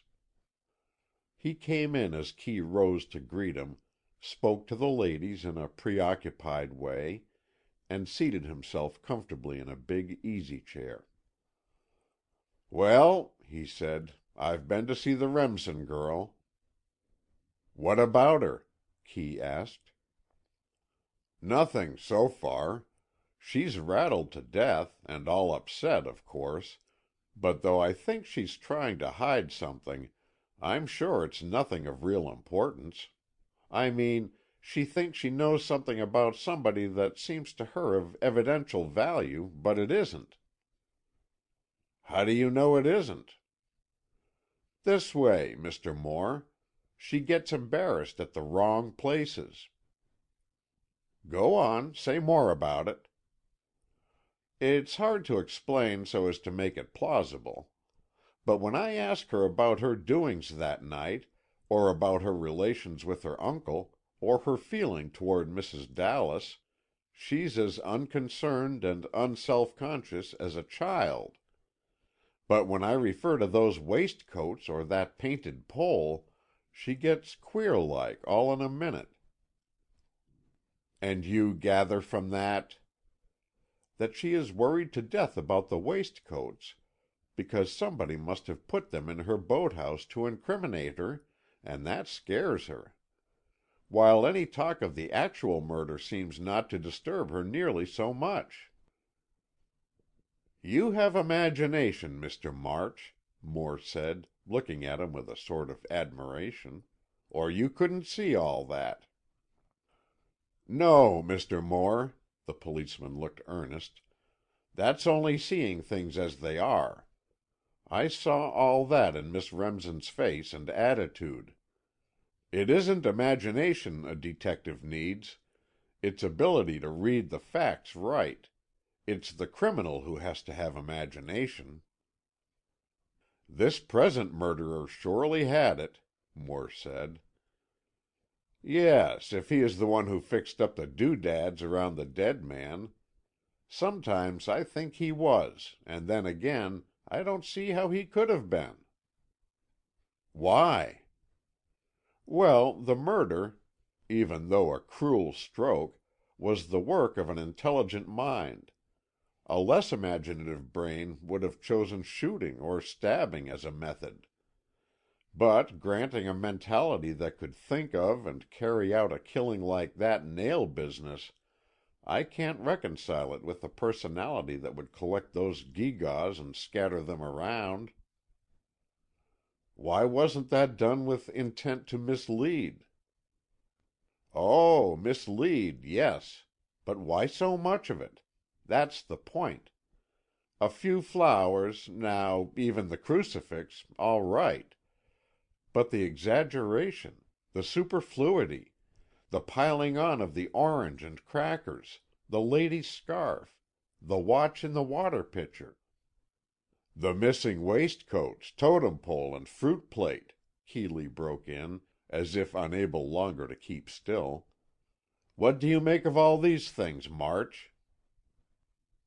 "What I said. Exaggeration, overdoing. So, we must hunt for a nature, a temperament, that is extravagant and overgenerous, rather than a well-balanced mind." "Good work!" Keeley Moore exclaimed, for he was always ready to acclaim merit, and he thought the detective showed real insight. "And you didn't discover this extravagant spirit in Miss Remsen?" "Not a bit of it. She's a lovely lady, and she may know something she's keeping quiet about, but she had no hand in the crime. She had no hand in the decoration of the deathbed in that fantastic manner. Motive she had, opportunity she had, but after all, they're not everything." I blessed the man in my heart for this whole-souled acquittal of Alma, and I began to feel more interest in the matter. "Then who's your pet suspect?" Kee was asking. "I have 4," the detective answered frankly. "Mr. Ames, Mrs. Dallas, and the 2 secretaries." "Quite a net full," Keeley smiled. "Do you care to detail your reasons, or do you think I ought to do my own investigating?" "No," said March, ponderously. He was a big man, heavy of voice as of body, and he seemed to weigh his words as he spoke them. "No, Mr. Moore, I'm only too glad to tell you all I know, to give you all I get, for I know you are the one to make the deductions from my facts." "All right, then, go ahead. Motives first, for all 4. What about the will?" "It will be read tomorrow afternoon, after the funeral. But I will tell you the gist of it. It's really no secret, but better not mention its terms until after they're made public." Moore nodded, and March went on. "The bulk of the fortune and estate goes to Miss Remsen, as she is Tracy's only natural heir. There is a gift of $50,000 to Mrs. Dallas, and $25,000 each to the 2 secretaries. Oh, yes, and $50,000 to Mr. Ames." "This still leaves a big fortune for Miss Remsen?" Lora asked. "Yes, ma'am. Old Tracy had between $2 and $3 millions, I'm told. So, with the servants' bequests and charities included, that only runs to, say, 200 or 300,000, and the young lady is left very nicely fixed. Servants get much? Griscom 10,000, and some stocks besides. Mrs. Fenn about the same. The other servants in proportion, according as to how long they've been employed. Well, Keeley mused, that's enough about the conditions of the will to work on. Now, granting greed as the motive, we have your 4 suspects, and Griscom and the cook all possibly guilty. Yes, and you needn't exclude the other servants. I mean, they all had equal motive and the same opportunity, but it never was a servant's job, never. March looked so positive that Moore asked him to say why. No clues, came the answer. You see, granting some one of the servants had the ingenuity, the imagination, to cook up this way of doing the killing, he would have taken a hammer and nail from the house stores. Didn't he? He did not. I've combed over the whole kitchen outfit, pantries, offices, storerooms, cellars, garage, and every such place, and I know every nail and hammer in the whole place, and there's no such nail as that one used to end Sampson Tracy's life in the whole layout. And the hammer? Moore looked quizzical. I grant the hammer is less easily identifiable, but I've hunted for fingerprints on the hammers and mallets around the premises, and there are no prints on them except the ones legitimately there. This isn't proof positive, but it's fairly so, when you take it in connection with the absence of any such nails as we're searching for, and the unlikelihood of any of the underservants being able to get access to Mr. Tracy's apartments. Except for Griscom, none of them is allowed in the living rooms at night, and I don't suspect Griscom yet. Now, Ames and the 2 secretaries were inside the house, but Mrs. Dallas was not. Moore prompted further disclosures. Well, like Miss Remsen, Mrs. Dallas's having a latchkey puts her on an even footing with the people in the house. And I can tell you, anybody with a latchkey could get into that house unheard. I've tried it, and the door latch and lock are so slick and so well oiled that they move with absolute silence. Then the thick soft rugs in the hall and on the stairs are soundproof, and there's no creaking step anywhere. Of course, all the appointments of that house are perfect, but it's especially true of the precautions taken to eliminate noise. Purposely so? I dare say. It may be old Tracy had a special objection to noise, and so guarded against it. But that doesn't matter. The fact remains, anybody could go all over that house without making a sound, if careful enough. Then whether the murderer was a member of the household, or a silent intruder from outside, how did he get away from Mr. Tracy's suite of rooms, leaving the outer door of the suite locked behind him? March looked Keeley Moore squarely in the face.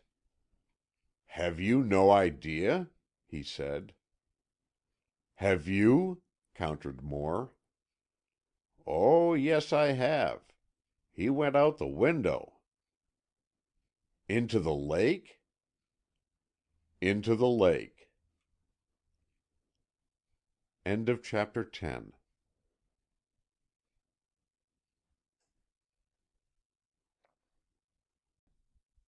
The Deep Lake Mystery by Carolyn Wells. Chapter 11. Evidence. The 2 women who were eagerly listening were, of course, more surprised than were Keeley and I, but they were no more chagrined. I could see Key's look of blank astonishment, as he heard March's assertion and saw the look of conviction on the detective's face. "Then," Keeley recovered himself enough to speak coolly, "then we must look for a master diver after all."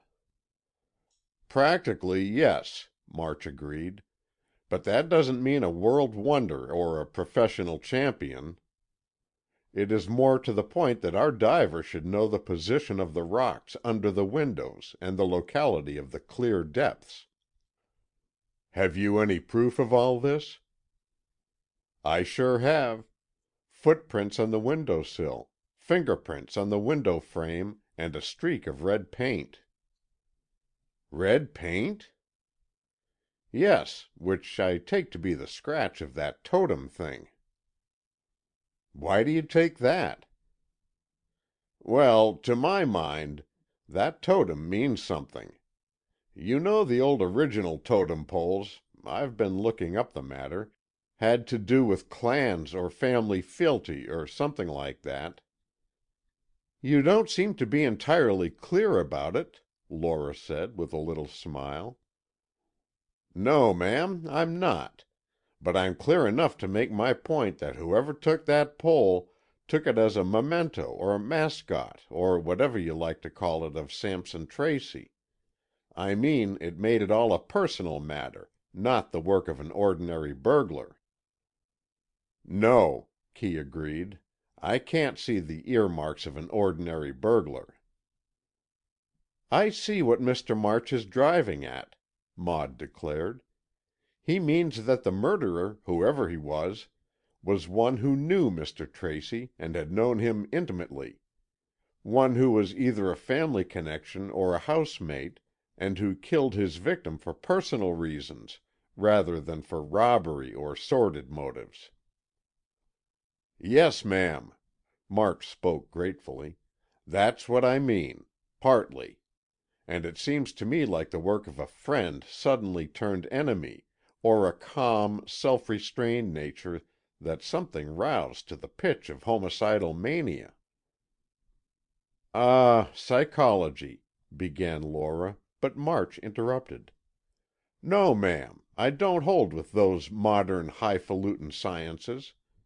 Dr. Rogers, now, he knows all about such things, but you didn't hear him referring to anything of the sort. No, I don't mean psychology, but only just the natural working of a brain suddenly aroused to ungovernable rage." "For a reason?" "For a reason, of course. The reason doubtless being Tracy's refusal of whatever boon the other was asking." "Then this other may be a relative, a friend or a servant?"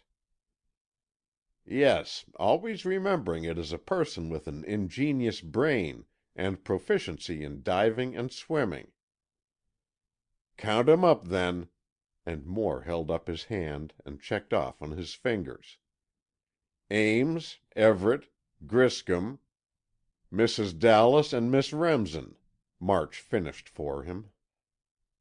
"Oh, leave out the women," I said, trying to speak lightly. "They can't dive like pearl fishers." "Miss Remsen can," March asserted, "and it may be that Mrs. Dallas can, though we don't know for certain." "Well," Lora said slowly, "give us some more evidence. You can't sit up and reel off names of people. You might as well include Mrs. Merrill and myself." "No, ma'am, you had no motive. You're not mentioned in the will." "But surely, then, Mrs. Dallas had no motive. She expected to marry Mr. Tracy. Why should she want to kill him?"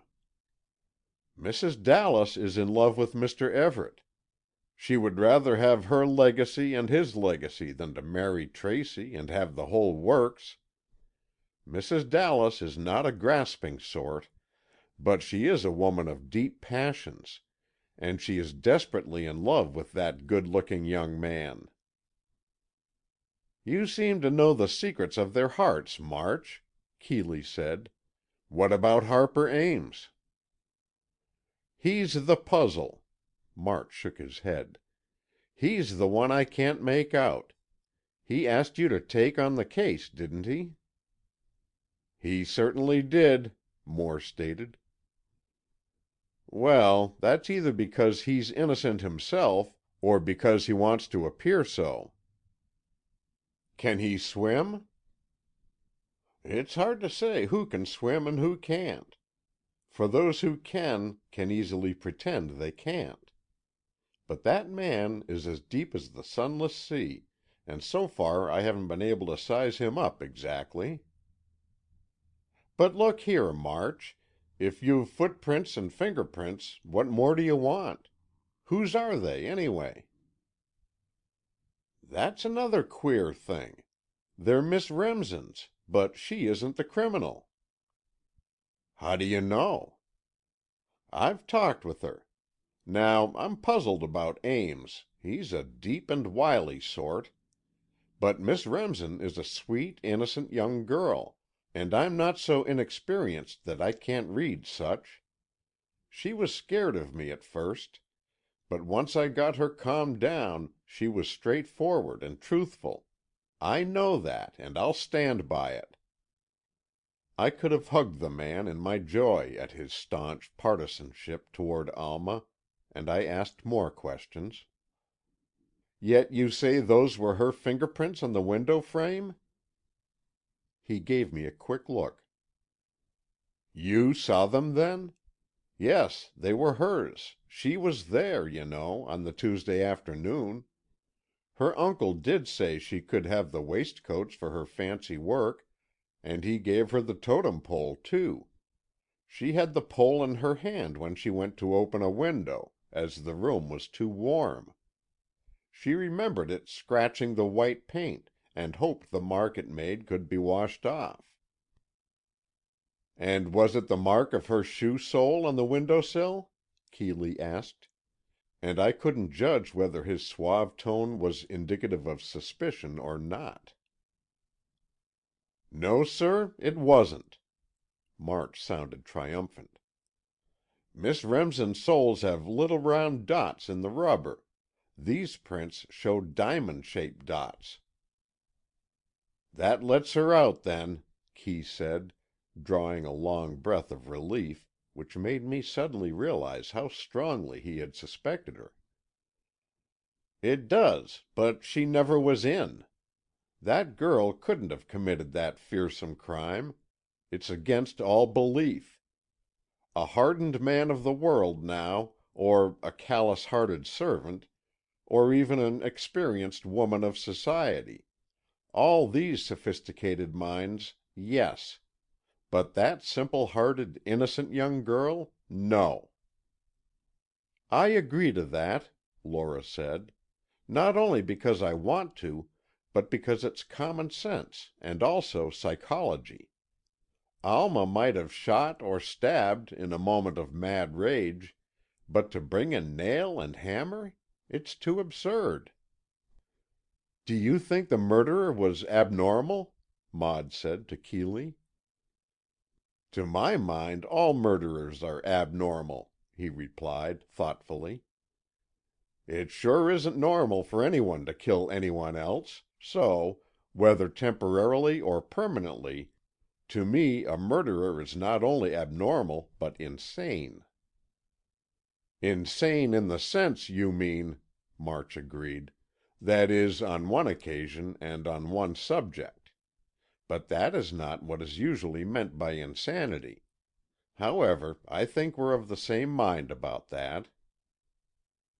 "Did you see the doughty Merivale when you were at Miss Remsen's house?" Kee asked. "Yes, and she is a Tartar. She tried to put me off the premises, but Miss Remsen stayed her hand. Also, her better half came to her aid, and I had the pair to placate." "I didn't know the Amazon had a mate." "Oh, yes, John Merivale, and even bigger and more muscular than Mary herself. Miss Remsen is well protected. They are both her absolute slaves, and except for her intervention would willingly have thrown me in the lake." "What attitude did you take?" Strong arm of the law effect. Said they must answer questions or they'd be haled to court for contempt of same. I scared them good and plenty, but I got absolutely no information from them. That is, by word of mouth. But I gleaned a few hints from their unguarded expressions, or their sudden exhibitions of emotion. Such as? Nothing very definite, only their reactions to other people. The two Merivales seemed to think in unison. I gathered that they hate Mrs. Dallas, abhor Mr. Ames, tolerate the two secretaries, and are inordinately jealous and envious of all and sundry servants in the Pleasure Dome estate. That, and their worshipful adoration of Miss Remsen herself, is about all I picked up. Did you go inside the house, or only on the porch? Both. I asked to go inside as it was too damp for my rheumatism outside, but, of course, I saw nothing suspicious. No waistcoats or missing fruit plates. The room I was in was just an ordinary, tastefully furnished living room. A piano, davenport, tables, bookcases, lamps, all such as you'd expect to find in a modern home. And the girl lives all alone? Yes. I asked her if she didn't care for a companion or chaperone, and she smiled and said Mary was all those things to her. She seems entirely able to look after herself, and now she will be mistress of Pleasure Dome, and I think she'll be able to look after that. Then you've definitely crossed her off the suspect list? Almost. There's one little point still bothering me, and I shall go again to the island when both Miss Remsen and her two sentinels are out. Can you get such an opportunity? Yes, tomorrow at the time of the funeral. They will, of course, all attend the services, and I shall make a small raid on Whistling Reeds. By the way, what a weird, eerie place it is. Isn't it? Laura cried. It gives me the shivers just to go past it in the boat. But I must go call on Alma. Shall we go today, Maud? Later, perhaps, dear. I'd like to go. I'm fond of Alma, and, like Mr. March, I am sure she never had a hand in this terrible affair. A maid entered then, and announced Mr. Harper Ames. Keeley looked at March, who nodded, and Ames was shown in. "Ah, Mr. March, a confab?" he said, after he had greeted the rest of us. "No objections to my joining it, I suppose?"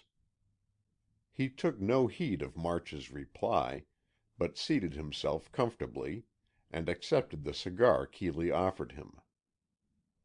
"I have come," he said, speaking slowly and distinctly, "to see if you are investigating the Tracy matter, Mr. Moore, to see what you have accomplished so far, and to learn if you hope for success." His pause and his inquiring glance demanded a reply, and Keeley said, with equal slowness and distinctness, "Yes, Mr. Ames, I am investigating the Tracy matter. I have accomplished, so far, only some preliminary work, and I hope for success, of course, or I shouldn't keep on with the case." "One more question, then. Are you making your investigation at my request, at my expense, and under my direction?" "No, I think not." Keeley spoke with utmost good nature, but with a decided shake of his head. "You see, it irks me to work for another, if I am interested in a case for myself." "Why are you so interested in this case?" Kee stared at him. "Because it is a case to interest all residents of Deep Lake district. Because murder has been done in our hitherto peaceful community, and every right-thinking man must or should be interested. If by my experience and training I am better able than some to look into the facts and indications of the evidence gathered, it is surely my duty to do so, regardless of requests or directions from anybody else." "Well, then, after all," Ames smiled, "I can't see that it matters much, except that if you're working for me, you get paid for it. If you're on your own, you don't." I couldn't quite understand this man. Suave, polished, and of gentle voice and correct manners, he now and then broke out with a brusque, blunt speech that seemed to betray a cruder nature beneath his veneer. Yet he had said nothing really rude, had only stated the bald facts of the matter. I glanced at March. He, too, was covertly studying Ames. I felt sure he was puzzled in the same way I was. Keeley, however, seemed ready to meet Ames on his own ground. "Yes," he added, "you've struck it right. Work for you and take your money, or go it alone and get no pay. Well, Mr. Ames, I'm going it alone this trip. But if I don't take your money, mayn't I ask for something else from you? Won't you give me some advice, or some data, or some facts you've picked up?" "Why should I?" "Because, though I'm not working at your direction, I shall do just as good work, in fact, just the same work as if I were. Therefore, you will get the results the same as if you paid for them. Oughtn't that to make you willing to help in any way you can?" "But you're assuming I want to save money. You speak as if I should be glad not to have to pay your bill. Not so, Mr. Moore. When I asked you to take me as a client, I was, and am, perfectly willing to shoulder the expenses." "I see. Then, Mr. Ames, the question of price doesn't interest you. Therefore, I ask of you, as you ask of me, to help me with any information you may possess." "And how do you know I possess any?" "Because you are afraid. You are not afraid for yourself, but for someone else." It was when Kee was making a statement of this sort that he was at his best. His good-looking face grew positively handsome in its impressive strength and forcefulness. Only I, and perhaps Lora, knew that it was play acting, knew that what Keeley Moore said in this histrionic manner was almost always merely bluff. He didn't know at all that Ames was shielding someone else, but this was his way of finding out. And 9 times out of 10 it was successful. It was this time. Harper Ames collapsed like a man struck by lightning. He fell back in his seat and turned a sickly white. I felt sorry for him. It didn't seem quite cricket for Kee to get him like that. I moved toward him, but Moore spoke sharply. "Let him alone, Gray. Don't touch him." That moment, however, had given Ames time to pull himself together. Also, his insolent manner returned to him. "I get you, Moore," he said, with an unpleasant laugh. "We are enemies, then. So be it. You have turned me down, now I turn you down, and the thing I came to tell you, you will never know. The investigation you propose to make will be futile. The success you so confidently hope for, you will never achieve." The man was very angry. Indeed, his rage was a revelation to me. I had not supposed him capable of such fierce passions. It flashed across my mind that a man like that could murder on a sudden provocation. But now March took a hand. "Mr. Ames, the police detective said in a quiet way. "You have said too much not to say more. Since you admitted you came here to tell something, you are obliged to tell it." "And if I refuse?" "You will be called upon to tell it to the chief of police." "And if I still refuse?" "I think you know for yourself the consequences of such a procedure." Ames sat silent a few moments, and then he said, "Oh, I don't want any unpleasantness. My speech was partly bluff. But what there is to it, I am quite willing to tell you. It is only that after I went to my room that night, after leaving Mr. Tracy, I heard sounds of which I have not told." "Important sounds?" "That's as may be. How do I know? I heard, or I thought I heard, a step on the stair." "Are you sure, Mr. Ames?" asked March. "For I cannot manage to make a step that is audible on those softly carpeted stairs at Pleasure Dome." Ames looked at him in surprise. "Is that so? Well, it may have been a step in the hall." "Nor along the thick carpet of the hall," went on March, as if he had not been interrupted. "You're trying to say I lie," Ames cried out. "But it is true. I will not say then what the sound was, but I did hear a slight sound outside my door a little before 2 o'clock." "Did it waken you?" March spoke eagerly.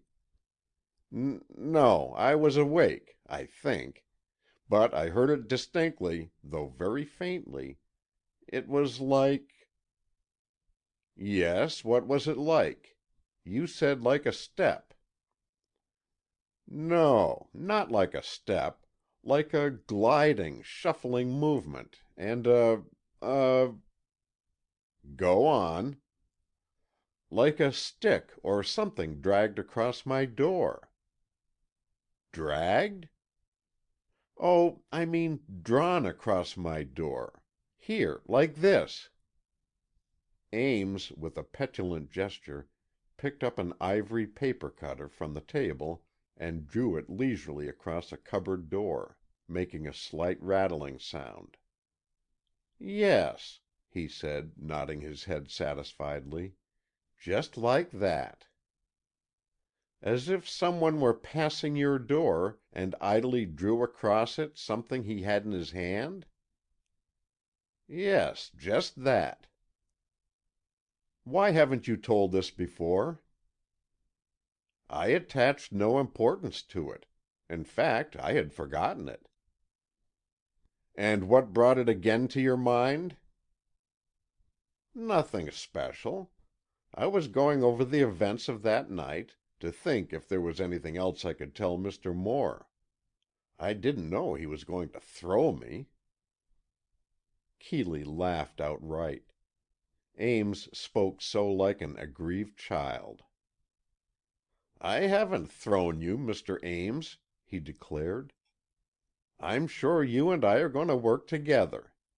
I'm awfully interested in the chap who drummed along your door. I believe it was the murderer himself." "You do?" Ames turned a friendly look on Kee. "Then you can run him down?" "I hope so. Now tell us. Who is it you're shielding?" "Nobody. Honest. But this sound in the hall was worrying my conscience." I see. And I knew that Keeley Moore had crossed Harper Ames definitely off his list of suspects. Doubtless he was right. Kee was seldom wrong. But I was worried. I was getting to the pitch where I was always worried, about Alma. Oh, if only I hadn't seen her go to Pleasure Dome that night! Or if I could find an innocent reason for her going. Or if she hadn't denied on the witness stand that she did go. Anyhow, it was plain to be seen that not only Keeley Moore but Detective March had exonerated Ames in their minds, and that because of Ames's own frank relation of a hitherto suppressed bit of evidence. "All a fake," I said, angrily to myself. "He's pulling wool over their eyes." But I knew better.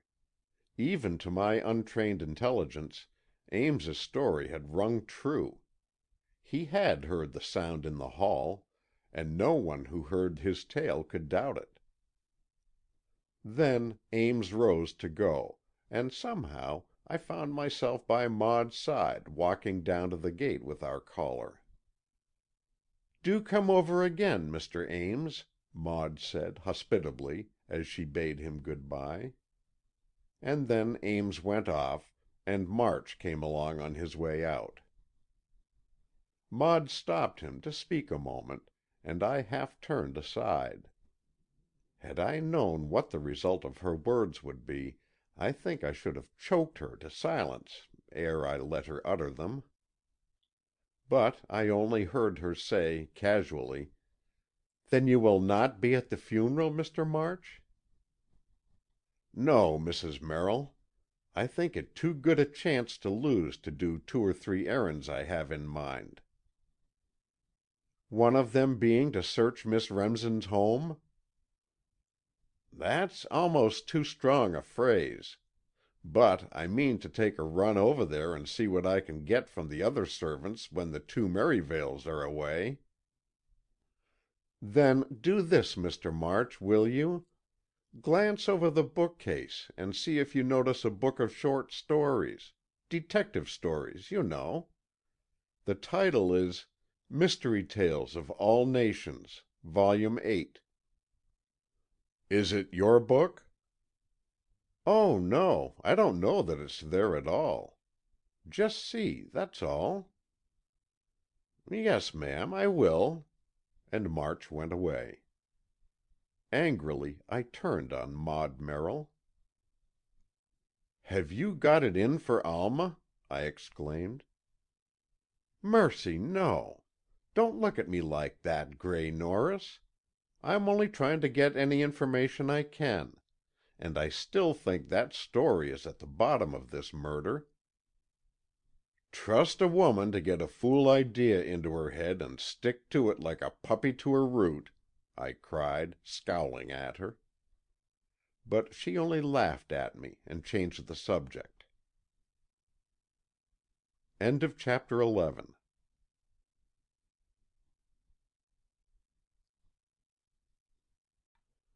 The Deep Lake Mystery by Carolyn Wells. Chapter 12. My Secret. We went back into the house, and Maud, with a smile at me, said, "Keeley, I asked our super sleuth, March, to scout around for a stray copy of that book that has in it the story of The Nail, and Graysie here is mad at me." "Nonsense!" I cried. "I'm not.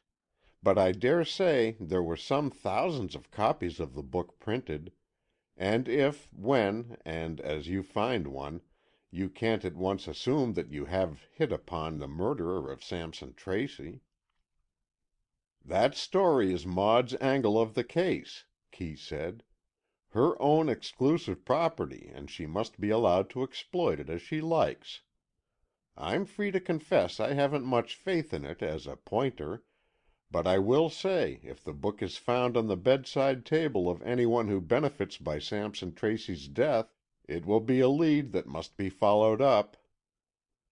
"Oh, all right," I said grumpily. "I can see you all suspect Alma Remsen more or less, but why don't you come out and say so?" "Gray," Keeley spoke a little sternly, "you've fallen in love with Miss Remsen, and while that's your own affair, you mustn't assume that it at once absolves her from all suspicion in this matter. Now, wait a minute before you explode. I don't say the girl is suspected of crime, but there is a possibility that she knows something she hasn't told, just as Ames knew about that step in the hall, and just as you know something that wild horses couldn't drag out of you." "What do you mean?" I spluttered, angry and ashamed at the same time. "You know what I mean. You have some bit of knowledge or information that you have been on the point of telling me half a dozen times, and then have concluded not to do so. I'm not asking you what it is. I'm not saying that it is your duty to tell. That's your business. But I do say you have no right to cavil at anything I may do in the interests of justice, and no reason to get upset if my investigations tend toward Alma Remsen's connection with the case."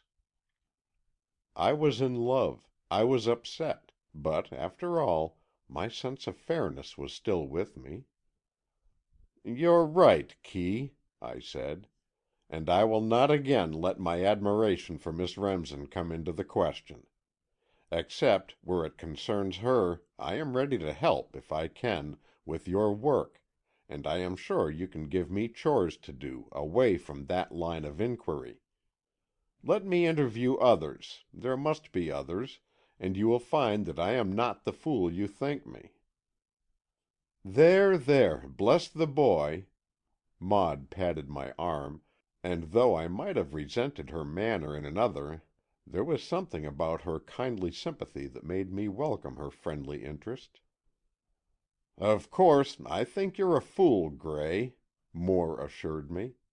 "I've always thought so, but aren't we all?"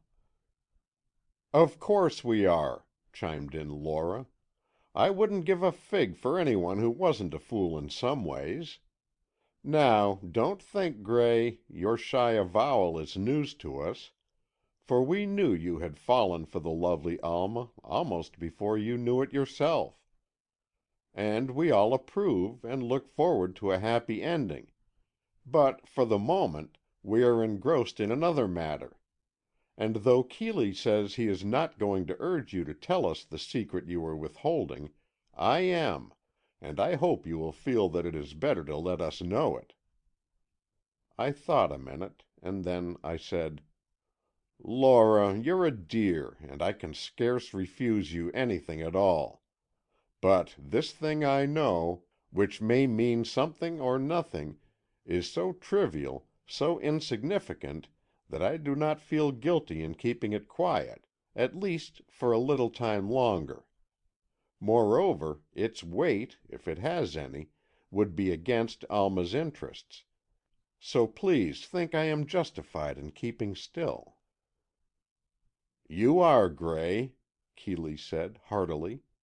"The more so that I do not ask for evidence against the girl. If she is implicated at all, we have enough evidence.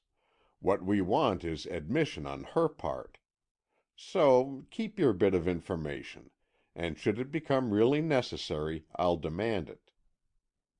He nodded his head so understandingly that I saw we were re-established on the old footing, and I rejoiced that I had not told my secret. For, whatever they said, I felt sure that a statement that I had seen Alma go to Pleasure Dome that fatal night at about 1:30, and had probably heard her return about 2:30, would be something like a match to a trail of gunpowder. "Now," Keeley went on, "I must do some real Sherlocking. First, as to Harper Ames, I'm inclined to scratch his name from my list of suspects because of his frankly expressed desire that I should take the case for him. Either he has the knowledge of his own absolute innocence, or else he is the very most clever devil I have ever chanced to run across." "He's innocent, all right," Lora said. "He couldn't act out all that. He really wants you to take the case, Kee, and that proves his innocence." "But does it?" Moore argued. "May it not be that he is the guilty man, and he is bold enough to think that by taking such a course he can steer suspicion away from himself?" "Seems to me," I put in, "that for a real Sherlock you are doing a lot of theorizing and surmising. Why not get down to shreds of wool, missing cuff links, and dropped handkerchiefs?" "Keeley isn't a fictional detective," Lora exclaimed. "He doesn't work on conventional lines." "There are two kinds of fictional detectives, my dear girl," Keeley told her. "The detective of fiction and the storybook sleuth who declares that he is not the detective of fiction. The original detective of fiction was the hound on the scent sort. The man who could put two and two together. The wizard who could tell the height, weight, and coloring of the unknown criminal from a flick of cigar ash. Then, as this Superman palled a bit on the reader, came then his successor, the man who scorned all these tricks of the trade and announced himself as not the detective of fiction." "And which sort are you?" asked Lora brightly, with a hint of veiled chafing.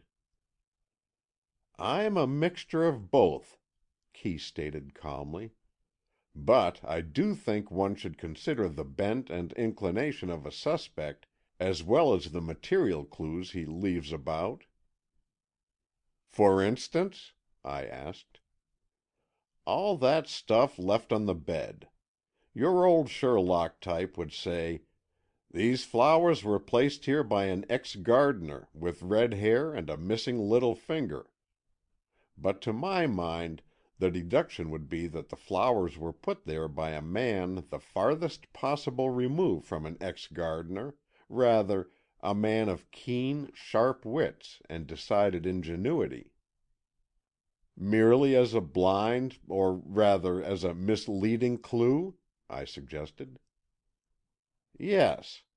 Now the superfluity of those things on the bed, I mean the multiplicity of them, betokens a nature inclined to overdo. Like a man who, getting on a steamboat, ties himself on." "Or," put in Lora, "if a man compel thee to go a mile, go with him twain." "Yes, something of that sort. Yet it may be that he started on his mad career of bed decorating and went on, sort of absent-mindedly." "Got started and couldn't stop." "Exactly.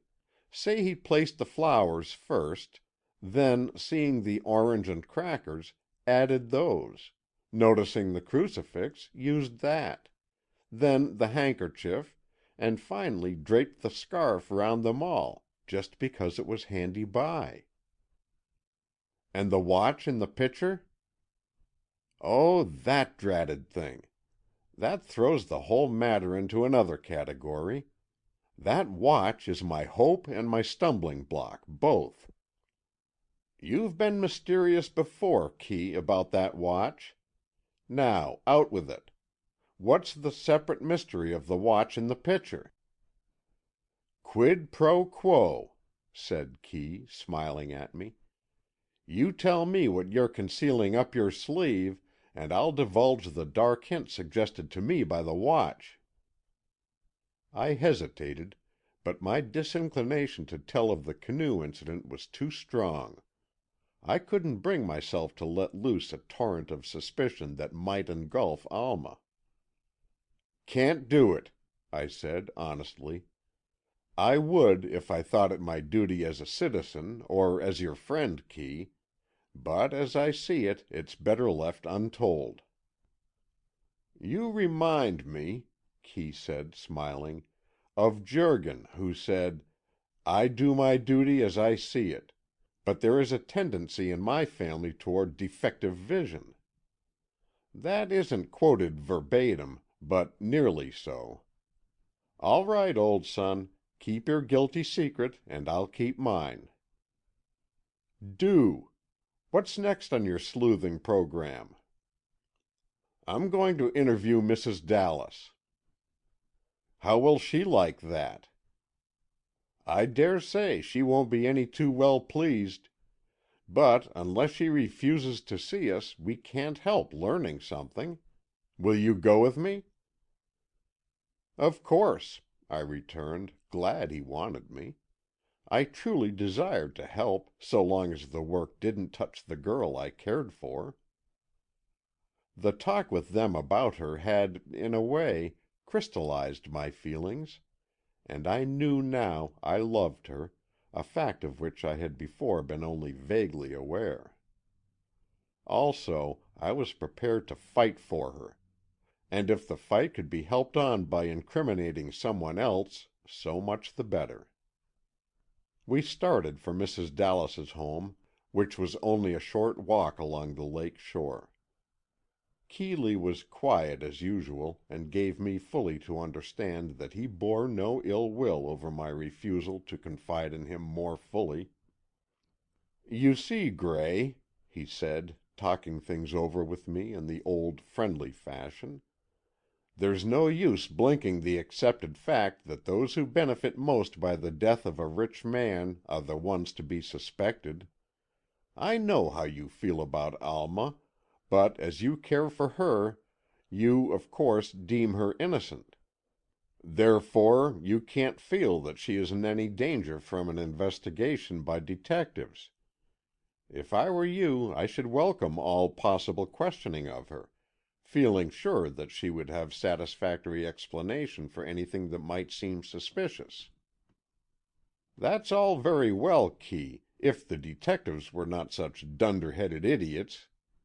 You know I don't mean you, but that March Hare and that Hart that panted at the inquest have it in for the girl, and they are ready to turn anything she may say against her." "Oh, not so bad as that. But it complicates things, your having gone dotty over her." "Sorry for the complications, but not sorry for the rest of it. I say, old man, do you suppose she'd look at me?" "She might do worse," said Kee, as he eyed me appraisingly. Although he spoke lightly, I welcomed his words as a good omen, and turned in at the Dallas place, determined to do all I could to help him. It was a pleasant cottage, unpretentious and homelike, and we were admitted by a trim-looking maid, and conducted to a small reception room. "Come over here," said a voice a moment later, and we saw Katherine Dallas smiling at us from the door of the big living room opposite. She was charming, both in appearance and manner, and greeted us with courtesy, if not warmth. But she clearly showed she considered it an interview rather than a social call, and waited for Kee to state his errand. "Mr. Ames has asked me to look into the matter of Mr. Tracy's death," Moore began, shamelessly hiding behind Ames's skirts. "And though I regret the necessity, I feel I must ask you a few questions, which I hope you will be gracious enough to answer." "Yes," she returned, not at all helpfully, though in no way forbidding. I saw by the play of Keeley's features that he had sized her up, and had concluded to carry on the interview in strictly business fashion. "You were Mr. Tracy's fiancée at the time of his death?" he asked. "Yes, Mr. Moore, I was." "Then, as such, as the one holding the nearest relationship to him, if we except his niece, Miss Remsen, am I correct in assuming you desire the discovery of the criminal who was responsible for his death?" "No, Mr. Moore, you are not correct in that assumption. I loved Mr. Tracy. I hoped to marry him, but now that he is dead, I should greatly prefer that the matter be considered a closed book. I am not of a vindictive nature, and to me the horrors of an investigation and all the harrowing details of such a procedure would be only less distressing than the tragedy itself. So far as I am concerned, I should infinitely prefer that the name of the wretch who cruelly killed Sampson Tracy should be buried in oblivion to having it sought for and blazoned to the public gaze." "This is not the usual view to take of such a situation, Mrs. Dallas." Kee's tone conveyed distinct reproach. "The usual view has never meant anything to me, nor does it in this instance." She was not exactly flippant, but there was a note in her voice that proved, to my mind at least, that she resented any discussion of her mental attitude, and, indeed, resented the whole interview and our presence. Clearly, no help could be expected from her, yet I was moved to put a few straightforward questions. "Are you remaining here, Mrs. Dallas, for the rest of the summer?" She favored me with a glance that was strongly disapproving of such an intrusive remark, and answered icily, "That I have not yet decided." "You know the terms of the will?" Kee shot at her suddenly, having decided, as he afterward told me, that she was unworthy of delicate consideration. "Yes," she said, with a face void of expression. "Then, as one of the principal beneficiaries, you know that you cannot expect to escape definite questionings by the detectives." "I do not expect to escape it, nor do I fear it. Why are you telling me this, Mr. Moore?" "I thought you understood that as Mr. Ames's adviser, I must make certain inquiries in the course of pursuing my duties." She thawed a little, and said, half apologetically, "I suppose so. Is there anything else I can tell you?" "Yes, Mrs. Dallas. Since Mr. Tracy is dead, have you any intention of marrying anyone else?" "I think, Mr. Moore, you are carrying your zeal for Mr. Ames's work too far. I must beg to be excused from further conversation." She rose and stood, like a tragedy queen, not angry, but with a scornful look on her handsome face, and an expression in her eyes eloquent of dismissal. She did not point to the door, but such a gesture was not necessary with that look in her eyes. Courteously, and with no effect of chagrin, Kee bowed his adieu, and I followed suit. "Whew!" I remarked, after we had regained the outer road. "Some goddess!" "Amazon, Boudicea, Xantippe, Medea, yes, and Lucretia Borgia!" he exclaimed, his voice making up in emphasis what it lacked in sound. "This case begins to look interesting, Gray. What price Everett and the Dallas in cahoots as murderers?" "Are you serious?" I asked, thinking he was merely smarting under the lady's stinging rebuke. "No, I don't think so. There are more likely suspects. But we learned a lot there. I honestly hated to bang her between the eyes as I did, but she was just about to order us out anyway, and I had to find out her state of mind regarding Everett." "And did you?" "Of course I did.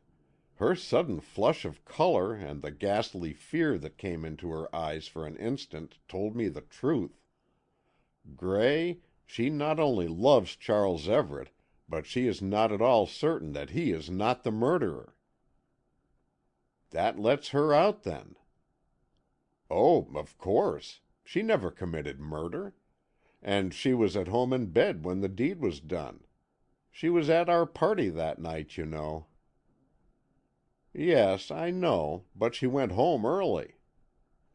"Oh, well, there's not the slightest suspicion attached to her. When I said in cahoots, I didn't really mean it, or if I did, I look on her as merely a sleeping partner. But I think she is entirely innocent of crime, or even accessory work, and I think, too, that she fears for Everett. Maybe not that he did the deed, but that he may be suspected of it. I don't like the woman, I never did, but I think she's innocent of any real wrong. I think she was engaged to Tracy for purely mercenary reasons. Then Everett came along, and she fell for him, and she is now glad that old Samp is out of the way, but she didn't bring it about." "Probably you're right, Kee.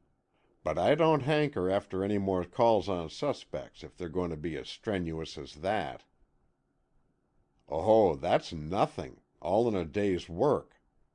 All right, then. If you're off the case for today, I'm going over to Whistling Reeds. But you can toddle home if you like. You're going there? To Alma's? Indeed, I will go with you. What are you going for? On a quest for knowledge and information. He spoke gravely. Are you going to torment her, Kee? I asked. Not intentionally, but I must ask some questions, and she must answer. Now, go or stay away, as you choose. I'll go, I said, and we walked a while in silence. Reaching our own boathouse, Kee chose his favorite round-bottomed boat, and we started for the island. I rowed, for I felt the need of some physical exertion to calm my racing nerves, stirred by the thought of the ordeal ahead of us. Keeley had not suspected Mrs. Dallas, he said so, but I had a feeling he did suspect Alma, and I wondered what his attitude would be. "Don't be harsh with her," I said, at last, apparently apropos of nothing. "I'm not utterly a brute," he returned, and I bent to my oars. It was a gray day. The clouds hid the sun entirely, and they were dull, heavy clouds, not fleecy white ones such as I loved. The lake was leaden, and the ripples waved slowly, but did not break into whitecaps. There were no other boats in sight, and no crowds of merry people on the few docks we passed. Reaching the Remsen boathouse, it seemed to me the island looked more than ever like an abode of the dead. The trees were motionless in the calm air and the dark glades, and copses seemed sepulchral in their sentinel-like rigidity. We landed and went up the steps toward the house. A man advanced to meet us. "What's wanted?" he said, not quite gruffly, but with an apparent intention of being answered.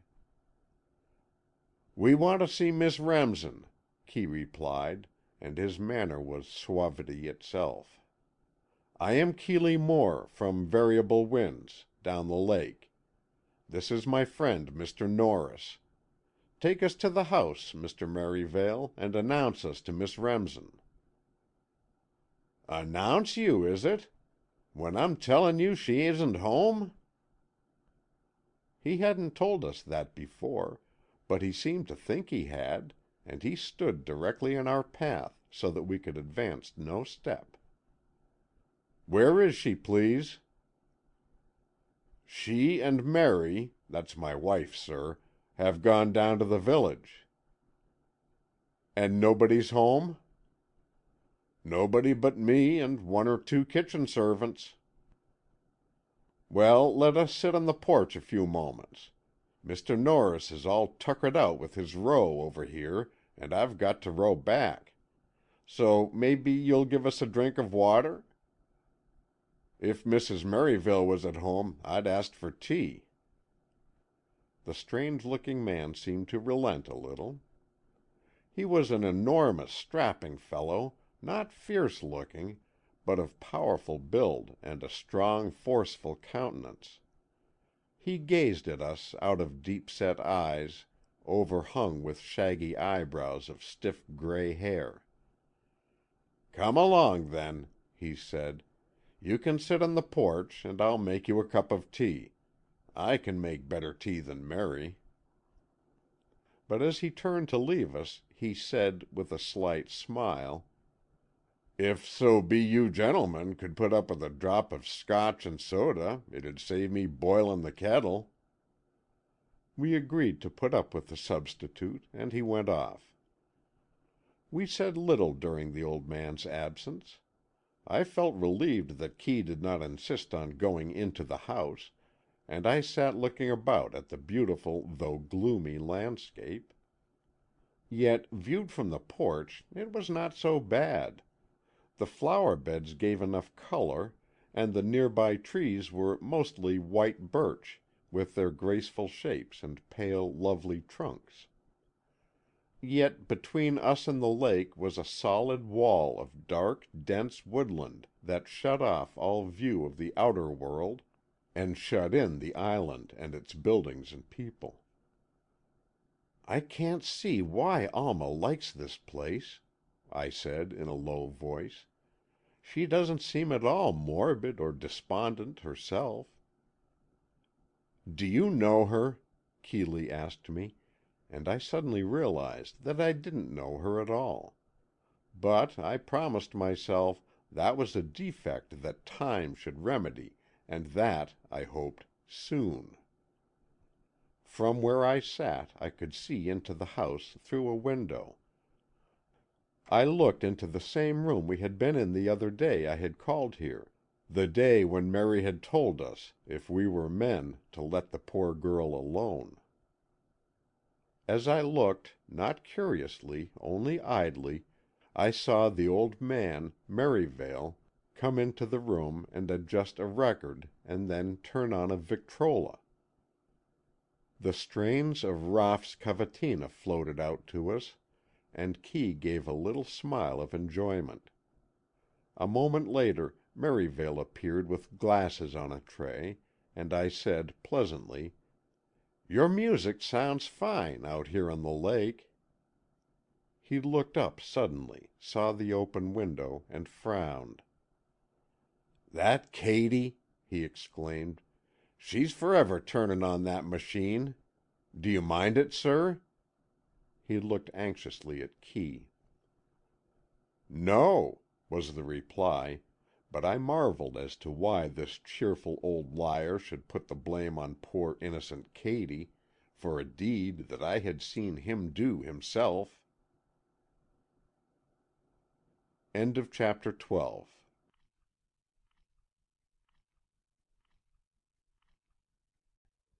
The Deep Lake Mystery by Carolyn Wells. Chapter 13. As to Tuesday afternoon. And then Alma came home. I watched her as she paddled her canoe, with long, clear-cut strokes, and I remembered what Billy Dean had said about her paddling being unmistakable. Perhaps this was an exaggeration, but surely her method was that of an expert. She brought the pretty, graceful craft to a landing, and sprang out, followed more leisurely by the gaunt figure of the ever-watchful Mary. She wore an exceedingly becoming sports costume of white with borderings of black, and a little white felt hat with a black cockade. I watched her as she came nearer, and I realized anew that this was the one girl in the world for me. And I knew, too, that she needed a friend, needed someone to lean on in the ordeal that was ahead of her. For whatever the outcome of the inquest, she faced new responsibilities and burdens in the adjustment of her uncle's estate. I suppose a more conscientious nature would have hesitated to aspire to a girl set apart by a sudden acquisition of great wealth, but I was too deeply in love to think of that. I had a competent income myself, and I should have been glad to marry Alma Remsen had she been penniless, but all those considerations were as nothing to the all-absorbing thought of how I loved her. She was so appealing as she raised her eyes to mine when she greeted me, and her sweet face was so wistful that it was all I could do to keep from grabbing her up in my arms and carrying her off. As it was, I took her hand and made conventional inquiries, the while devouring her with my eyes. I think she sensed my restraint, for her handclasp was friendly, even trustful, and we sat down together on a porch settee. "You're a frequent caller, Mr. Moore," she said, almost gaily. "I'm sorry I was so unsatisfactory on the occasion of your other visit. I'll try to do better this time." I looked at her in some apprehension. I felt sure her light manner was assumed to cover the depths of worry and anxiety that it seemed to me showed themselves in her dark eyes. "I don't want to bother you too much, Miss Remsen," Keeley said, "but you can be a real help if you choose." "Of course I choose. Ask me anything you like. I'll answer." She gave a little smile and tossed her head with a pretty gesture. Both the Merivales had disappeared. I had an uncanny feeling that they were watching from behind some window curtain, but I had no real reason for this. The Victrola had ceased its music. Doubtless Katie had turned it off. "It's about that last call you made on your uncle," Keeley proceeded, and I could see that he was watching her closely, though he seemed not to do so. "It was the last time you saw him alive, was it not? That Tuesday afternoon?" "Yes," said Alma, in a quiet, steady voice. "Yes, that was the last time." "What did you go there for?" "On no special errand, only to see him.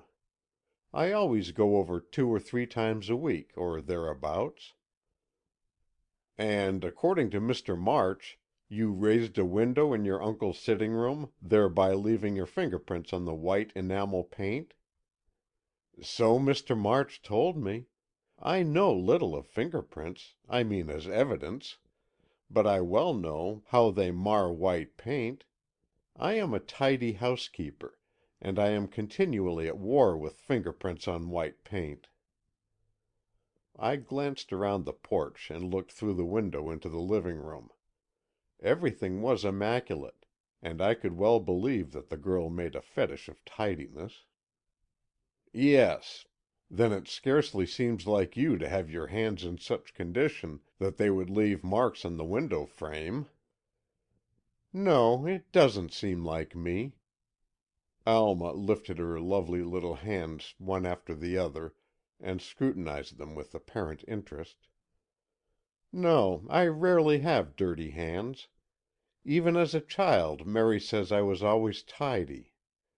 But, Mr. Moore, I'm told that fingerprints cannot be mistaken, and so the fact remains, doesn't it, that on that particular occasion my hands did need washing?" There was a certain something in Alma's voice that drew my attention. She seemed to be speaking casually, seemed really indifferent as to the subject, yet her tone was alert and her whole manner tense.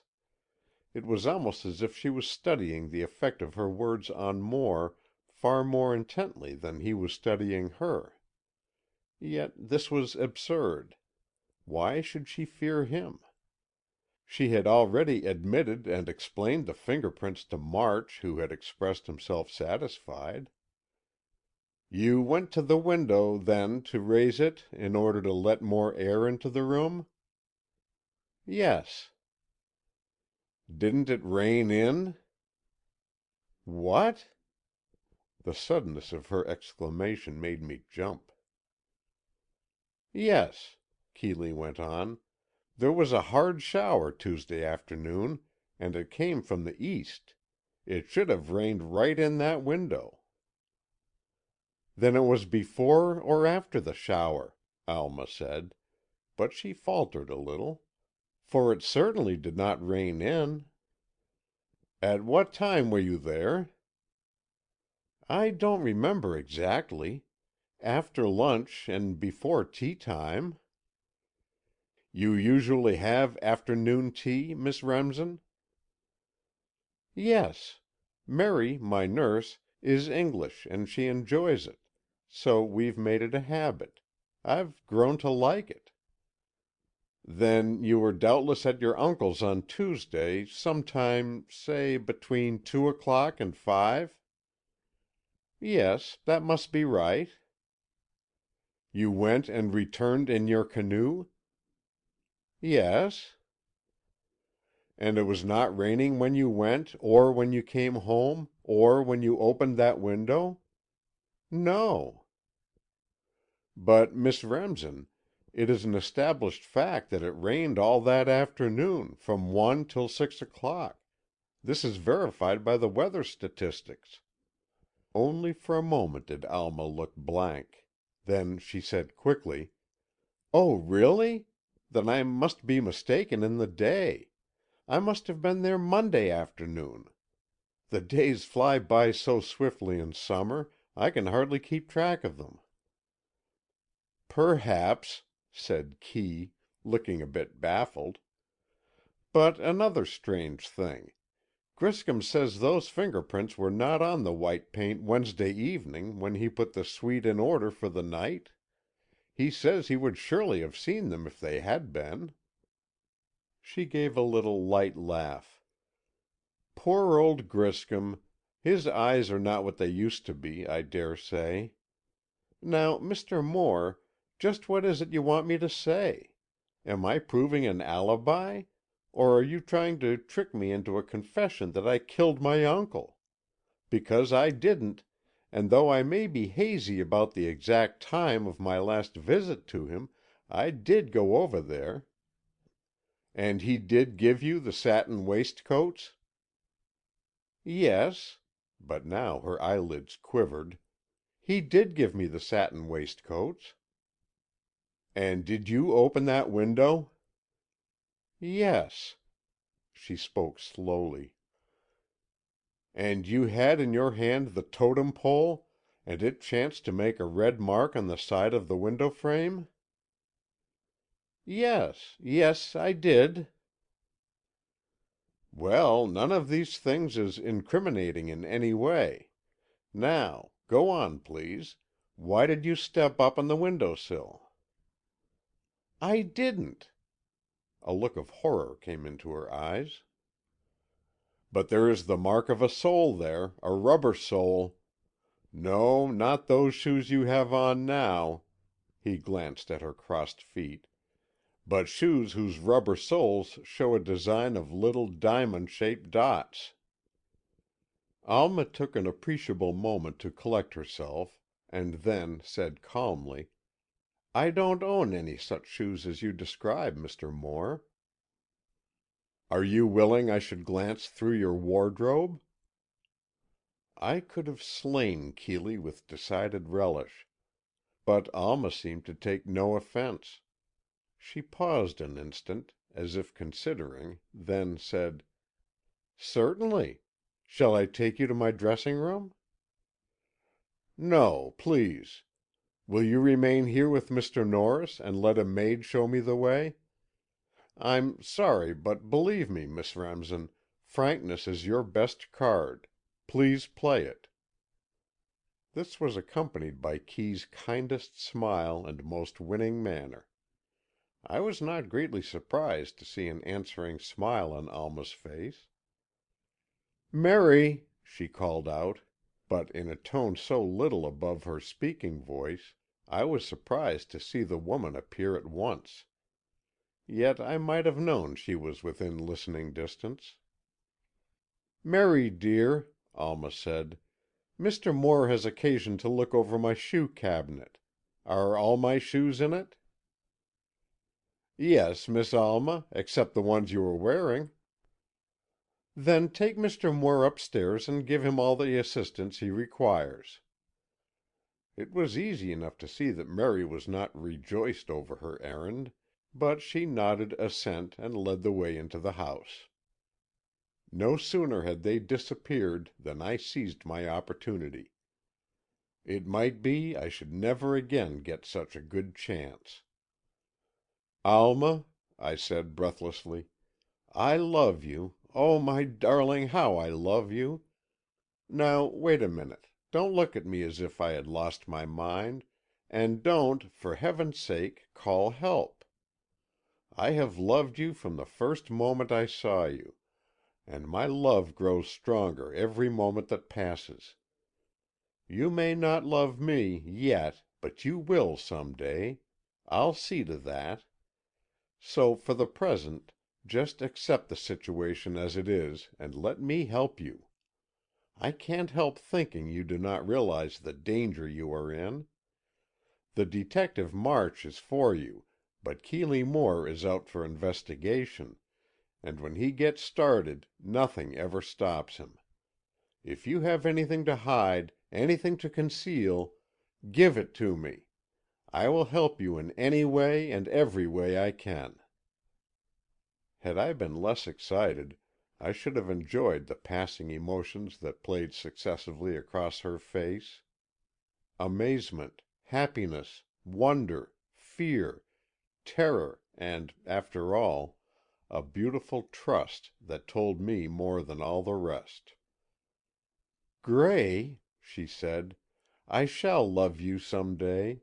I promise you that now, but first you must, you will help me. I am in danger. I can't explain all to you now, I'm not sure I ever can, but in one matter you must help me. There is something I want destroyed, something that must be destroyed. Will you attend to that?" "Of course I will. Give it to me quickly. Is it small enough to throw into the lake?" "Small enough, yes, but it won't sink. Weight it and throw it in the lake when nobody can possibly see you, or else burn it. But you couldn't do that?" "Not very well, as I am visiting friends. But give it to me, and I'll see to it that it is destroyed at once." "I hope to do it myself, but I fear I am being watched. When I went to the village with Mary, a man in a canoe seemed to follow and he watched me, yet tried to look as if he were not watching me. Oh, I know." "Did you object to Moore's questioning?" "Oh, no." She looked weary and a little sad. "I suppose I must go through with a lot of that." "Do you mind his looking at your wardrobe?" "No." She smiled at this. "What does he expect to find? I haven't any other rubber-soled shoes.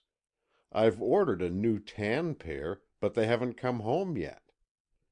She scrutinized her little white canvas shoe, and as she held it up, I noticed the pattern of round dots on the rubber sole.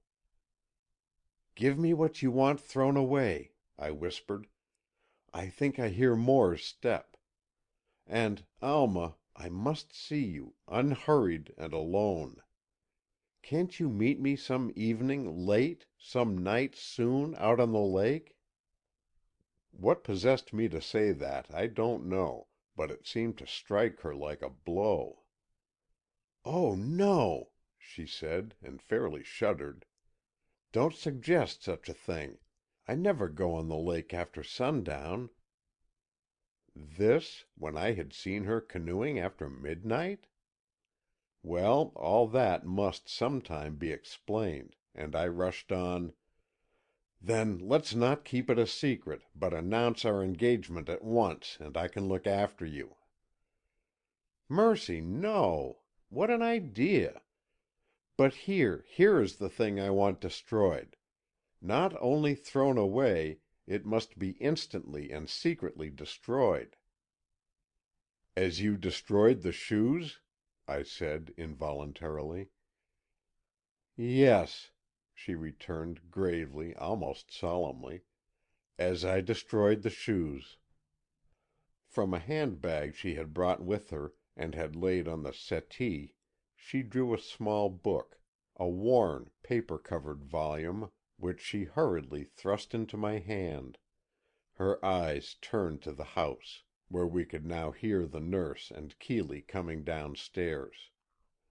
I stuffed the book into my overcoat, glad that I had with me the light topcoat I usually carried against the chill winds of Deep Lake. Then, quickly folding the coat inside out, I threw it over a chair back just as Keeley reappeared. "Thank you very much, Miss Remsen," he said, cheerily. "Your willingness to put the whole house at my disposal makes me more sure that you have nothing to conceal than any words you could say."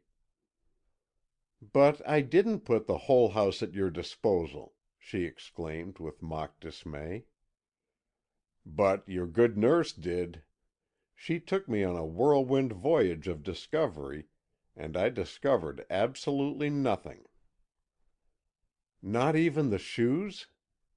Alma looked positively roguish now, and very alluring. "Not even the shoes," Kee repeated. "Nor the Totem Pole. What became of that?" All Alma's gaiety fell away from her. She showed again that fear that so often darkened her eyes and clouded her brow. But she shrugged her shoulders lightly and said, "Oh, it's around somewhere. It must be."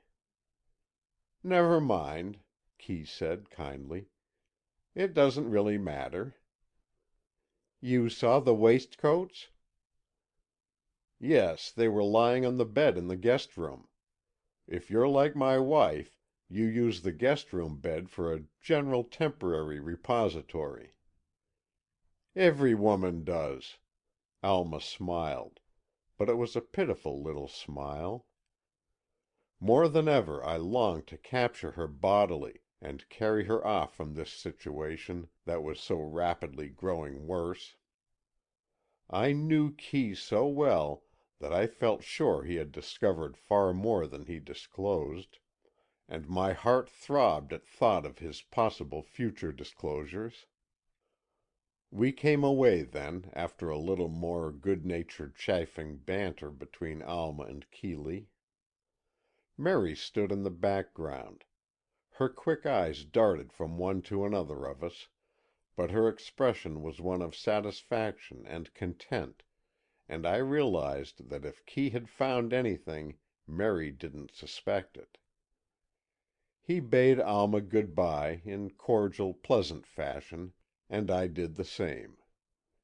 I could show my feelings in no way save to press her hand and gaze deeply into her eyes, and having accomplished this histrionic gesture, I turned to find Kee looking at me with full comprehension of the situation. I didn't mind that, for he already knew I was in love with her, so, aside from a slight sheepish feeling, I was unembarrassed as I strode along by his side down to the dock.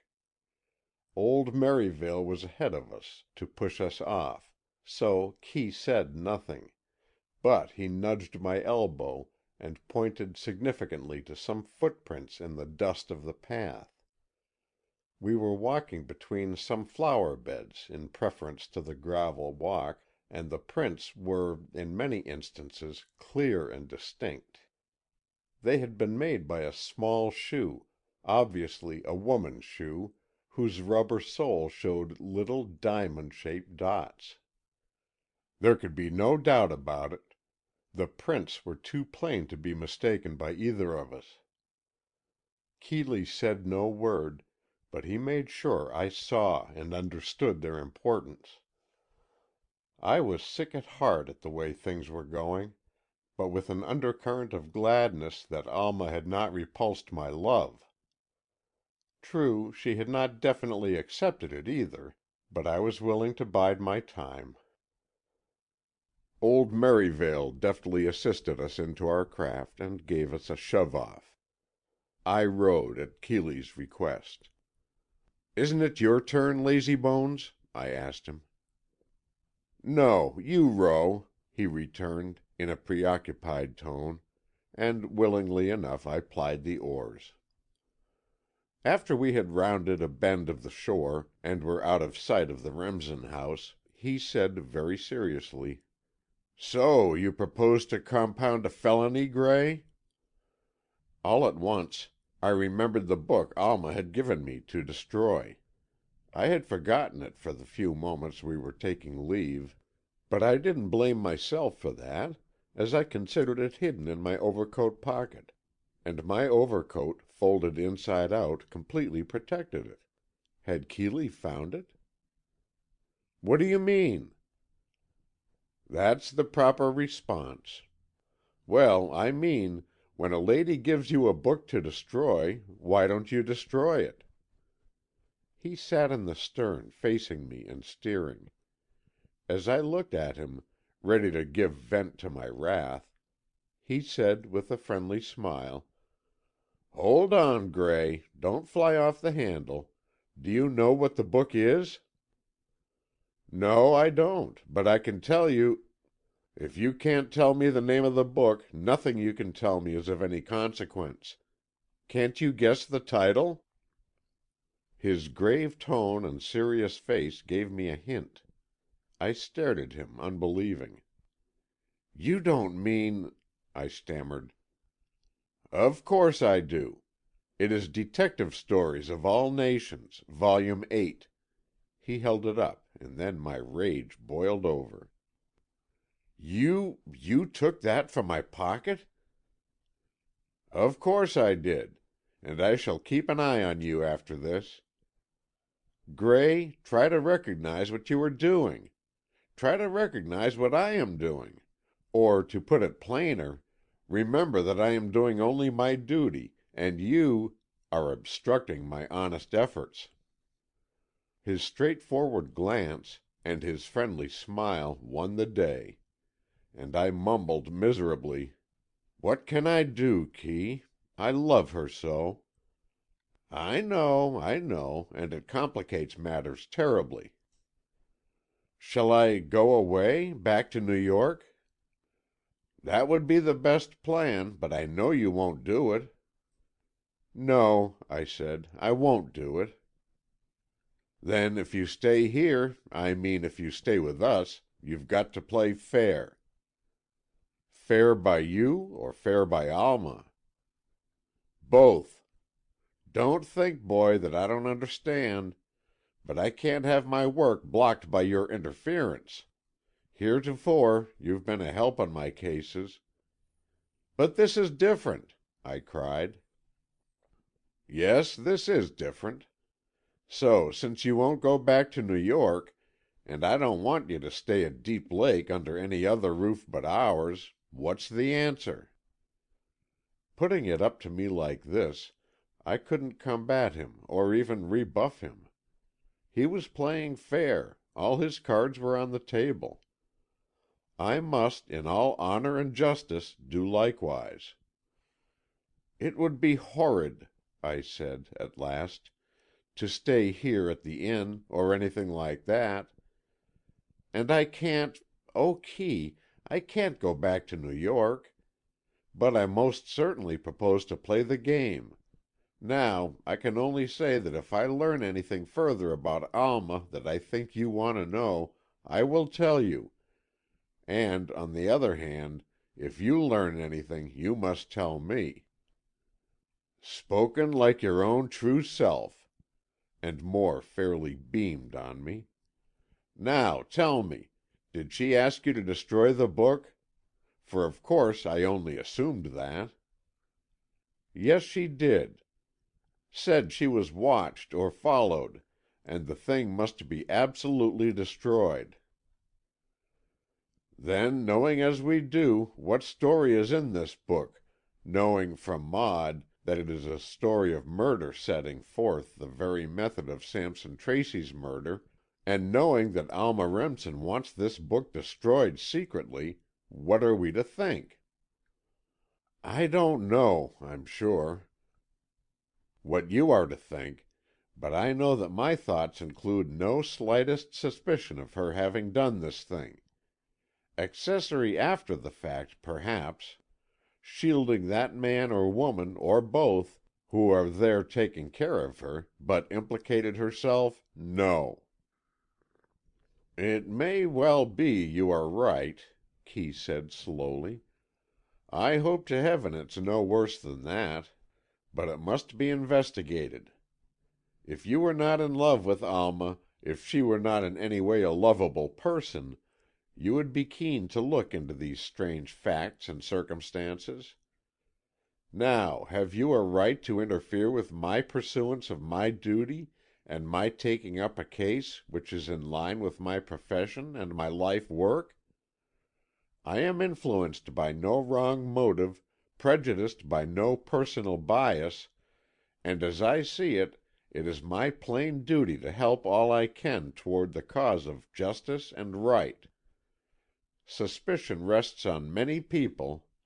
Many of these must be innocent. Is it right to let them remain under a cloud, under an unjust doubt, because you have come to love one of the principal actors in this drama?" "No," I said, desiring most honestly to play fair.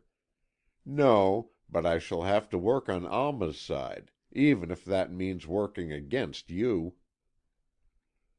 "That's all right, so long as you work fairly. As you said, tell me all you discover, and listen to all I discover. Then we are at one, and the truth will conquer. How far have you gone with her? Are you two engaged?" The calm way he said this brought me to my senses. Of course we weren't engaged. She hadn't even said she loved me, or wanted me to love her. And I told Kee this, and he smiled kindly and held out his hand. "Bless you, my children," he said, but with a little catch in his voice. End of chapter 13.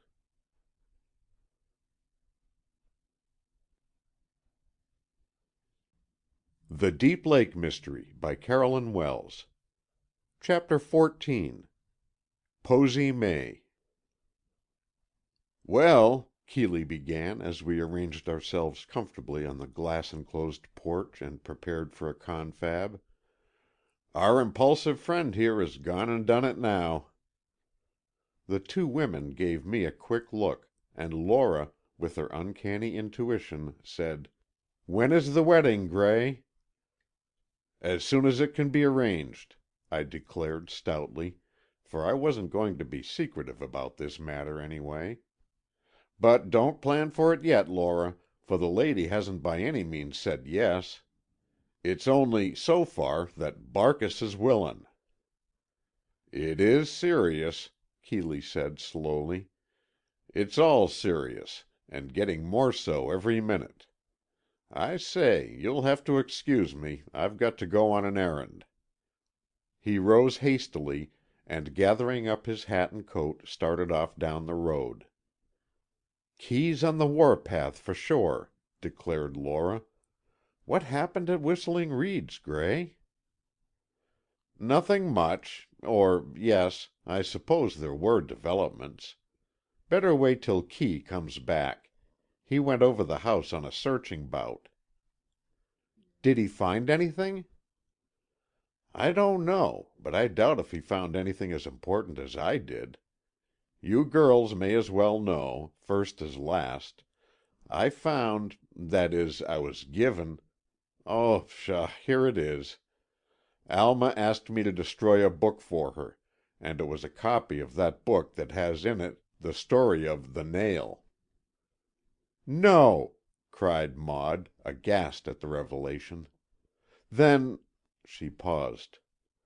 "Now don't jump at conclusions," Laura begged, looking at me with the utmost kindness. "To find that book there doesn't necessarily point to Alma. It may implicate that old harridan of a nurse, or her caveman husband, far more likely than that cultured girl." I looked at her gratefully. "Good for you, Laura," I said. "Now I'm going to fight this thing to a finish. I'm far from ready to admit that the book's presence at that house is a proof of anything. But, of course, it must be investigated. The worst part of it is that Alma asked me secretly to destroy it." "She would, if she is shielding either of those two caretakers of hers. She is devoted to them, and I for one shouldn't be at all surprised if one or both of them did that murder. You see, they were afraid that the marriage of Mr. Tracy would cut off the fortune from their beloved mistress, and so there's motive enough." "But not a shred of evidence," I said. "And the evidence against Alma is simply piling up. The print of a shoe sole in the window sill shows diamond-shaped dots, as you know, and Alma denied having any other rubber-soled shoes. But on the garden path there were distinct prints of soles with diamond-shaped dots, and when Kee saw them he drew my attention. And besides—" In my despair I blurted out the whole story. Alma told me she had destroyed the shoes. "You poor boy!" And that blessed Laura patted my shoulder encouragingly as she flitted about. "Don't put too much weight on those facts. I begin to see through it all. Alma was there, in that room, must have been, but she was not the criminal. Nor did she cut up all those monkey tricks in the bedroom. But these things must be sifted. Keeley will do it, once he gets fairly started. That is, Gray, if you will help him. Do believe me when I tell you it is far better for you to be frank. Do you know, even now, Kee thinks you're holding out on him?" "I certainly should have held out on that confounded book, if I'd had the least idea he would sneak it away from me. Good Lord, Laura, you've been in love. What would you have done if every man's hand was against Kee and you?" "Hold on there, Gray. I love Kee now as much as I ever did, and I'm not saying I wouldn't lie or steal for him. But not if I were convinced that honesty was the best plan. No matter what you know or what you may learn against Alma, let Kee in on it, for that is the only way to prove her innocence." "You haven't any doubt of her innocence, have you, Gray?" Maud asked, gently. "No, Maudie, I haven't. But there are such blatant, glaring bits of evidence that seem to be against her, that I am afraid others won't be willing to sift them down, but will assume them to be proof positive of her guilt." "But if she is shielding someone else, as she must be, surely detectives like Keeley and Mr. March will see through it." "Mr. March isn't nearly as keen as Keeley, but he's nobody's fool, and he can see through a millstone with a hole in it." "She tries to take it all so lightly," I went on, thinking aloud. "Keeley made her say she left her fingerprints when she tried to raise that window, and then he flung at her that it was raining all Tuesday afternoon. And she only said, 'Oh, well, then it must have been Monday.' Now, that's all right, and probably it was Monday, but March won't be satisfied with that. He'll cross-question her and bullyrag her until he gets her so mixed up she won't know where she's at." "But, Gray," Laura said quietly, "have you realized that those fingerprints are not such as would be made in an attempt to raise the window? They are on the frame, not on the sash. They are obviously the marks made by someone who stepped up on the window sill and sprang out of the window. Kee is positive about this. He has examined them minutely." "Then Heaven help Alma," I groaned. "For they say they are her fingerprints and her footprints, and she admits that she had that totem thing in her mind. But it's too clear. It's too obvious. She never killed her uncle, fixed up all that gimcrack business, and then went in the sitting room and jumped out of the window." "Stick to the thing she evidently did do," put in Maud. "She must have stood on the sill and dived out of the window—" "Not necessarily," I stormed. "Even if she stepped up on the sill, say to open a window that stuck, that doesn't say she jumped, nor does it prove she killed her uncle." "Certainly not— Hush! Somebody is coming up the steps." The somebody proved to be Posy May, the pretty youngster whom I had seen a few times already.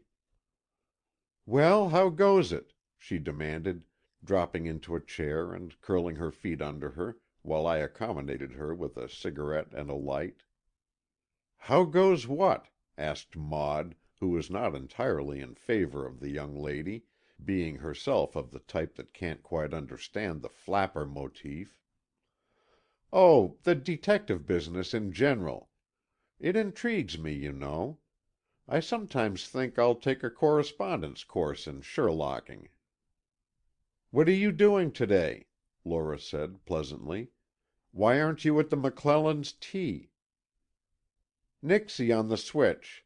I like the subject I started better. And you needn't scorn me so.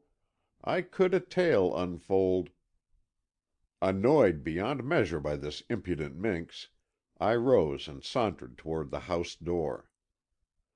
But Lora had evidently caught a note of reality in the girl's voice, for she said, almost sharply, "What do you know, Posy? If you know anything concerning the matter, it is your duty to tell of it." "I'd rather tell Mr. Moore." She put on an air of importance. "He is at the head of the investigation, I assume." Lora smiled, in spite of herself, at the chit's manner, but she only said suavely, "As a good wife, I am my husband's helpmeet in all his business, and I assure you it will be better to tell me and let me pass it on to him, for he's gone out, and I don't know when he'll get home again." "Do tell us," Maud urged helpfully. "We are all intrigued, as you say, with the case, and your assistance might prove invaluable." The flattering glance that accompanied this speech seemed to win the day, and Posy settled back in the big chair, sticking her feet out straight in front of her. "Well," she said, smoothing down her brief and scant skirt, "you see, our house is on down the lake, next below Whistling Reeds." Recognizing there was or might be something coming, I turned back and sat down again. "So, of course, I can't help seeing them about now and then, though I don't really rubber much. I don't get time, as I'm busy on my own. And, after all, there's nothing to see, and if there was you can't see much with all that wall of evergreens all around 'bout." "If this is idle gossip, my dear," Lora began. "No, it's information." Thoroughly enjoying the attention she was receiving, Posy prolonged the situation by selecting and lighting a fresh cigarette. Having drawn one puff, she turned it round and critically surveyed the lighted end, as is the absurd habit of some people. But each one of her hearers knew better than to interrupt by word or look the possible continuance of her revelations. "Now, what I have to tell, I've never breathed to a soul. I'm not sure now that I ought to breathe it." She looked questioningly about, but we gave no aid or hindrance, knowing the best plan was to let her alone. Then she drew a long sigh and let the whole story pour forth in a mad rush of words.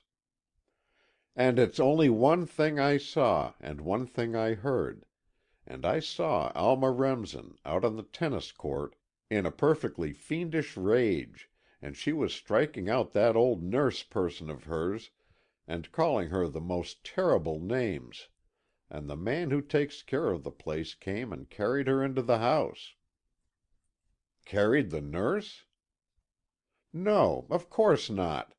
Carried Alma into the house, and she was kicking and fighting like mad. And the other time was when I was out on the lake, and I could see just the same sort of row going on, but I was too far to hear what she said. But this time the man wasn't about, and the nurse managed by herself to drag Alma into the house." "You're sure what you're saying is true, Posy?" asked Lora, very gravely and with an intent look at the girl. "Oh, yes, Mrs. Moore, I'm sure, and the reason I'm telling you is because I think that Alma isn't quite right, sometimes. She isn't exactly all there. And then, except on these occasions, she is all right, her own sweet, lovely self." "Do you know Alma well, Miss Posy?" I asked. "Oh, yes. We come up here every summer. I've known her for 5 or 6 years. She's older than I am, we don't go in the same set, but we meet at fairs and tournaments, and she's always most chummy with me. Now, I know you all think I'm telling you this just to make a sensation and all that, but it isn't at all. I've thought it over a lot, and it seems to be my duty. You see, I've doped it out that she has spells, epileptic, or whatever they call it, and that they don't come on often, but when they do, she has no control over her passions. She becomes, somebody else like, and she fights like a mad person. If you'd seen her go for Mr. Merivale, wow! I don't want to see it again." "I can't help thinking you're mistaken in your diagnosis, Miss May," I said, speaking indulgently, for I didn't want her to flare up. "But I think it's far more likely the 2 occasions you speak of were just fits of anger, unladylike perhaps, even unjustifiable, but not the result of a diseased mind or body." She looked at me with earnest eyes. "You wouldn't say that if you had seen her, Mr. Norris. She was mad, I mean mad in the sense of demented. I don't mean just angry. Well, anyway, I've told my story, now you can take it up. But I know, if you were to go there and face that nurse down, she'll have to admit there's some such state of things as I tell you of. She'd deny it to me, or to these ladies, but if a man went there and made her tell the truth, you'd soon find out. That's why she had to be put out of her uncle's house, when he decided to get a wife in there. He couldn't bring a wife to a home with a girl like that in it. If it had not been for his approaching wedding, Mr. Tracy never would have put Alma out." "Posy," Lora spoke gently, "are you willing to keep this secret a while longer? Are you willing to promise not to tell anybody about it until Mr. Moore says you may? If you will do this, you may feel that you have been of real help to us, but if you're going to spread the story, you will do incalculable harm." "No, I won't tell if you don't want me to." "That's a good girl, and we certainly don't want you to. Don't even tell Dick Hardy, will you?" "Oh, gosh, no. He wouldn't listen anyway. He's just my sheik, you know.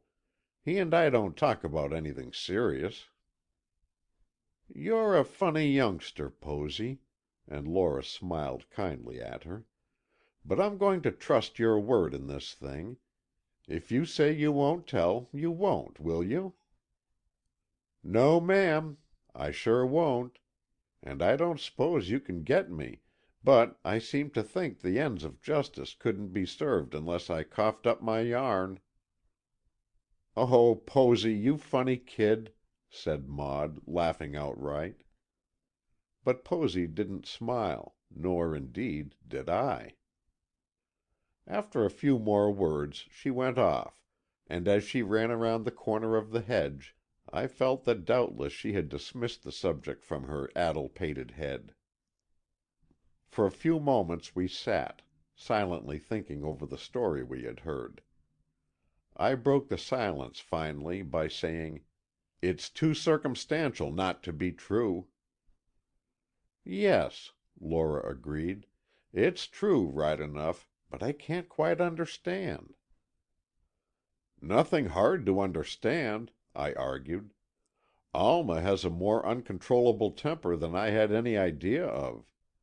This doesn't make me think she went so far as to kill her uncle in one of her angry fits, but I will say that the matter must be looked into." "Kee will look into it," Lora said, with one of her gentle smiles. Kee's wife was a good sort, and she always tried to make things easy and pleasant for me. I knew, though, that she was thinking over this thing, and I dreaded to learn whither her thoughts led her. For I distinctly remembered Mrs. Dallas saying that Sampson Tracy had wanted to tell her something about Alma. Something unpleasant, she had implied. What could it have been but this, that the girl had at times an ungovernable temper? For I was determined I would not believe that the trouble lay deeper than that the sweet girl I adored had a flaw in her brain or a physical disorder that meant impaired intellect in any way. We ignored the subject by common consent. Lora no doubt feeling that since it must be discussed with Kee, there was small use mulling it over beforehand. And then Kee returned. He was full of some news of his own, so we listened to him first. "It's about that sound Ames heard," he told us. "You know he said after several false starts that it was like a stick drawn along a wall. Well, it occurred to me that if it was anything at all, it might be the murderer trailing along, with his hammer and nail in his hand, and if the hall was dark, feeling along the walls and doors to guide him." "Rather far-fetched," I smiled. "Well, the only way to see about it was to look on the door of Ames's room, and there, sure enough, was a long scratch, as if a nail or something had been dragged along it. A distinct scratch, but only across the door, at least I could find no other such mark. So, me for the coroner's office to look over the exhibits. And if you please, with a powerful lens, I discovered some minute particles of dark varnish in under the head of that nail that played the principal part in our death drama." "Seems incredible," I murmured, and indeed it did. "Yes, but true," Kee averred. "And the brown varnish corresponds exactly to the door of Ames's room. All the doors in that wing, in fact." "Well, after all, what does it prove?" I asked wearily, wondering what new horror was to be divulged. "Only premeditation. It proves that the murderer went to Tracy's room, passing by Ames's room, carrying the nail with him and presumably the hammer. That's all I can see in it, but it lends a bit of color to Maud's idea that the story of the nail may have been responsible for the whole thing." "Yes," I said, holding myself together, "it does. But, of course, even though we found that book at the house on the island, there are several inmates of that house who may become suspect. Also, there is the possibility that one of those inmates may have lent that book to anybody in all Deep Lake." "Perfectly true, Gray," and Keeley spoke almost casually. "That's logical enough. Now to find out who did or might have done that. It's quite on the cards that somebody in the Pleasure Dome household read that book and used that method to do away with Tracy. It's even possible that a rank outsider did the same thing. But somebody did do it, and with that book in the vicinity, it's only rational to assume the connection between the suggestion and the deed." "Could it have been the work of a demented person?" asked Maud. "Very easily," Keeley said. "I've hoped all along some maniac would turn up who we could suspect. But none has, so far. Yes, it all has the earmarks of the work of a distorted brain. I mean the feather duster and all that tomfoolery. But I've not been able to find any trace of anybody even slightly or temporarily demented." Well, then, of course, Posy May's story had to be told to him. Lora undertook the telling, and without any help from Maud or me, she gave a clear and concise résumé of Posy's statements. Kee listened, as always, thoughtfully and with deepest interest. When she had finished, he turned to me and said, in what was intended for a comforting manner, "Take it easy, old man. The game's never out till it's played out, and I'm not at all of the opinion that the scenes the volatile Posy described actually happened just as she described them. It may be Alma lost her temper, lost it to such an extent that the Merivales, one and all, urged her into the house. But make allowances for the source of that information, and remember that it may all have happened some time ago, that Posy's memory may be greatly stimulated by her imagination, and that she is decidedly prone to exaggerate anyway." My very drooping spirits revived, and I plucked up a little hope. But I had to know what Kee thought about the book. "Do you feel sure, as Maud does, that the story in that book started the whole thing?" "As I said a few moments ago, I do, at this moment, think there is some connection, but I am quite willing to say also that is to my mind just as likely there is none." "Then why did Alma want the book destroyed?" I demanded. "Because she thinks there is a connection." My heart lightened. "That," I exclaimed, "proves you think her innocent." "I never said I didn't think that. But thinking so far is a far cry from proving it. If you, Gray, could only bring yourself to tell me the important bit of information you are holding out on me, I should know better where we stand. I think, boy, the time has come, if you're ever going to tell now." I pondered. How could I tell them that I had seen Alma on the lake that night? How could I put her dear head in the noose? For it was nothing less than that. I shook my head. "There's nothing, Kee," I said. "Don't tell if you don't want to, Gray, but don't think you can lie to me successfully. You can't." "But, Keeley," I begged him, "granting I do know of a point that I haven't told you, and supposing it definitely incriminates the girl I love, can you wonder that I want to withhold it?" "You mean you think it definitely incriminates her. You may well be mistaken." "It doesn't seem so to me." "And you propose to lock this important piece of information in your own soul, away from us all, and let us go on blindly, floundering?" "Do you suppose I care how blindly you flounder if you don't suspect Alma Remsen? Do you suppose I care that I'm accessory after the fact, and all that, if I can keep her safe from suspicion?" "But, Gray, if I can convince you that it's wiser to let me know, and if I promise not to utilize the information you give me, if it does not prove her guilty, what then?" "If you give me your word of honor on that, I'll tell." "Very well, word of honor." "Then," I said, "I saw Alma Remsen in her canoe go to Pleasure Dome at about 1:30 that night her uncle died, and I saw—no, I heard—her come back past here about 2:30. "How are you so sure of this?" Kee asked. "You didn't know her then. That was the very night you arrived here." "I know that. I was looking out of my bedroom window and saw the girl. It was moonlight, and I saw her distinctly. Then, next day, when I saw Alma, I recognized her for the same girl."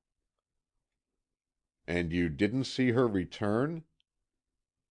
"I heard her, but I was sleepy and didn't get up to look out. It may not have been she, of course, but it was a sound as of similar paddling." "I'm glad you told me," Keeley said, but his face was somber and his eyes sad.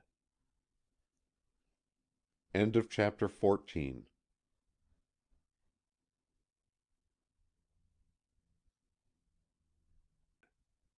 The Deep Lake Mystery by Carolyn Wells. Chapter 15. Jennie. Keeley Moore had a knack of putting his troubles away on a high shelf, while he relaxed, as he called it.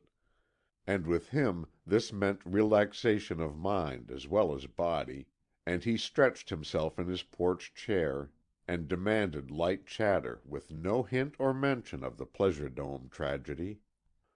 Lora, as usual, met him more than halfway, and began a recital of the blunders made by her new parlor maid that morning. "Nice-looking little baggage," said Kee, who had always an eye for a pretty face. "Where'd you pick her up?" "I can't tell you that," said Lora. "It's a secret." "A secret? Where you got a servant? Then I can guess. You sneaked her away from some unsuspecting friend and offered higher wages." "Nothing of the sort. Jennie came to me and asked me to take her." "Where has she been living?" "Oh, nowhere in particular.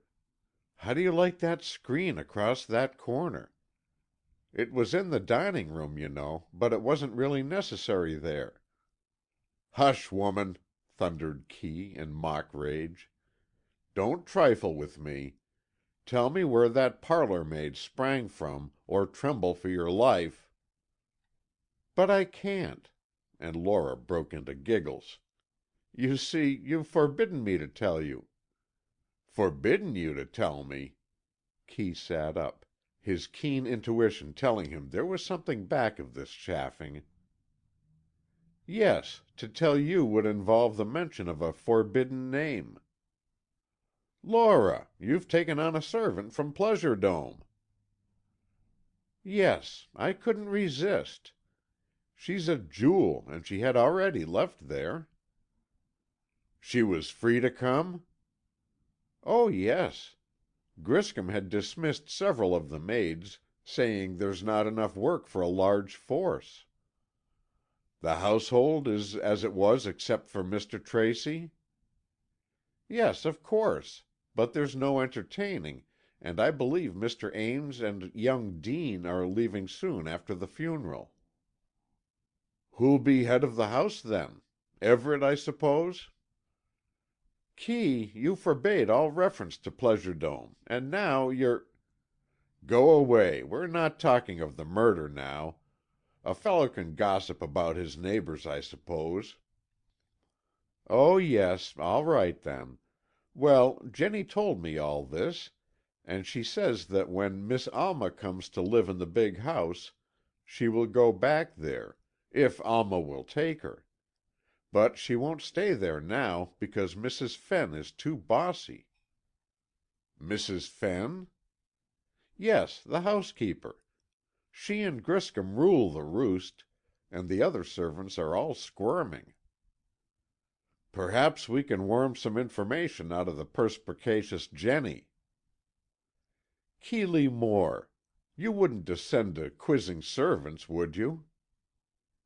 "Wouldn't I just! I'd quiz a scullery maid if I could get a glimmer of light on our dark problem. Pull Jennie in, and let me take a shot at her." Obediently Lora touched a bell, and Jennie appeared. She was a trim, tidy young person in a neat uniform, and her attitude was perfect. She stood at attention and awaited orders. Kee looked at her, and then said, slowly, "You have been living at Mr. Tracy's?" "Yes, sir." The reply was calm, respectful, and quite unperturbed. "Why did you leave there?"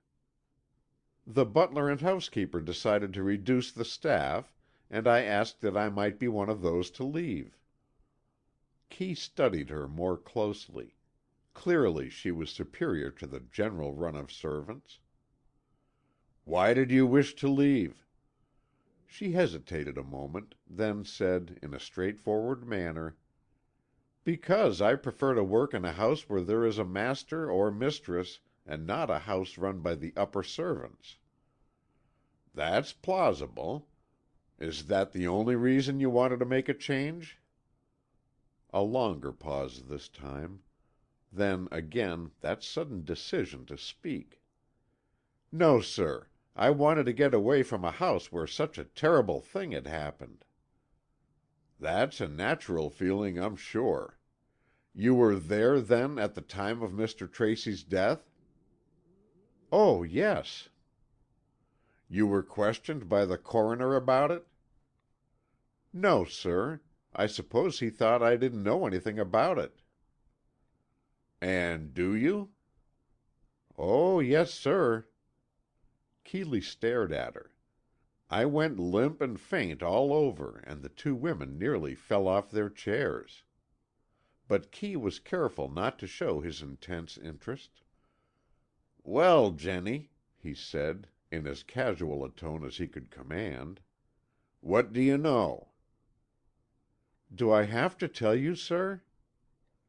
She looked at him serenely, not at all frightened, and with no diminution of her respectful attitude. "Yes, Jennie, I think you do." "I mean, legally, you know. Am I bound to answer your questions? Are you a policeman?" "Why, yes, in a way," Kee began, and then he said quickly, "No, Jennie, I'm not a policeman, but if you don't tell me, you'll have to tell the police. Now, wouldn't you rather tell me, nice and quietly, than to be interviewed by the police, who would scare you out of your wits?" "Oh, sir, they couldn't scare me," the girl returned, with a look of self-reliance that seemed to exhibit neither fear of God nor regard of man. I had never seen on that face of one so young such apparent certainty of an ability to hold her own. Clearly Jennie was a find, and would doubtless prove a strong card, for, of course, Kee could get her story out of her. But he soon found that he could not do it himself. Unless convinced that she was forced to it by the law, Jennie had no intention of divulging her information. Recognizing this, Kee gave it up and sent her about her business. "She probably knows nothing," was his comment. "If she did, Griscom or Hart would have caught on. I suppose she thought she saw something and her imagination exaggerated it." "But she doesn't seem to me imaginative, Kee," Lora declared. "Not like Posy, you know, out to kick up a sensation. This girl is queer, very queer, but to me she rings true." "We'll hear her story before we decide," Kee told her. "March will be over to-night, and he'll have the law on her. Don't let her go out this evening." Lora agreed, and then we went out to dinner. Serious conversation at table was strictly taboo, so we had only light chat and banter throughout the meal. But afterward, snugly settled in the lounge, Keeley said, "Well, of course we have to face facts. There's no use denying, Gray, that matters begin to look pretty thick for Alma. As you know, I have to push on. I can't stop because the girl my friend cares for is under suspicion. So it comes down to this. If you choose, you may go back to New York till it's all over, one way or another. You can't be of any help to me here, and I can't see how you can be of any use to Alma. This sounds a bit brutal, but I think you understand. If you don't, I'll try to explain."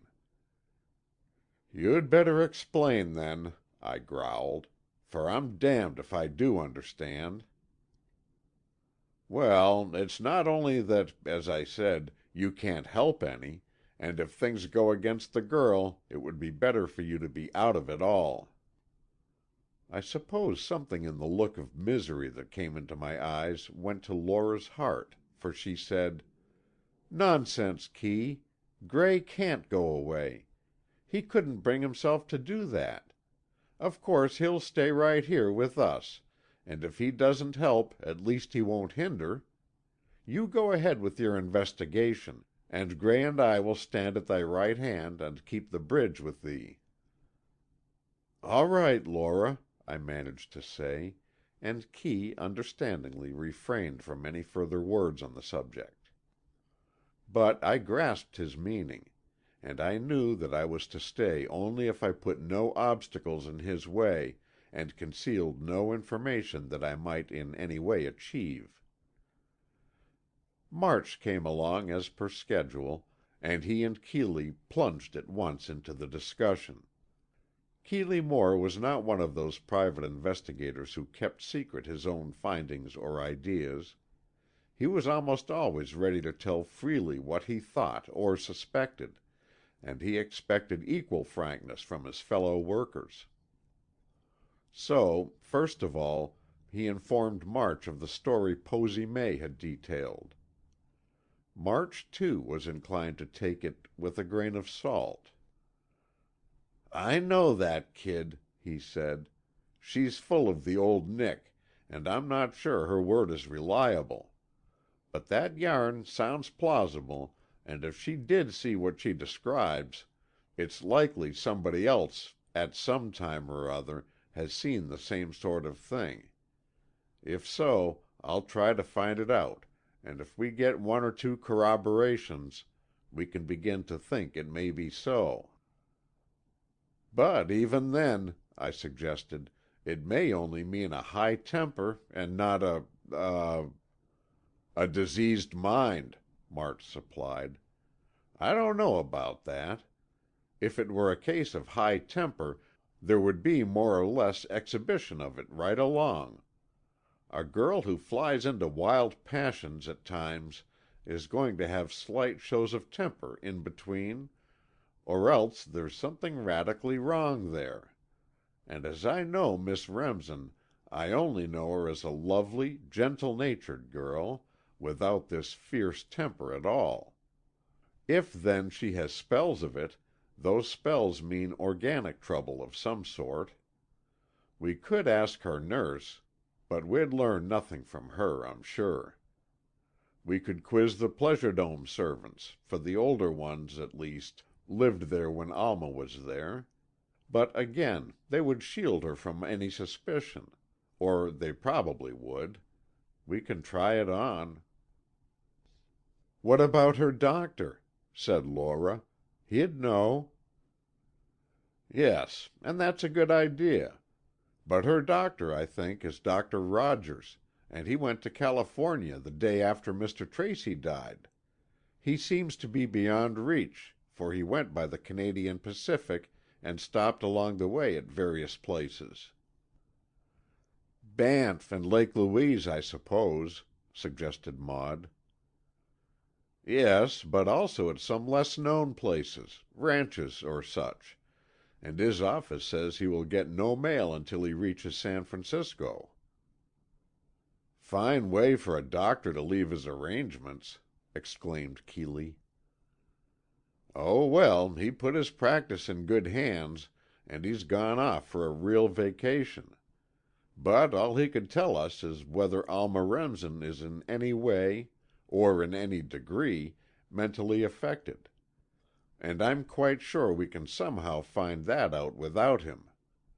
If I grill that old butler and that sphinx of a housekeeper over there, I'm sure I can gather from what they say or don't say about how matters stand." "If she is epileptic," Maud said, "would it explain a criminal act on her part?" "It might," March returned, "but I don't think she is that." "I don't either," Kee agreed, and I blessed them both silently for that ray of hope.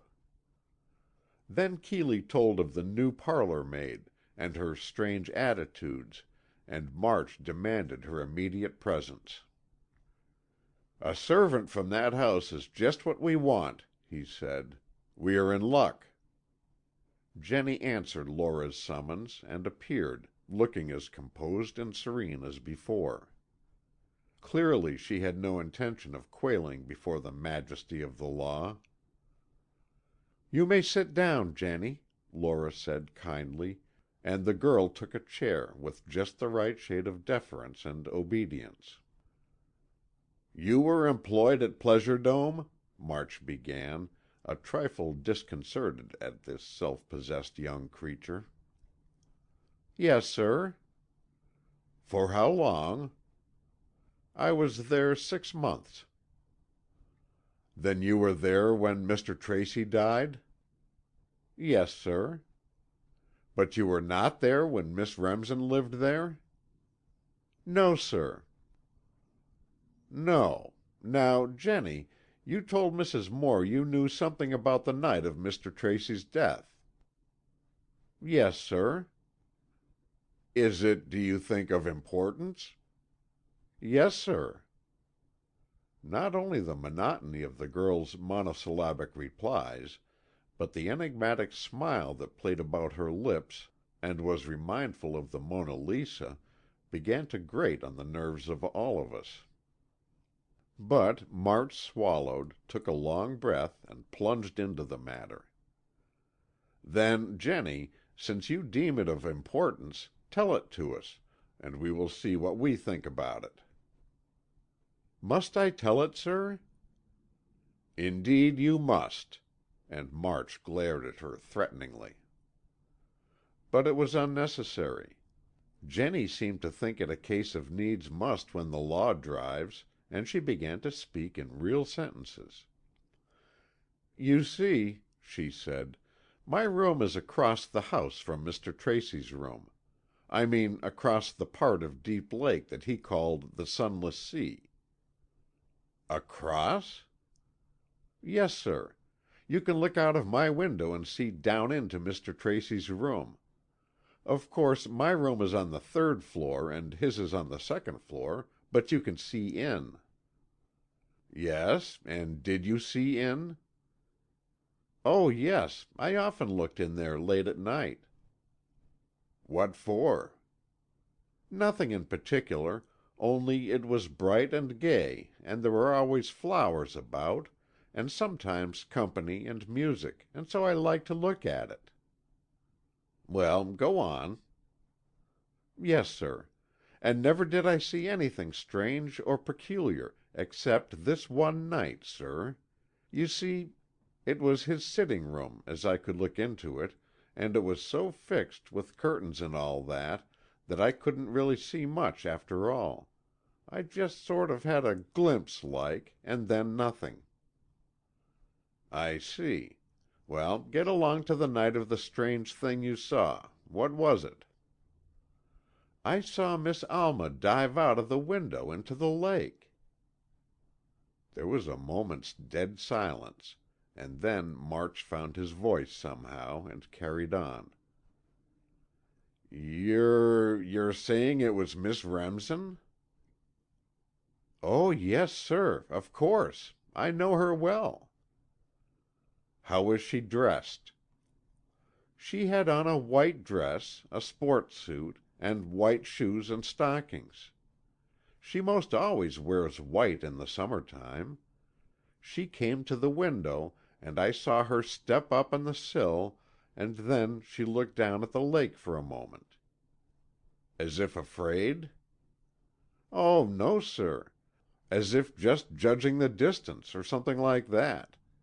Then she put her hands together over her head, and dived right off. She went down like a lovely bird into the water, and in a few seconds up again, and straight out to where her boat was, near by." "What sort of boat?" "The little canoe she always uses, sir. I know it well." "And then?"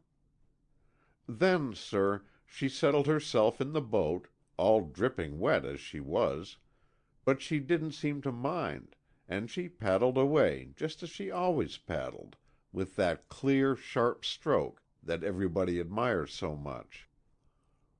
"Where did she go?" "Toward her own home on the island. Of course, when she turned the bend I couldn't see her." "What did you do then?" "I went to bed, sir." "Put out your light?" "I didn't have any light. It was moonlight, and I was just looking out at the lake when this thing happened." "Jennie, this is a very strange tale." "Yes, sir." "You say it is true, all of it?" "Every word, sir." The girl's eyes were of a dull gray, but they had a penetrating gaze that was a bit irritating. But both eyes and voice carried conviction. None of Jennie's listeners was the kind to be hoodwinked, and moreover, we all rather fancied ourselves as being able to discern between true and false witnessing. and as we found later, when we compared notes, each of us was thoroughly impressed with the indubitable truthfulness of this strange girl with her strange story. "And you've not told this before?" "No, sir." "Why not?" "I wasn't asked." "Who asked you now?" "Mrs. Moore, sir, and then Mr. Moore, and then yourself." "Yes, I see. Well, Jennie, can you keep this story secret for a time?" "If nobody asks me about it." "But look here, girl, you are in the command of the law, and I order you not to tell this.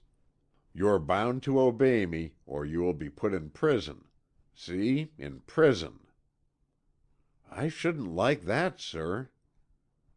But even this avowal brought no change of countenance or gleam of fear into the gray eyes. "You bet you wouldn't. But that's what you'll get if you tell." "Yes, sir." "Will you keep still about it?" "If nobody asks me, sir." March looked utterly disgusted, but Lora took the matter in hand. "Leave it to me, Mr. March," she said. "I think I can answer for Jennie's obedience to your order so long as she stays with me." "I like you," said Jennie, gazing at her. "Of course you do," said Lora, heartily, "and I like you. We're going to be great friends. Now, Mr. March, any more questions before I put our star witness to bed?" "A few only. Jennie, did you see Miss Remsen come to the house, or only go away?" "Only go away." "Do you suppose she came to the house in her boat?" "She must have done so. She always comes that way. But she could not have gone in by the window." "No. How did she get in, then?" "By the door, I suppose. Miss Remsen had a key." "Then why did she leave by the window?" "That's what I don't know." The gray eyes clouded. "That's what I can't make out." "It is a hard problem. What time was it when you saw her go away?" "I've no idea. We all go to bed at 10, if it isn't our night out. So I went to my room about 10, but I couldn't sleep." "Hadn't you been asleep at all when you saw the girl in the boat?" "Yes, I think so. I'm quite sure I had. But my watch wasn't going, and so I don't know what time it was." "Don't you have a timepiece to get up by?" "Mrs. Fenn raps on our doors, sir, then we get up." "I see. Well, you say it was moonlight. Do you know where the moon was in the sky?" "Oh, yes, it was just disappearing behind Mr. Tracy's wing." "Then we can track the time down by that," said March, with a nod of satisfaction. "Given the date and the position of the moon, that's easy." "Jennie," said Keeley, thoughtfully, "did Miss Remsen have anything in her hands when she dived from the window?" "Oh, I forgot to tell you that. You see, her canoe was just below, right down from the windows. She leaned out first, and dropped a bundle of something into the boat. Then she stepped on the sill, and I could see she did have something in one hand. A sort of stick, I think." "The Totem Pole," said March, decidedly. "That's all, Jennie. You may go now." Lora left the room with the girl, but soon returned. Not a word had been spoken by us in her absence. "Well," she said as she came back, and March responded, "Not well at all. About as bad as it can be." "You believe that balderdash, then?" I asked, angrily, and Keeley said, Yes, Gray, and so do you. I think, March, we must revert to the mentally deficient theory." "I think so, too," March said, shaking his head. "I wish Dr. Rogers was at home." End of chapter 15.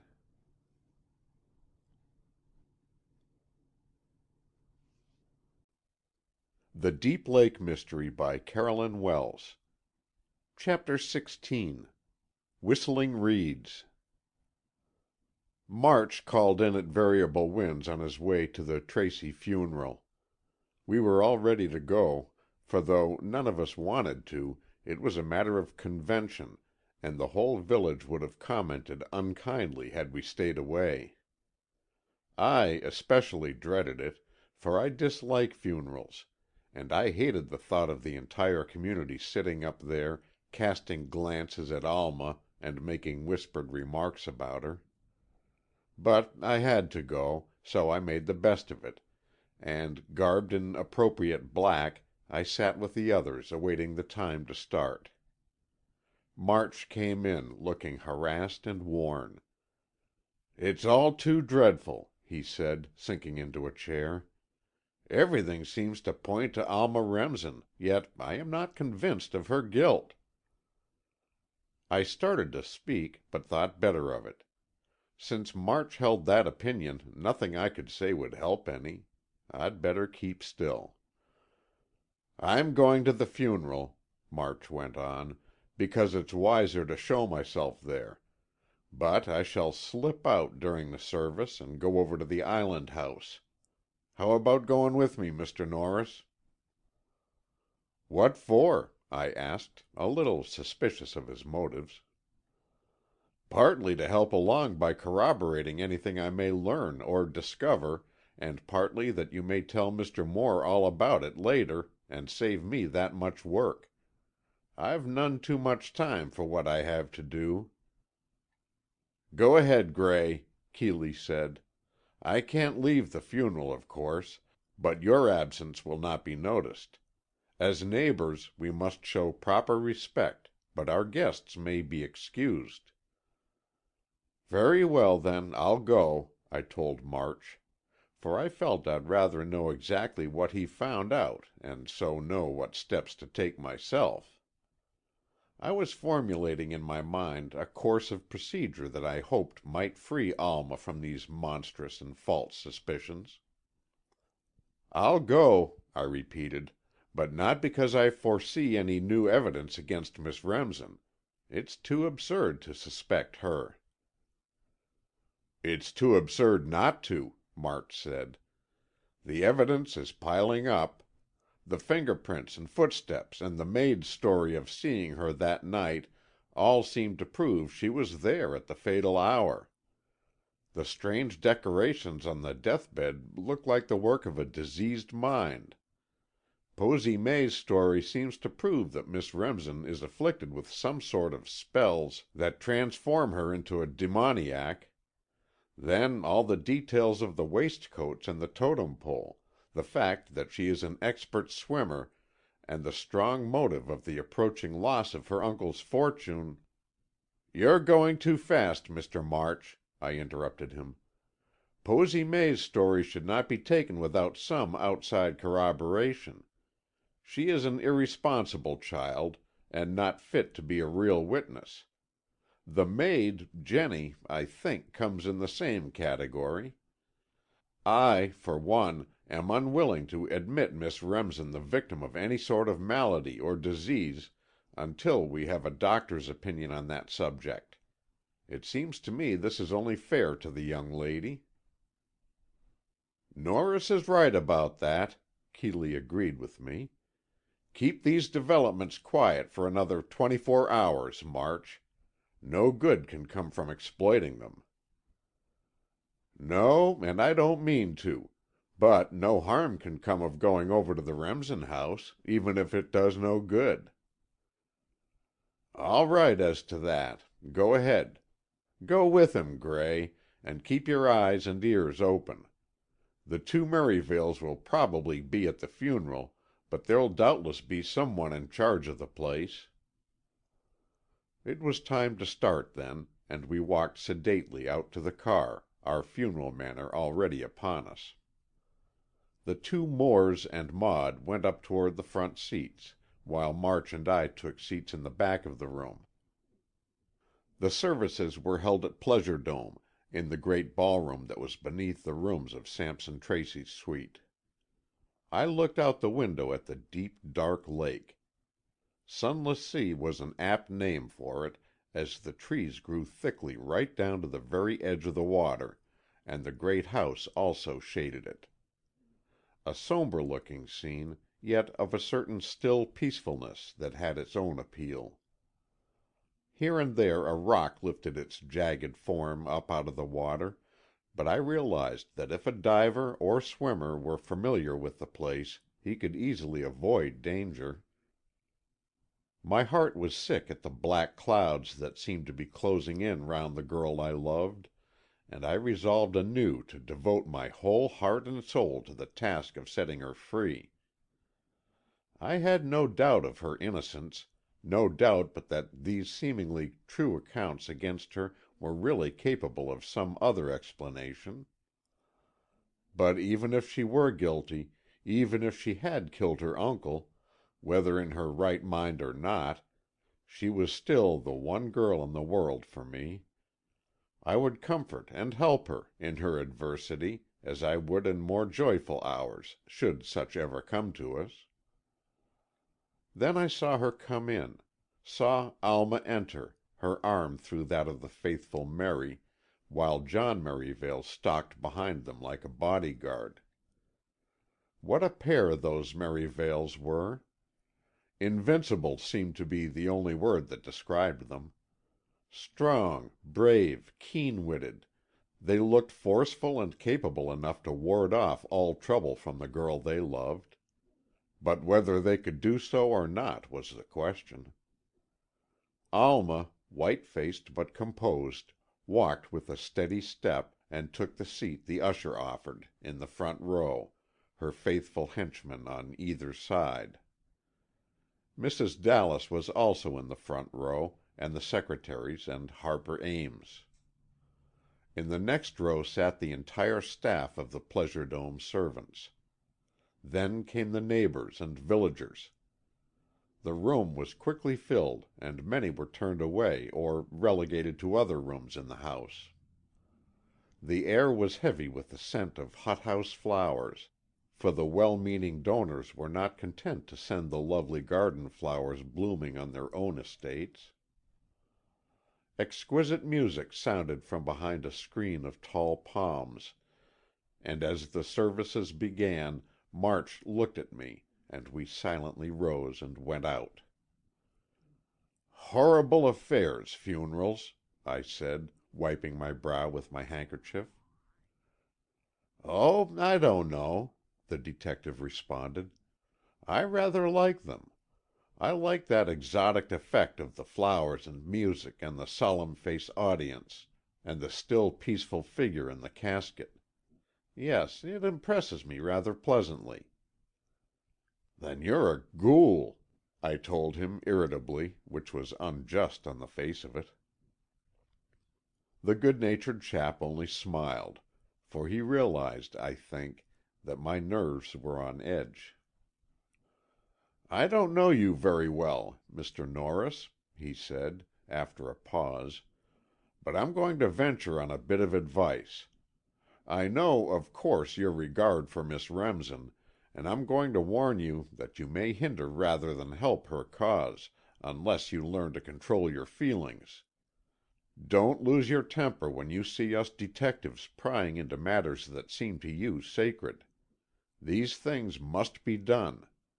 Your objections have no weight, and it is far wiser not to raise them. Maybe I am offending you, but my intentions are good, and you can take it or leave it." The man's honest countenance and kindly smile affected me more pleasantly than his words, and after a moment I said heartily, "I take it, Mr. March. I realize I am a blundering ass, and I'm grateful for a pull-up. But, to be frank, I never was in love before, and to find suddenly that I care for a woman with all my heart and soul, and then find her under a terrible suspicion—well, I dare say you'll admit it's a hard position." "I do. Indeed, I do. And you mustn't give up hope yet. I always keep an open mind just as long as possible. It may be some other claimant for the honor of being the criminal will turn up. I surely hope so. But in the meantime, we must just dig into things and do all we can to get more light." "You're going to search the house on the island?" "I certainly am. If I can get in, anyway. Maybe there's no one there." "Then you'd break in, I suppose." Maybe. I'd do anything to learn a few things I want to know." We had reached the Pleasure Dome boathouse now, and from an attendant there March commandeered a small boat, which he said he would row himself. "I like a bit of exercise," he told me, "and rowing is my preference." So we went on, past Variable Winds, on down to the island of Whistling Reeds. A quiet, rather grim-faced man helped us to make our landing, and we went up to the house. Before we reached it, March paused to give it a moment's study. We looked at its pleasant porches and its windows with light fluttering curtains. From one window, on the second floor, a face looked out at us, a girl's face, with dark bobbed hair. The head was quickly withdrawn, and we went up the steps, and March rang the bell. In a moment the door was opened by the girl whose face we had seen at the window. She now wore a bit of a frill cap with a black velvet bow. This she had obviously donned at the sound of the doorbell. "We have come," March said to her in his pleasant way, "to look over the house." "It isn't for sale," she said, not frightened at all, but seeming a little amused. "I know. I don't want to buy or rent it. Are you the parlor maid?" "I'm Miss Remsen's personal maid, lady's maid," she returned, bridling a bit, as if to be a parlor maid was beneath her rank. "Oh, I see. I thought Miss Remsen had her nurse." "Yes, Mrs. Merivale is my mother. We both look after Miss Alma." "I'm sure she's well taken care of. Now—" "Dora, sir," she said, divining his question with quick intuition. "Well, Dora, I suppose you are devoted to Miss Remsen?" "Oh, that I am, sir. I'd die for her." "Well, we don't want you to do that, but something far easier. We just want you to answer a few questions. Is anybody in the house beside yourself?" "Nobody, sir." "All gone to the funeral?" "Yes, sir. All but Michael, down at the dock, and me." "Very well. Now, do you remember the night Mr. Tracy died?" "Yes, sir." "Where was Miss Remsen that night?" "Here at home, sir." "What did she do through the evening?" "She read in a book, sir, then she played the piano a bit, and then she went to bed." This was reeled off glibly, a little too glibly, I thought. It sounded parrot-like, as if a lesson, learned by rote. Evidently March thought so too, for he said, looking at her closely, "How do you know this?" "How do I know?" She looked a little blank. "Oh, yes, I know, because I saw her now and again as I passed through the hall." "I see. Now, what book was she reading, do you know?" "No, sir, I don't know that." "But you saw her reading?" "Yes, sir." "Well, what kind of book was it? A big book?" No, no, sir, I think not. I think it was a smallish book." "With a paper cover?" "Yes, sir, with a paper cover." "Stop it, March!" I cried involuntarily. "You shan't put words into her mouth." "Keep still, Norris," he said sternly, "and remember what I told you." I supposed he meant that I could serve Alma best by learning everything possible about her, but I resented this sort of procedure. The girl was frightened too. She drew her breath quickly, as if fearing she had been indiscreet, but March restored her equanimity by his next words. "That's all right, Dora," he said. "It doesn't matter what book she had, or what music she played. Then she went to bed? She didn't go out anywhere?" "Oh, no, sir, it was near 10 then. Miss Remsen never goes out evenings, unless to a party, and then somebody fetches her, or Mother goes with her." "Well, you've told a straight story, and that's all we want to know. Now, I'm going to give the house the once-over." "What's that, sir?" "A glance about. You see, Dora, I'm connected with the police, and—" "The police, sir?" she cried, and sank into a chair. But suddenly she sprang to her feet again, and said in a low, tense tone, "Will you please go away, sir? Go away, and come when my father or mother shall be here." "No, Dora, we can't do that. You ought to know that the police cannot be told what to do. But rest assured, we mean no harm to your young mistress, and we are hoping to find some clues or evidence that will free her from suspicion." Dora looked thoroughly perplexed. She glanced from the window, as if of a mind to call Michael, but he was not in sight. "And I may as well tell you," March continued, his iron hand still in a velvet glove, "that you'd better let us have our way, without raising any objection. For you can't stop us, and you'd only create unpleasantness for yourself."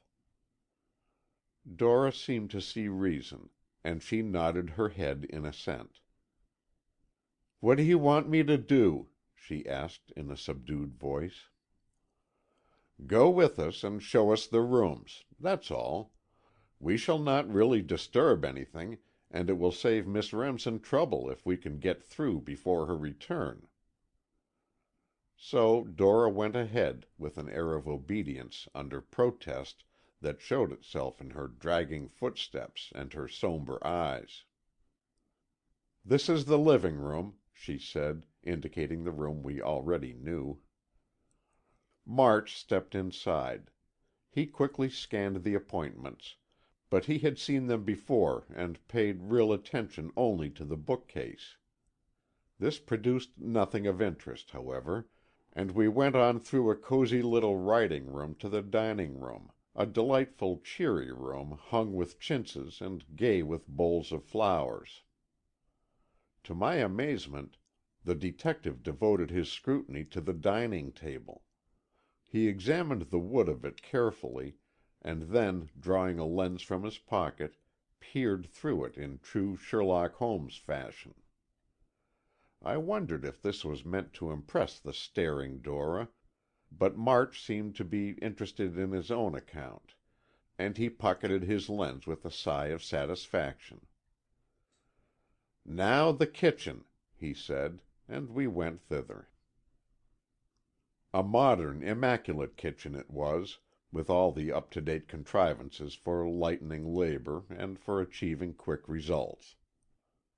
March took in most of it at a glance, pausing only to turn round a can of cocoa on a shelf in the glass-doored cupboard. "Yes," he said, smiling at Dora, "I think that's the best brand, too." Then we went upstairs. It seemed sacrilege to me to go into Alma's bedroom, but March strode forward as a general to an attack. He made no noise or disturbance. He opened no cupboards or bureau drawers. He looked closely at the bedside table, which showed only a reading lamp, a book or two, a small flask of cologne water, and an engagement pad and pencil. "Miss Alma has her breakfast in bed?" he said interrogatively, and I wondered if he had seen a spot on the lace table cover, or how he knew. "Yes, sir, both Sundays and weekdays, sir." Dora was blushing furiously now, though I could see no reason for it at mere mention of breakfast in bed. March seemed not to see it, and we went on to the next room. This was a large and delightful room, the counterpart of Alma's bedroom. "The guest room," Dora said, and stood aside to let us enter. "And a pretty one. Are there guests often?" "Oh, yes, sir. Miss Alma frequently has young ladies to stay the night with her." "I see. A charming room." He set down his stick, while he leaned out of the window for a glimpse of the lake.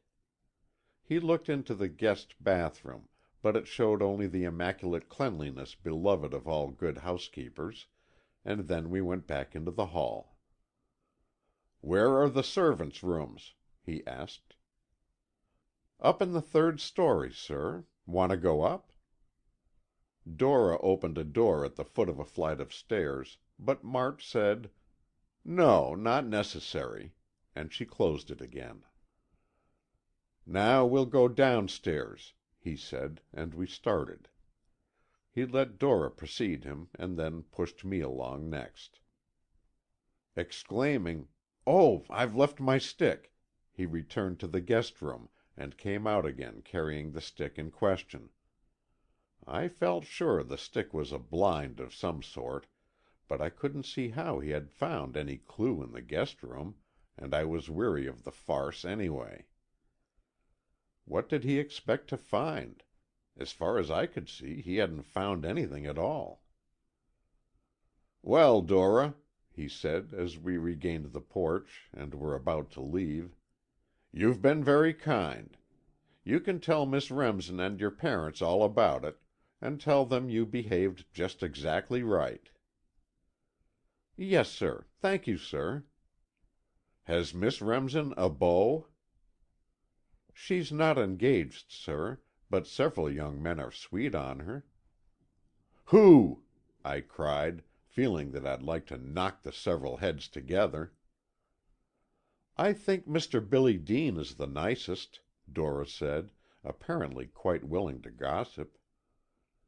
"Miss Remsen is never ill, is she?" March broke in. "Oh, no, sir, never." "Never has to take anything to induce sleep?" "Oh, no, never." But this time there was a hesitation, and I pictured Alma as unable to sleep and resorting to a mild sedative. "All right, Dora, good-bye, and many thanks." We went down to the boathouse, and the man there was still glum and unsmiling. Nor did our substantial douceur give him any apparent pleasure. He pocketed it without a word, and pushed off our boat with a jerk that had the effect of his being glad to be rid of us. March was unperturbed by all of this, and of course it mattered little to me. I was consumed with curiosity to know if March had learned anything indicative. "I found a few trifles," he vouchsafed to tell me, "but I can't describe them at the moment." "Being a detective, you have to be mysterious," I growled. "Yes, just that," he agreed cheerfully, and we proceeded in silence. "They're just leaving the burying ground," he said, at last.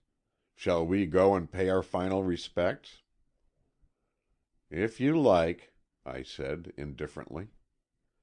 So we landed at Pleasure Dome, and then betook ourselves to the tiny graveyard, which was down beyond the orchard. It was a lovely spot, shaded by long branches of weeping willows, and brightened by beds of carefully tended flowers. Lilies abounded, and there were patches of the lovely California poppies and screens covered with sweet peas. I became interested in the graves, and March pointed out those of Alma's parents and her little sister. "The child was 8 years old when she died," I commented. "I thought it was an infant." "No, a girl. Alma remembers her, of course. But it was all before my day.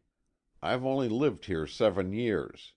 Flowers enough on Tracy's grave, in all conscience." The mound of the new grave was heaped with flowers, indeed an impressive sight. The growing flowers and the cut blossoms vied with each other in beauty, and harmonized into one glorious whole of gorgeous bloom. All had left but 2 or 3 workmen, and they withdrew to a respectful distance while March and I stood there. "Tell me, March, did you find anything? I can't bear this suspense." "Please believe I don't want to keep you on tenterhooks," he said, with real regret in his tone. "But what I did discover is so contradictory, so impossible of solution, at present, that I can't divulge it until I find some meaning to it. What did you make of the girl Dora?" "Nothing. She seemed to me just an ordinary servant." "Don't you believe it. She's far from being an ordinary servant. That girl knows all there is to know." "What do you mean?" "Just what I say, and we've got to get that knowledge." "Of course, then, if she knows anything, it's to do with Alma. She wouldn't know anything about any other suspect." "Look here, Norris, you'll have to remember that I'm out to find the murderer of Sampson Tracy. I'm not considering whether the evidence I collect is going to implicate this one or that one, or whether it isn't. I want only the truth." "Well, I don't," I told him. "I want to clear Alma Remsen, and I'd perjure myself straight into perdition if it would do her any good." "Well, it wouldn't. Your word, after that speech, isn't worth the effort it takes to speak it, as you must see for yourself. Why don't you try to realize that that sort of talk won't get you anywhere, nor help the girl either? Why don't you try to understand that to find the real murderer is the only thing to free Miss Remsen, and the only way to do that is to investigate?" All of a sudden I saw myself for a silly fool. "You're right, March," I said, earnestly, "and I'm going to try." "That's more like it," he applauded.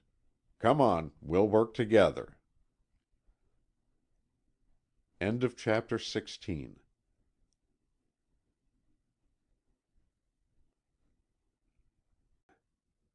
The Deep Lake Mystery by Carolyn Wells. Chapter 17. Ames Takes a Hand. "I've just read a detective story where a sweet young girl was the criminal, after all," Maud said, contributing an argument to our conversation. It was Sunday, the day after the Tracy funeral. As we sat on the porch after the midday dinner, Ames came along and joined our group. "Well, Mr. Moore," he said, "unless you consider yourself engaged by me on the Tracy case, and you certainly have never given me to understand that, I am ready to call the deal off." "Why?" Keeley said, offering him a cigar. "Principally because the evidence seems so strong against Alma Remsen, and I've no wish to see that girl convicted." "Why not?" "First, because she isn't guilty, and second, because if she were guilty, I don't want to be in any way instrumental in bringing it home to her." "You'd compound a felony." "Oh, rubbish! But yes, of course I'd compound a felony rather than raise a finger to help establish her guilt." What makes you think she is guilty?" "I didn't say I thought she was guilty. I said the evidence seems to point that way. But evidence doesn't always point to the truth by any means." "Very true. Have you any other suspect?" "I'm not looking for suspects. I want to get away from the whole business." "Yet only a few days ago you wanted me to investigate this matter at your direction and at your expense." "I know it, but I've changed my mind. I want to go away, to go back home. If I'm needed for any purpose, you can always find me. I'm not going to disappear." "I don't think you'll be wanted by the authorities, Mr. Ames, if that's what you mean. I have crossed you off my list of suspects, and I think Detective March has done the same. However, you will speak to them, of course, before you leave town." "Oh, certainly. And, Mr. Moore, I've been doing a bit of looking about on my own. I don't know that it will be of help or even interest to you, but I've satisfied myself that nobody at Pleasure Dome was the murderer of Sampson Tracy." "You mean no member of the household?" "Yes, none of the staff of servants, neither of the secretaries, nor myself. That completes the tale of the occupants of the house that night." "And how have you come to your conclusions?" "By questioning, both straightforward and also more adroit. I have talked to the servants, and I have examined their rooms and possessions, and I have no hesitancy in pronouncing them all innocent." "Perhaps they know something about it, though." "Not the ones who are there now. A few, I believe, have been dismissed. They may know something. I cannot get at them, of course. But those who are there, and they are the principal ones, are innocent, and are eager to find the criminal." "They do not then suspect Alma Remsen? Surely they would not be anxious to discover her guilty." "No, they will hear no word against her. Griscom, especially, flies into a rage at a hint of her implication in the matter." "And the two secretaries?" "Are as innocent as I am. I can scarcely expect you to take my word about myself, but I want a witness for Everett and Dean." "They had no reason to kill Tracy, for I don't agree that their expected legacies were sufficient motive. I had a motive, I suppose, as I sorely needed the money he left me, but I didn't kill him to get it." Ames didn't smile. He made his statement in a calm, honest way that carried absolute conviction. And there was no evidence against Ames. Had he wanted to kill Tracy, he surely would not have gone to the trouble to fix up all those foolish decorations, nor would he have been apt to think of making that telltale scratch across his own door. "I think nobody suspects you, Mr. Ames," Keeley said, and Ames returned, "No, nobody does. They're all on the trail of Alma Remsen. By all, I mean, of course, the police. There's nobody else sleuthing, that I know of, except yourself." "There is plenty of evidence that seems to point to Miss Remsen," Kee said, slowly. "The question is, does it really indicate her? Did you ever hear, Mr. Ames, that she was in any way affected, either physically or mentally, by a disorder that would make her irresponsible in her behavior?" Ames moved uncomfortably in his chair. "I'd rather not answer that question," he said, "but I suppose my disinclination to reply would be construed as affirmative. So, while I decline to discuss it, I will admit that I have heard rumors to that effect." "Then if it can be proved that she is mentally affected, surely no punishment can come to her, even in case of conviction." "Perhaps not. But if she is mentally afflicted, it seems all the more horrible to add to her sufferings the horrors of a trial." My heart warmed toward Harper Ames. At least he had the instincts of a human being, and not those of a cold-blooded sleuth. "You feel as I do that the bizarre effects of that deathbed implies, or at least suggests, the work of a disordered mind?" "Either that or an exceedingly clever mind trying to give the effect of a more or less demented person." "Have you, in your talks with the servants or secretaries, learned any rational explanation for those strange conditions?" "None at all." "One more question, please, Mr. Ames," Kee said, gravely, "and then I have done. Have you, since the death of Sampson Tracy, learned of any incident aside from these strange conditions we have mentioned that seems to you to implicate Miss Remsen?" An obstinate look came over Ames's face, and he shook his head, but it was plain to see that he was concealing something. "You can't expect us to believe that half-hearted negation," Kee said, with a nod of understanding. "I know you don't want to accuse that poor girl of anything more, but try to realize that what you think against her interests may be for them." "That's a new way to put it," and Ames looked a little bewildered. "But it might be true. You know in the story books the nephew is always overheard having a violent altercation with his uncle, but he is always proved innocent." "Who overheard Miss Remsen quarreling with her uncle?" "I did. I may as well tell you, for I dare say it is my duty. And it may, as you say, redound to her favor, although I can't see how. Well, I was passing through the hall on the Tuesday afternoon, the afternoon she said she was there, you know, and the two were in the library.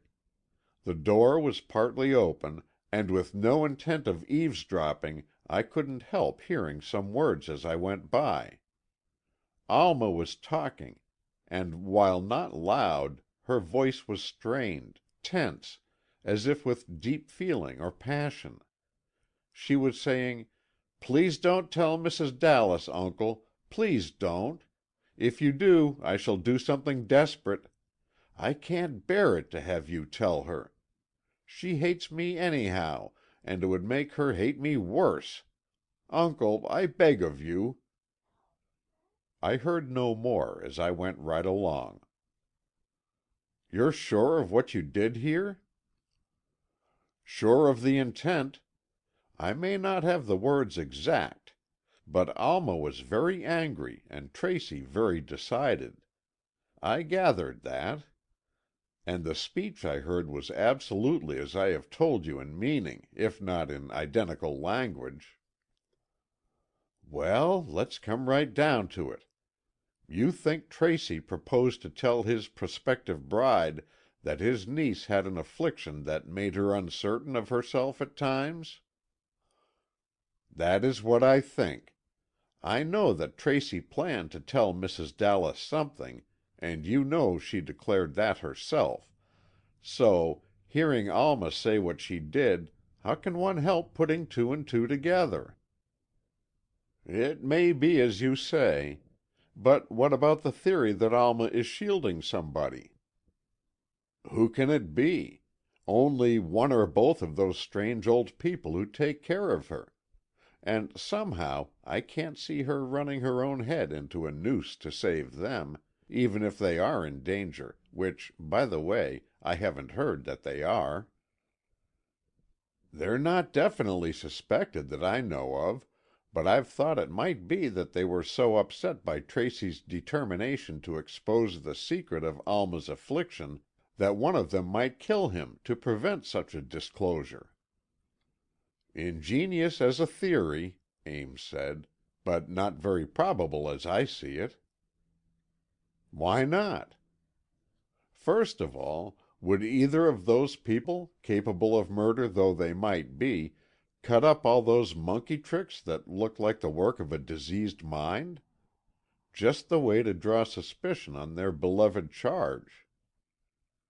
"That's a facer," Kee agreed, "unless they didn't think of that, and only arranged the flowers and things with a view toward general bewilderment."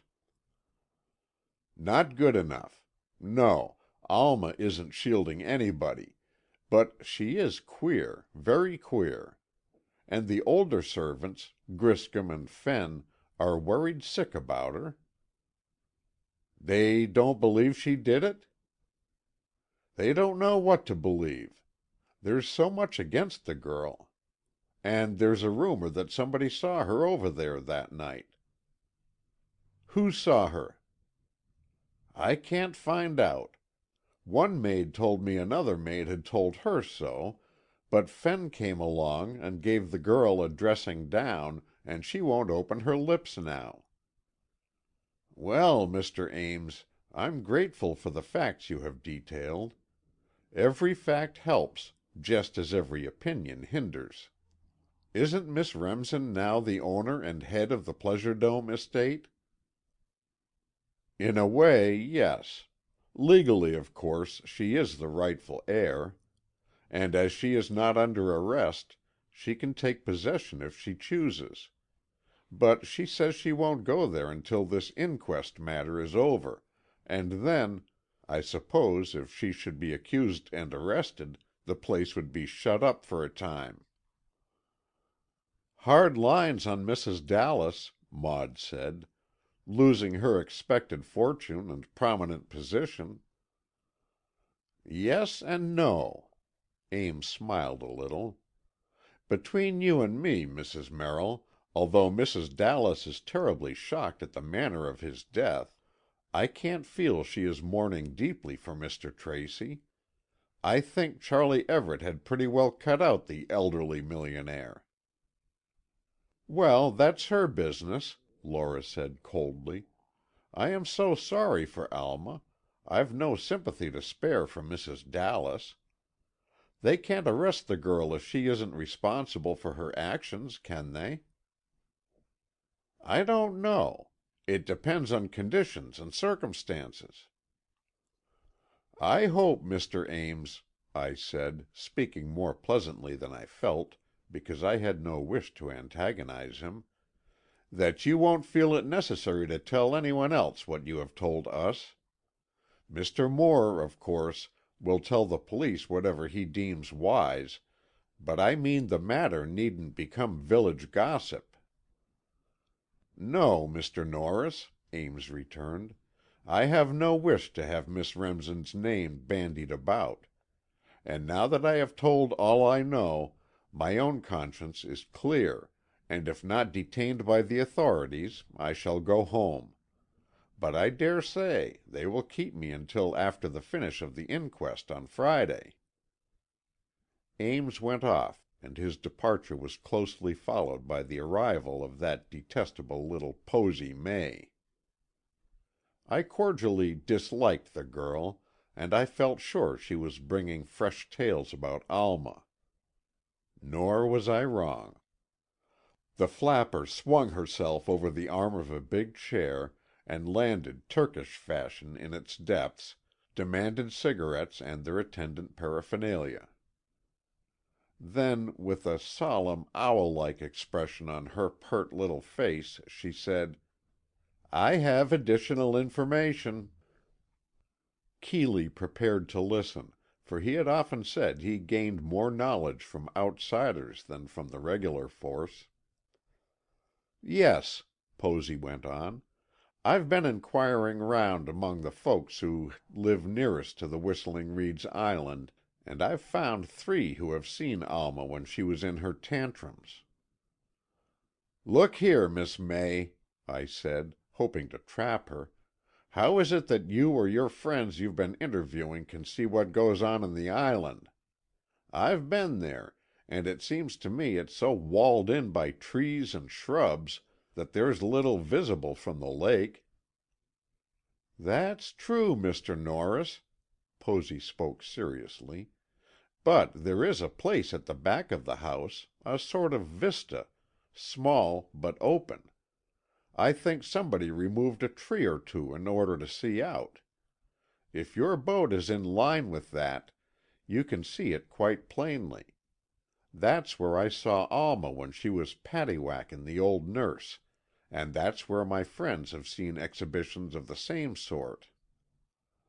Posy had a quaint way with her when she was serious, and somehow she gave the impression of sincerity in what she said.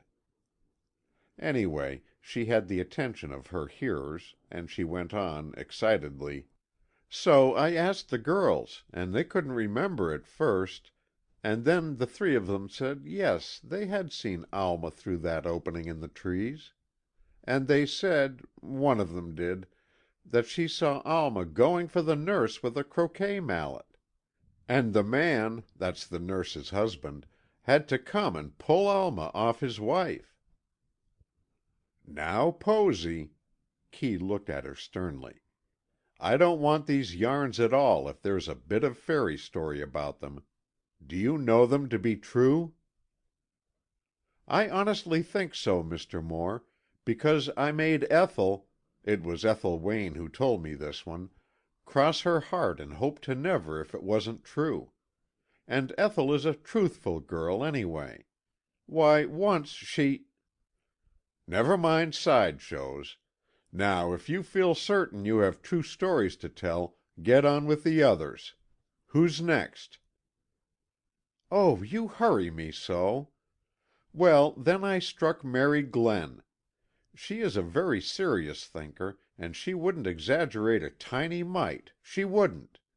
And she said she saw something she never had told anybody, not even her mother.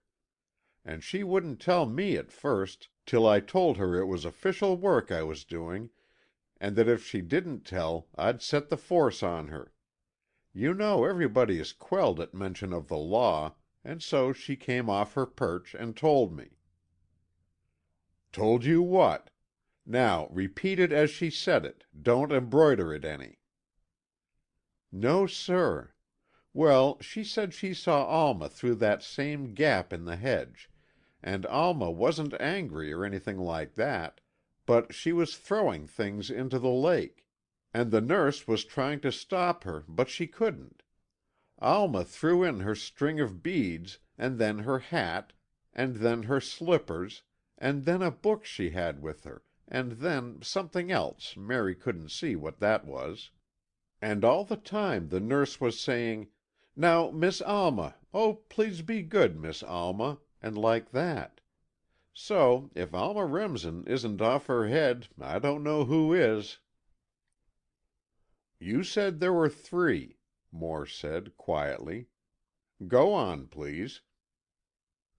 "The last is the strangest of all," Posy said, with a tense calm quite like Keeley's own. "Daisy Dodd told me, and she's a most reliable person. I'd trust Daisy to tell the truth about anything.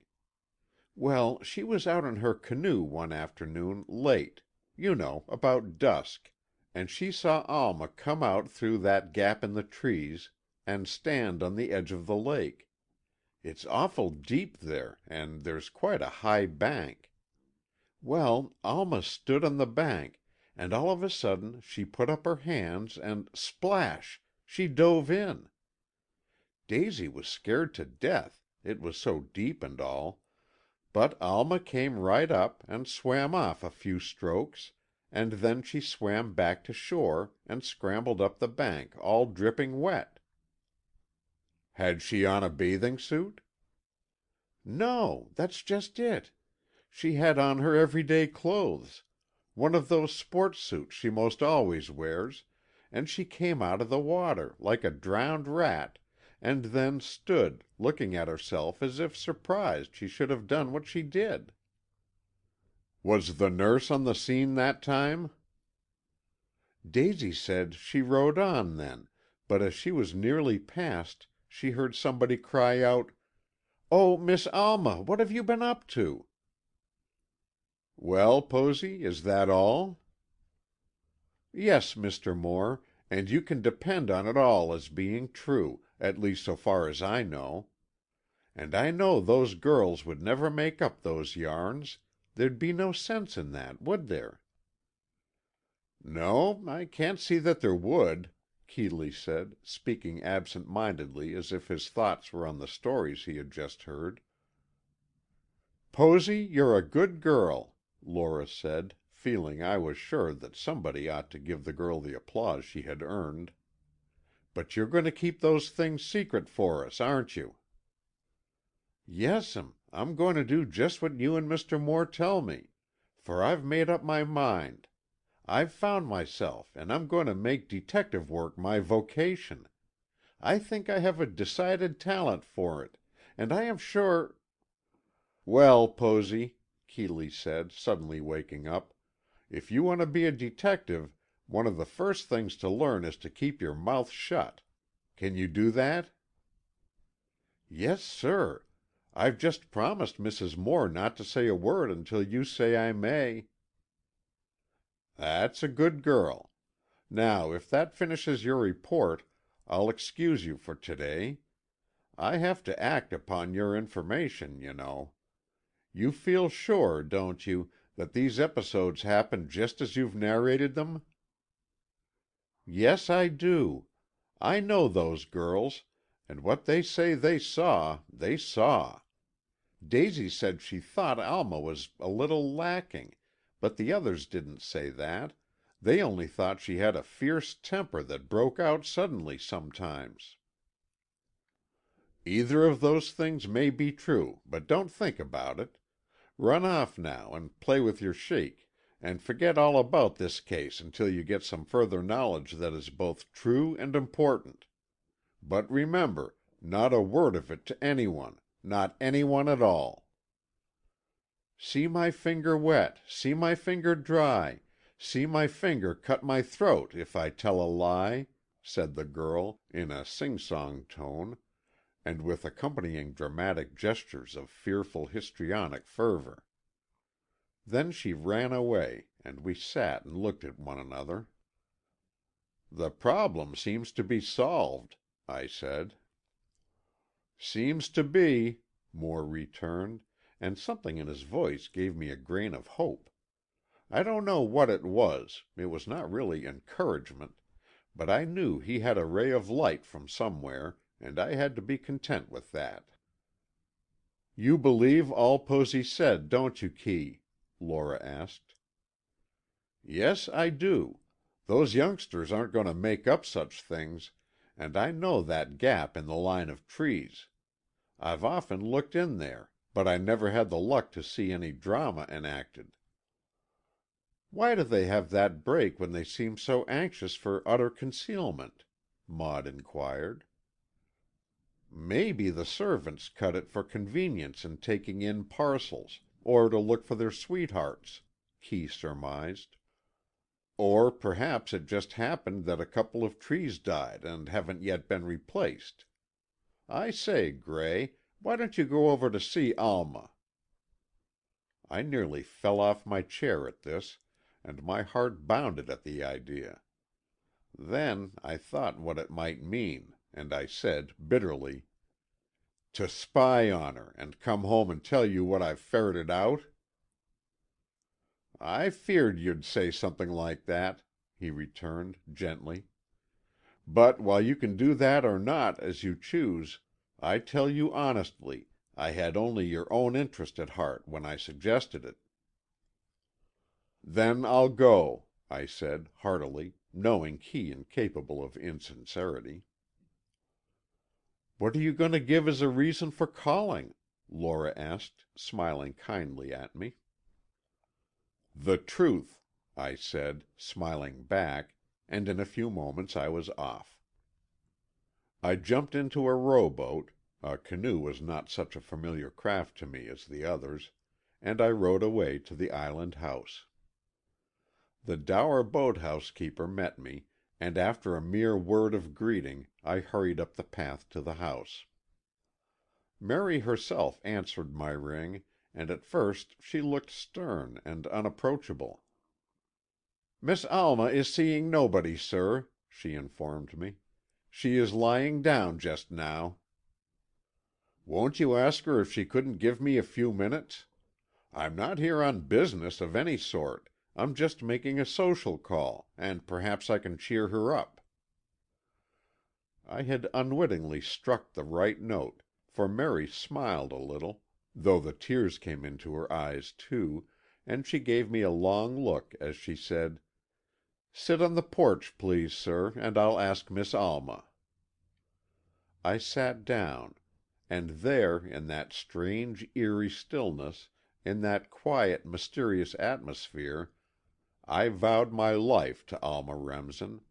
I consecrated my heart and soul to my darling, and I determined to save her from this cloud that seemed to hang over her. To be sure, my ideas of this salvation, and indeed of the cloud itself, were a trifle vague, but both mind and soul were full of her and her dearness, and at a light step behind me I turned to see her coming down toward me across the veranda.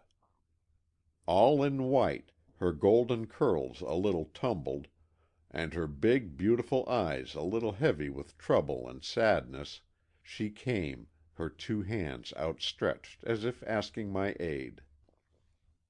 I rose slowly as she slowly advanced, and it seemed to me that as she traversed those few feet across the porch, and as I awaited her, we asked and answered all the necessary questions, and when at last I held her two dear hands in mine, I drew her nearer into my arms and clasped her to me. She made no resistance, she did not hold back or repulse me, but lay against my breast like a tired child finding haven at last. I held her so, soothing her a bit, and caressing her golden head, but saying no word lest I startle her. In a moment she lifted her head, her eyes gazed into mine, and all the woe and sorrow came back into them. "No, dear," I said. "No, don't look like that. Look happy." "Happy," she said, with an awful intonation. "Yes," I said, "like this," and I kissed her. Chapter 17.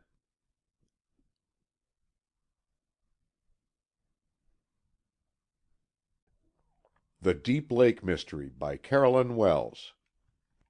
Chapter 18. All Right at Last. It was just after I had given Alma that first kiss, and had realized that she was not offended by my daring, that Mary came to the house door, crying out, "Come, Miss Alma, come quickly!" And with an agonized look, Alma begged me to go at once, and she herself ran into the house. Then John Merivale came out, and controlling his agitation with an effort, he said, "If you please, sir, Miss Remsen asks that you go home now. She cannot see you again, and she will send you some word later on." "Tell me what's the trouble, Merivale," I urged. "I am a friend of Miss Alma, more than a friend indeed." I looked at him squarely, as man to man, and he gazed back at me, his face drawn with strong emotion of some sort. "If you want to help her, sir, you'll just go quietly away. You can do nothing here." So there was nothing to do but to go, and I started off down the garden path.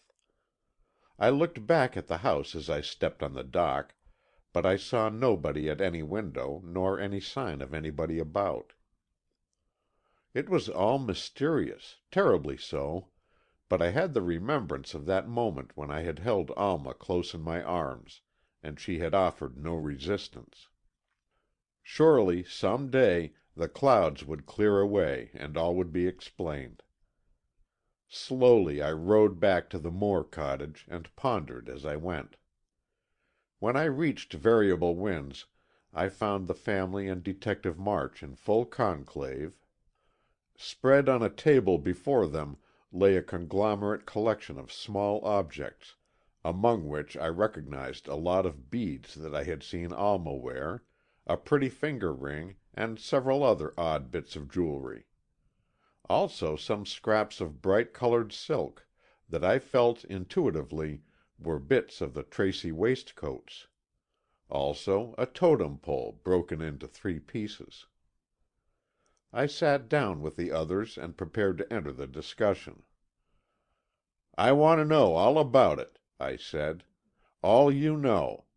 Don't keep anything back with the idea of sparing my feelings.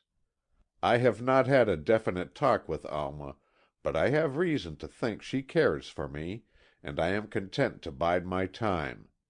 But I propose to do all I can to save her from what I feel sure is a mistaken suspicion of her guilt in the Tracy matter."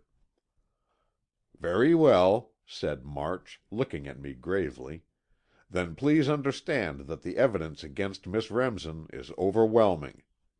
You know most of it, you have heard nearly all the details of the case as they have come to light. Now try to realize that the accumulation of all these facts is a mountain of proof that will be hard to move." "I have heard it stated," I said calmly, "that circumstantial evidence, though seemingly convincing, must never be taken as absolute proof." Keeley stared at me as if amazed, but I stood my ground. "You'll have to get a human witness before you can declare a certainty." "True enough, Mr. Norris," March agreed. "And we have plenty of human evidence. Mr. Ames's story of the quarrel between Miss Remsen and her uncle you have heard. All that time Miss Remsen declared she would do something desperate if Sampson Tracy persisted in his determination to tell Mrs. Dallas something that Alma wanted kept secret. What could that be, save the fact of her own defective health or impaired mentality? She said Mrs. Dallas already hated her, and, knowing that, would hate her more. What other construction can possibly be put on those words? Then, we have Jennie's story of Miss Remsen's behavior the night of Mr. Tracy's death. That girl would never invent a story so wildly improbable as the tale of Miss Remsen jumping from the window into the lake. "You'll have to admit all March says is true, Gray," Keeley said to me, his fine face drawn with deepest concern. "And also the stories Posy May has told us. They bear the stamp of truth, and they are all human evidence, not merely circumstantial. Now I will tell you the conclusion that I have been obliged to arrive at, and that is that Alma Remsen is indeed afflicted, not with epilepsy, but with a far more serious malady. I mean dementia praecox. This is a terrible statement to make, but I am sure it is the only diagnosis that fits the case.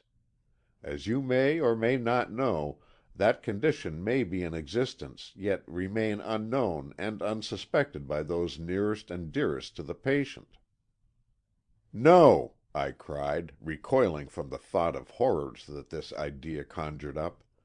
"That lovely girl—" "You know nothing about the disease, Gray," Keeley said, patiently. "I didn't know much about it myself until I read it up, which I have just done. It has many forms and phases, but there are some symptoms inseparable from the conditions. For instance, and this is the thing that impressed me from the very first.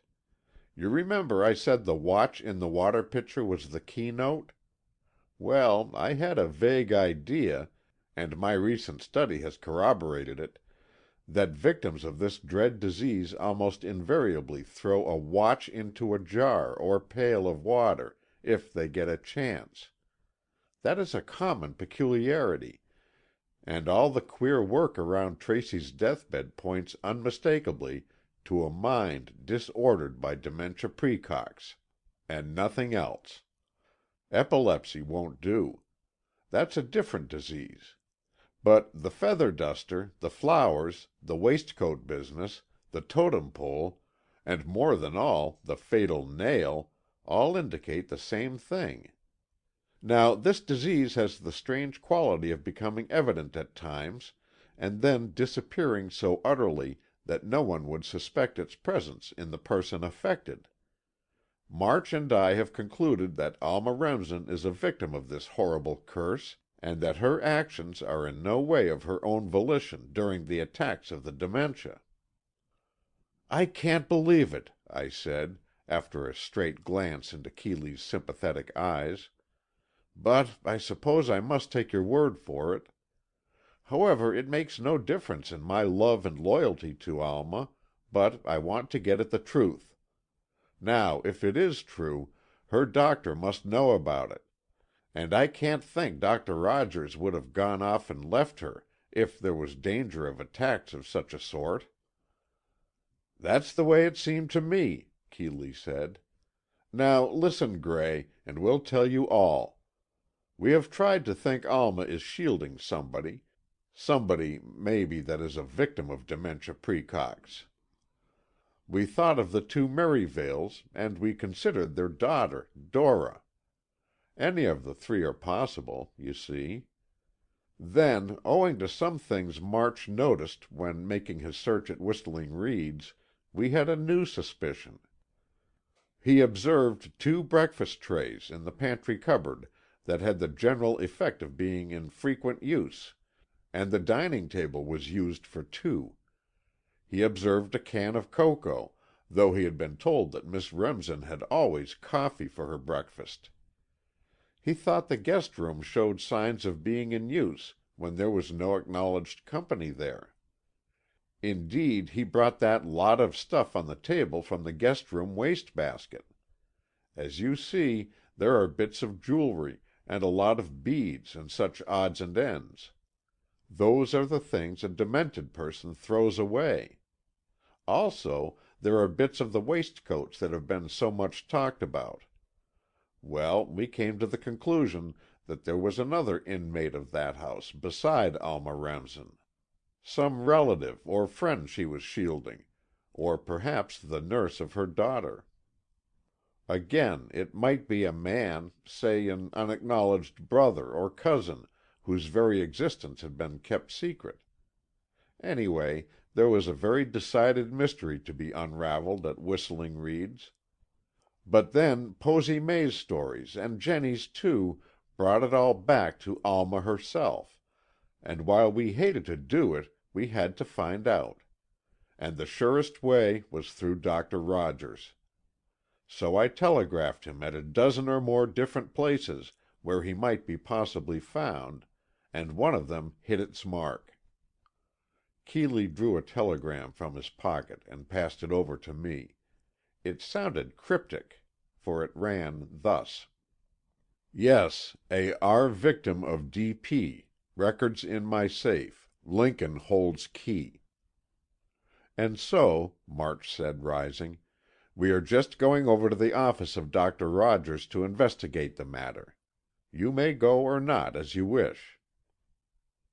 "Don't go, Gray," Lora said, gently. "It is not necessary, and will only cause you suffering.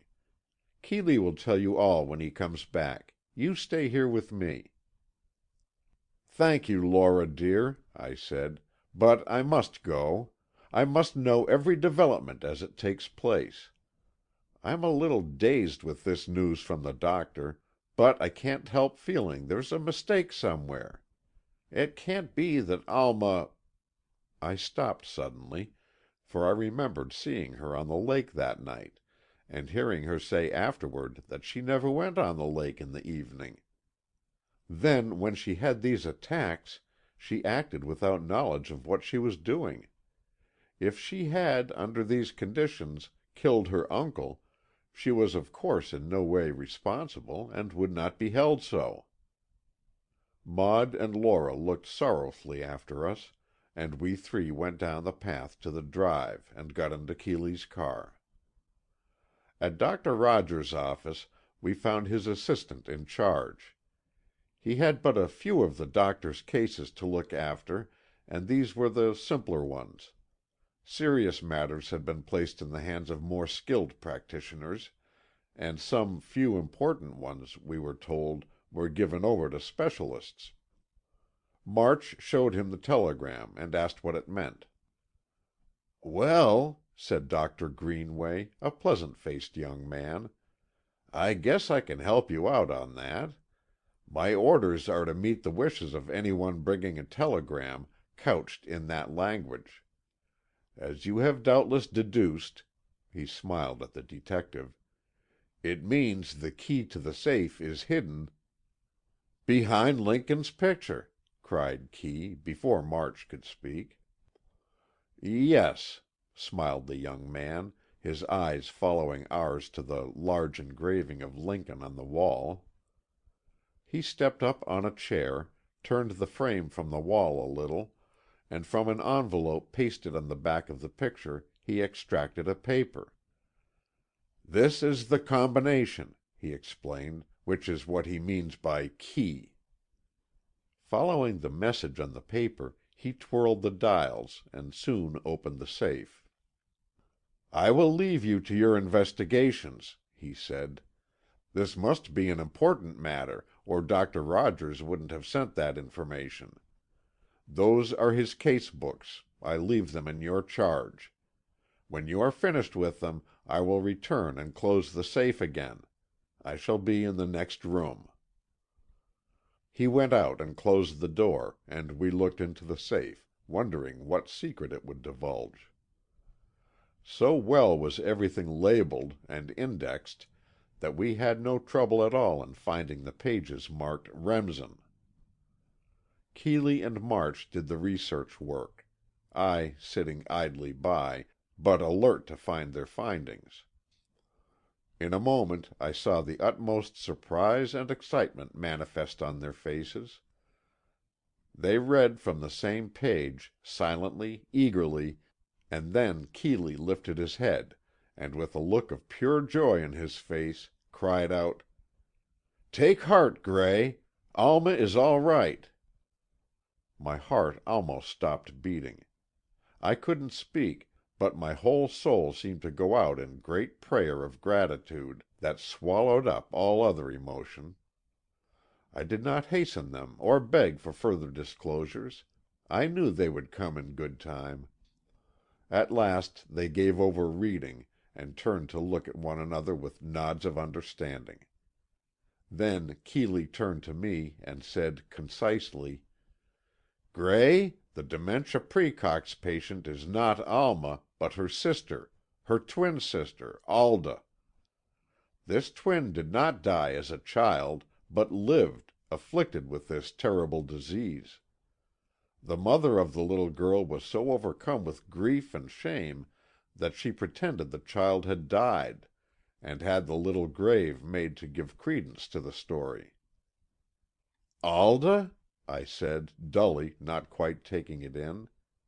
"That isn't a name—" "It is the name of Alma's twin, anyway," March said, grasping me by the shoulder none too gently.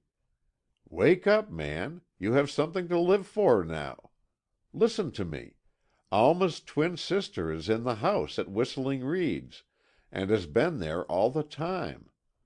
While their mother was alive, she kept the girls at Pleasure Dome, Alma openly and Alda secretly.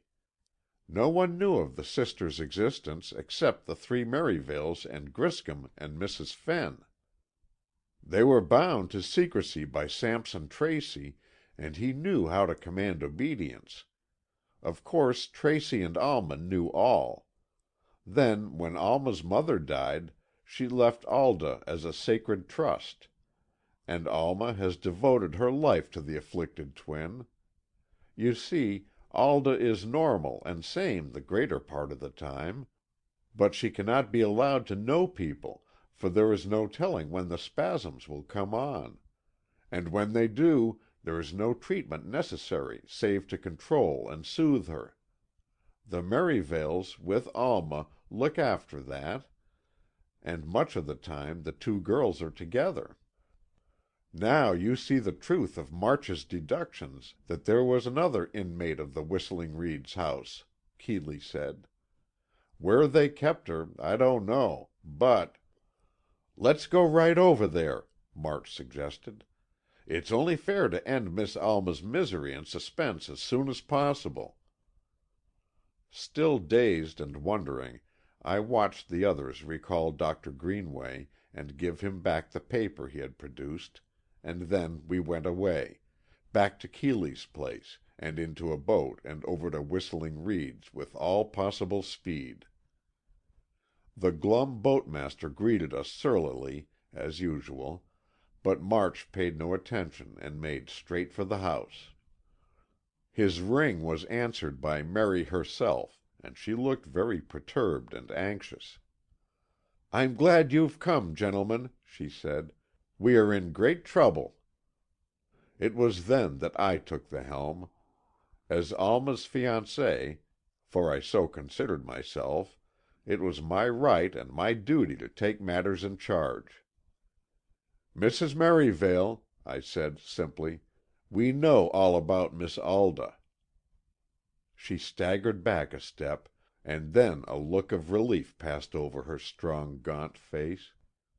"Yes, sir," she said, apparently accustomed to accept the word of her superiors. "Then you can advise us, sir. Miss Alda is took very bad." "Do you want a doctor?" asked March hurriedly. "No, sir, a doctor can do nothing at all." "What can we do?" Keeley asked, eagerly. "I don't know yet. Perhaps if you'd just wait down here till I see how she is now—" "Mary!" called a man's voice from upstairs, and she hurried away.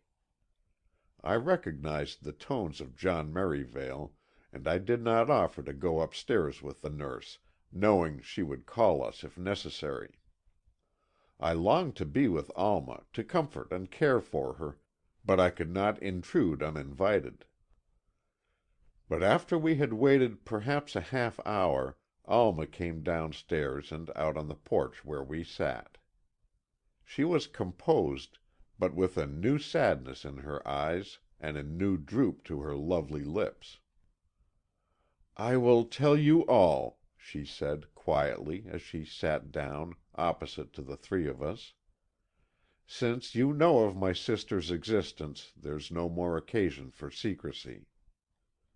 "Take it easy, Miss Remsen," said March, with well-meant kindness, and Keeley rose, and then went and sat beside her. I had an instant's flash of jealousy, then realized it was better so.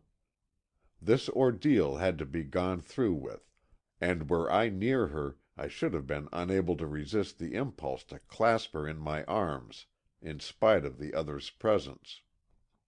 Kee seemed to give her courage by his sympathy, and she began her story. "I am so alone," she prefaced it, "that I must tell it all in my own way. It is a strange story, but here are the facts.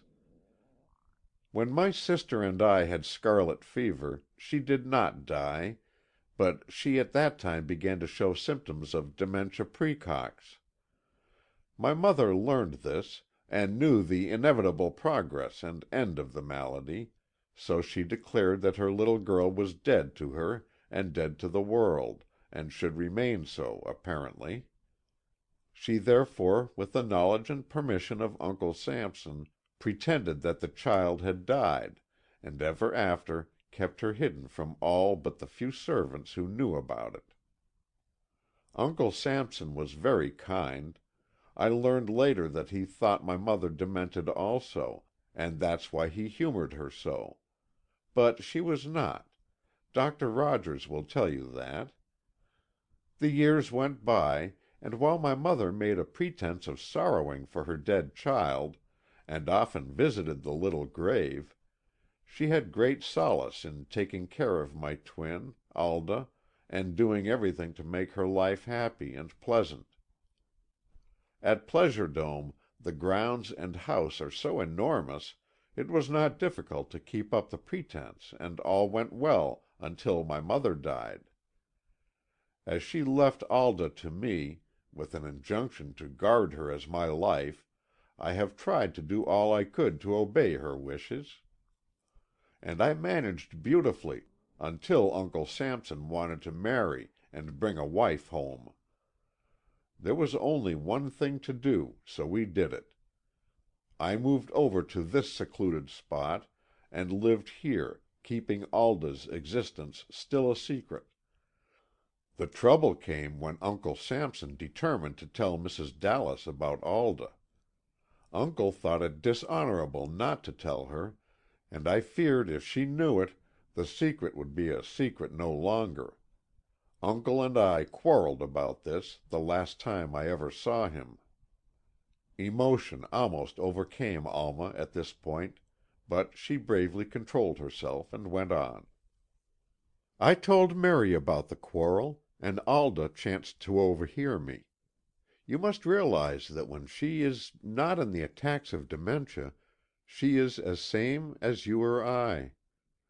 But she had got it into her head that Uncle Sampson had offended or injured me, and she resolved, I've learned from her since, that she would avenge that insult. Never before had she been inclined to homicidal mania, never did we think of her as becoming menacing or dangerous. Dr. Rogers would not have left her except that he thought she would go right along as she has been for years. A fit of fierce anger now and then, or a mad tempest of rage and foolish actions, always followed by a period of exhaustion and many days of languor.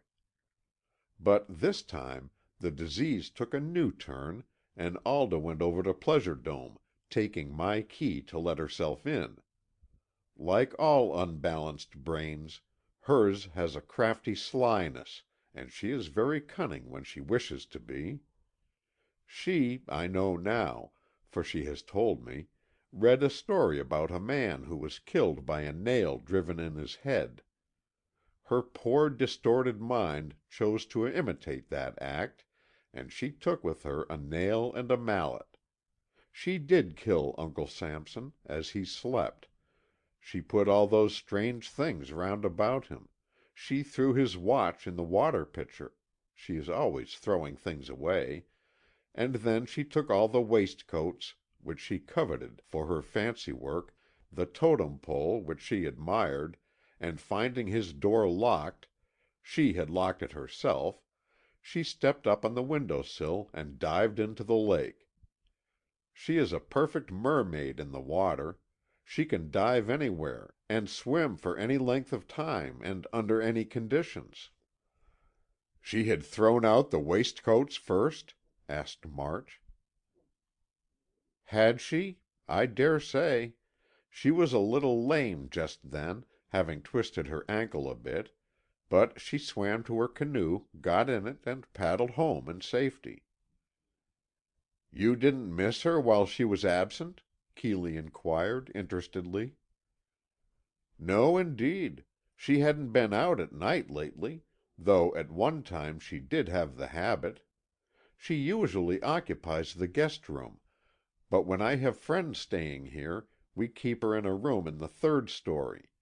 It is a pleasant room, but soundproof and securely barred. She was there during the funeral."